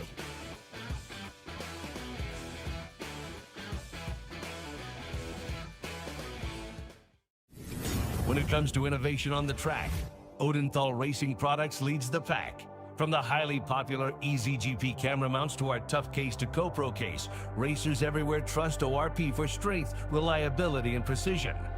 We're proud to be the #1 engine mount manufacturer in the USA. And with our new Easy Bumper Retainer System, you won't get caught out with a failed bumper bolt again. Odenthal Racing Products. Lead or get left behind.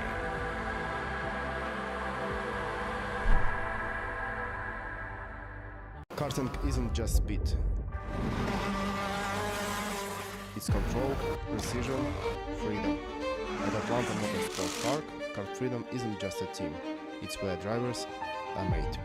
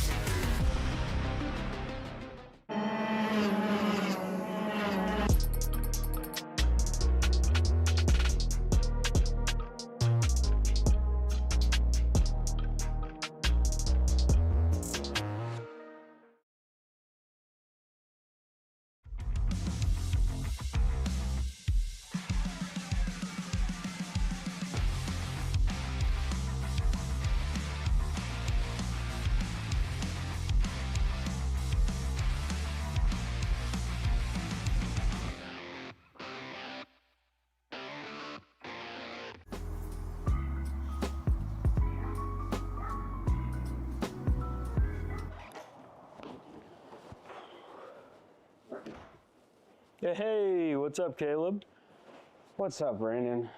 You sound defeated. A long day at the office?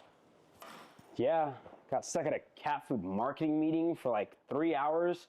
I don't know a thing about cat food, and I don't even work in marketing. And then I got sent on a coffee run like I was some sort of intern.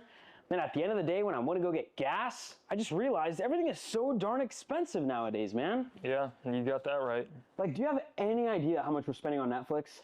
That's like 20 bucks a month. Do you know how much we're spending on cable? That's like 50 bucks a month. But you know what isn't expensive? Tell me. Kart Chaser Premium. For only $9.99 a month, you can watch all the American karting action live from coast to coast. Subscribe and become a member today.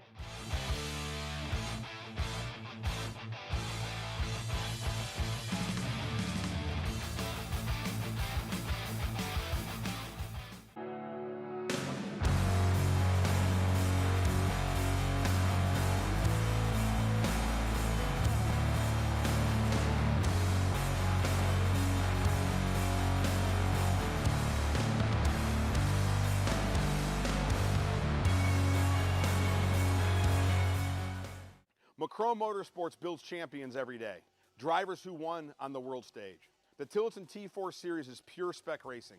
Same engine, same chassis. When you win, it's because you were the best that day. Your edge is not the kart, it's the setup, the strategy, and the race team. With our Arrive and Drive program, you simply bring your gear, we provide the equipment and the championship-winning support to every event. Stop wrenching, start racing. Your path to the T4 Nations Cup in Spain starts with us. For more information, contact us at macromotorsports.net. Champions aren't just born on the kart track. At SimShop, we deliver professional-grade simulators with the best performance-to-price ratio in the industry.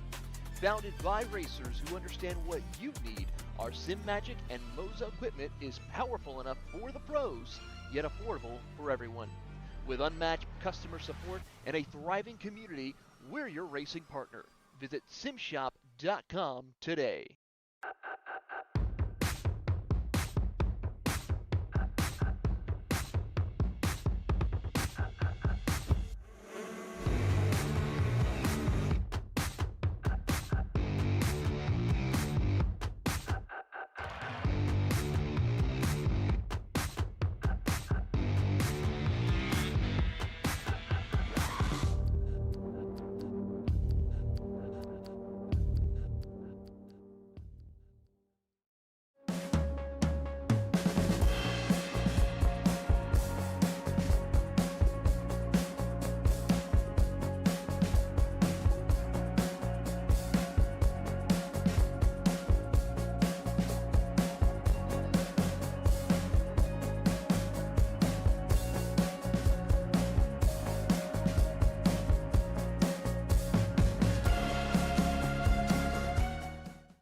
You ready to get behind the wheel? From Formula One to NASCAR and IndyCar, all the pros start here.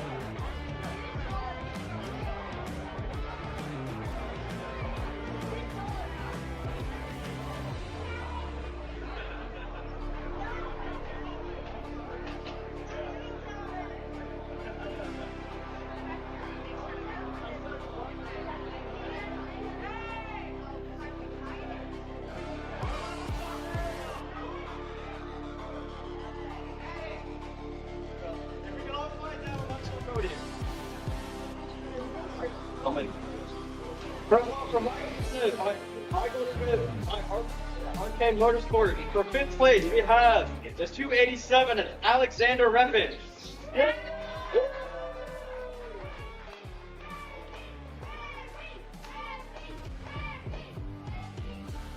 For 4th place, we have the 220 of Sebastian Kim.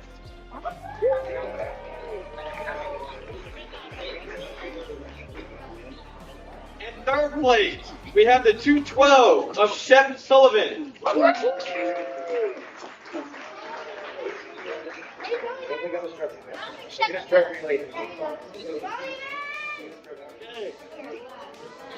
2nd place, we have the 292 of Cohen Scott.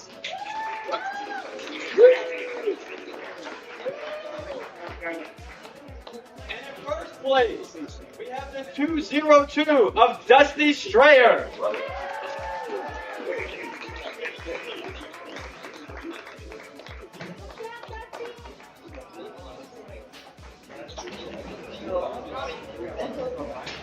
Alrighty guys, get your trophies up, look right this way.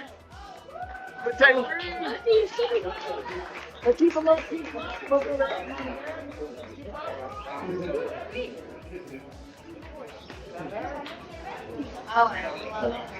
Over here.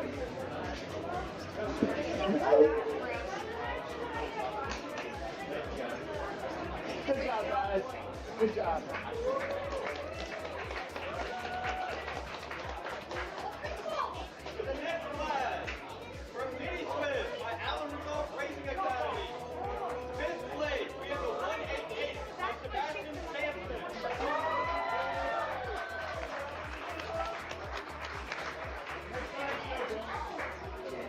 In 4th place, we have the 110 of Landry Briggs.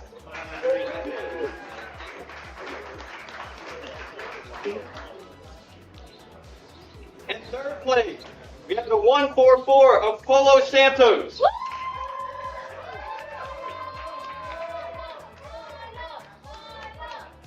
2nd place, we have the 117 of Highland Usnak.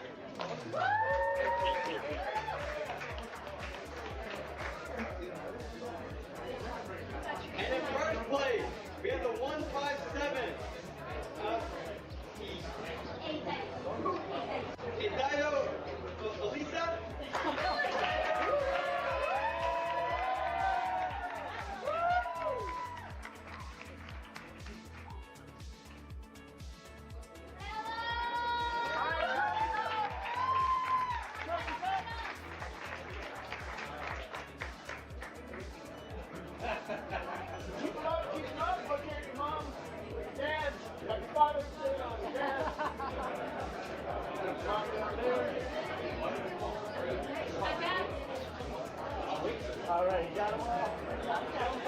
Good job. Nice.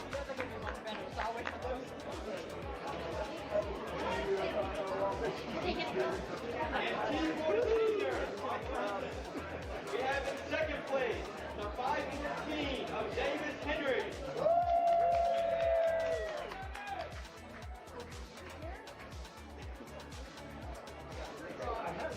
In first place, we have the number 500 of Reagan Seville.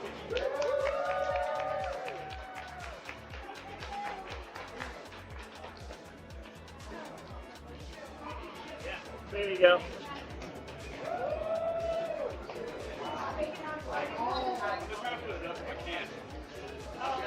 All right. Good job, buddy. Good job. Next flag for the 206 Kit Card by GR2 Motorsports. In fifth place, we have the number 11 of Dallas Broussard.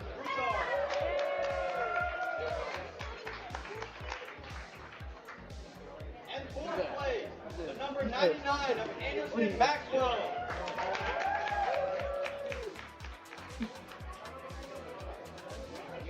Third place, the number 97 of Grayson Mullins.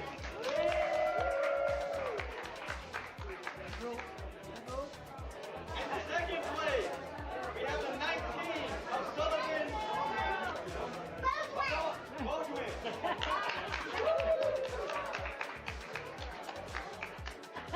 I'm right here, ma'am. I'm right here. I'm right here. And in first place, we have the number 75 of Maverick Reddick.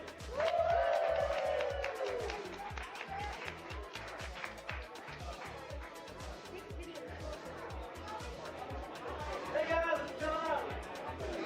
Everybody here now, okay?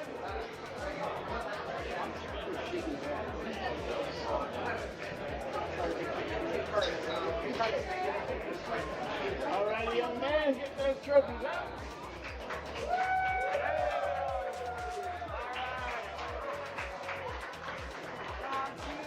Keep them up, keep them up. Come on, Dad. Over here. Over here. There we go, you got him? All right, you were good, guys. Great job, great job. Thank you. Careful, please.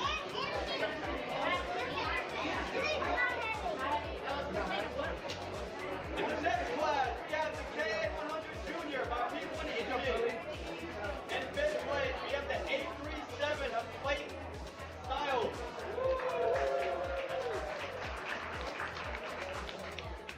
In fourth place, we have the 823 of Nathan Golson.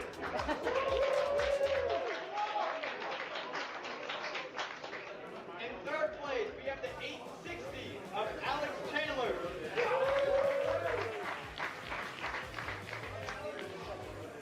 In second place, we have the 876 of Jackson Waters.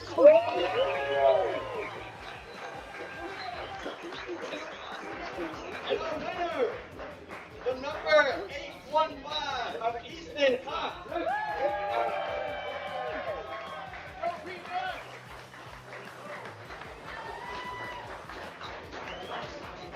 All right, get the trophies up. One more. Keep them up for Mom and Dad. Easton, that would be right down here. And over this way. There we go. All right, we got them all picked up, guys. In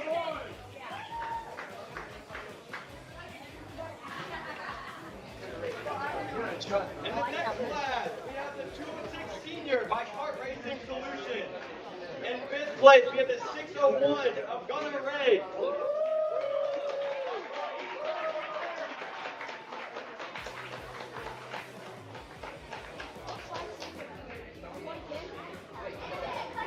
fourth place, we have the 666 of Calvin Singh.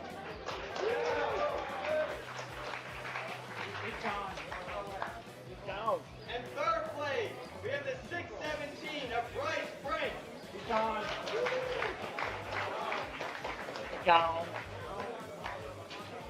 In second place, we have the 645 of Josie Chambers.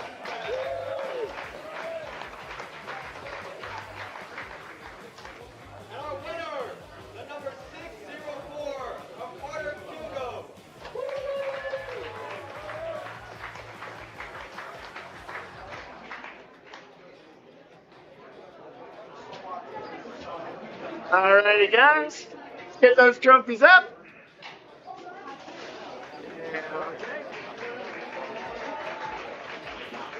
Keep them up. Did you get it? Got your shot. Alrighty. You get it? Alright, we're good. We're good.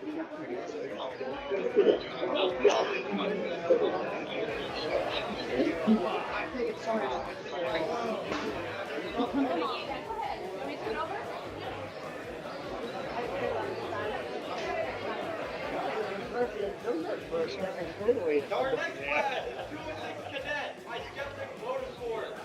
In fifth place, we have the 216 of Aiken. Both win.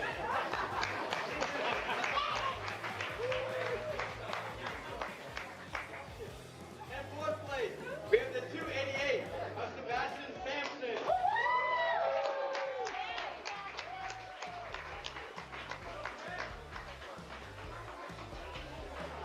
In third place, we have the 291 of Hayden Sampson.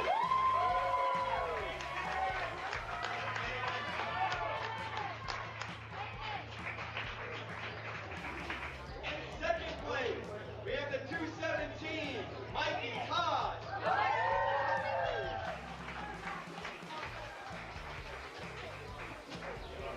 And our winner, the number 222, Dustin Strayer.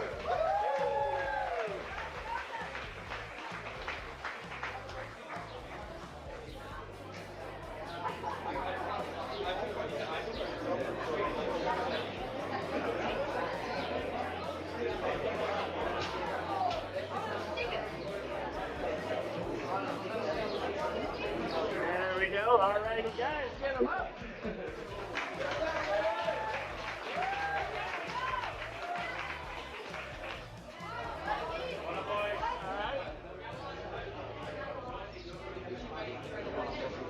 Get it? All right. So.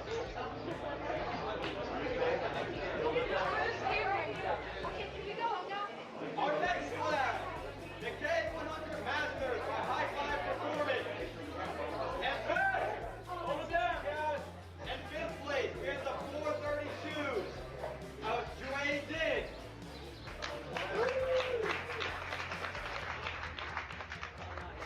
In fourth place, we have the 491 of Matthew Cherry.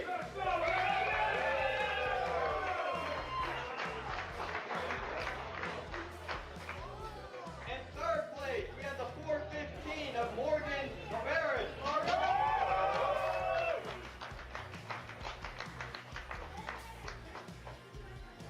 In second place, we have the 433, Nicholas Bullig.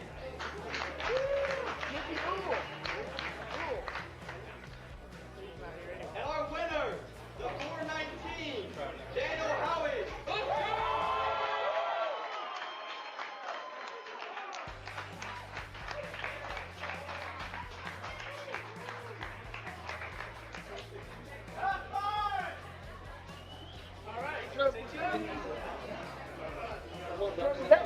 There you go.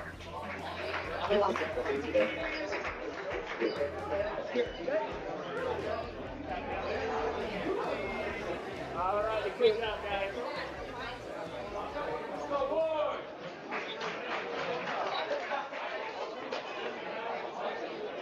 Our next class is the 206 Junior by Ortholon Racing, Texas.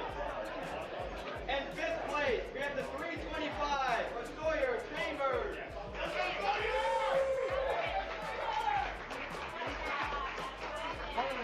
In fourth place, we have the 360 of Alex Taylor.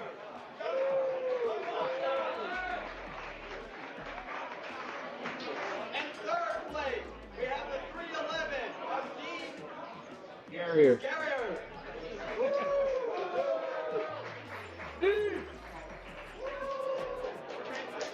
In second place, we have the 337 of Clayton Tiles.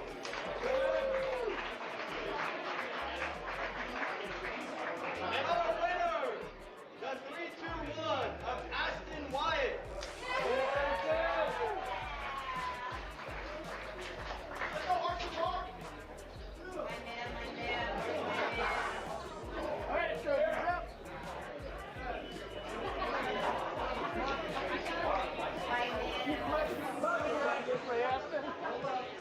Dean, you got over here?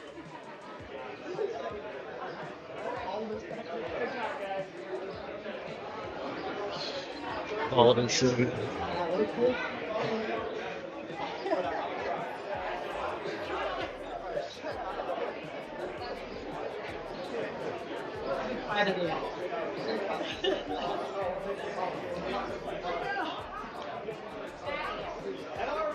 our last class is Cadet 100 Senior by CRG. In fifth place, we have the 950 of Juan Ramos.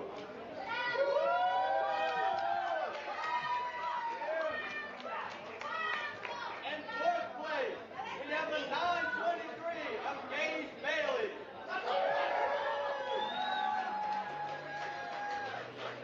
In third place, we have the 924 of Benjamin Highland.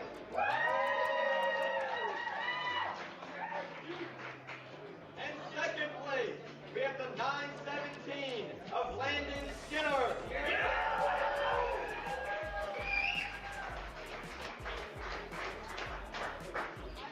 And our winner, the 909 of Ruben Moya.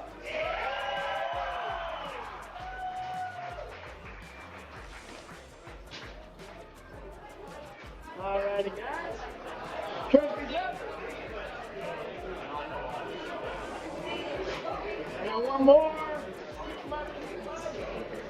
Down here. Thank you, everybody.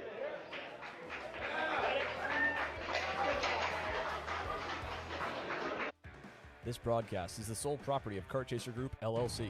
Any rebroadcast, reproduction, or other use of the images, audio, or accounts of this event, in whole or in part, without the expressed written consent of Kart Chaser Group, LLC is strictly prohibited. Thanks for watching.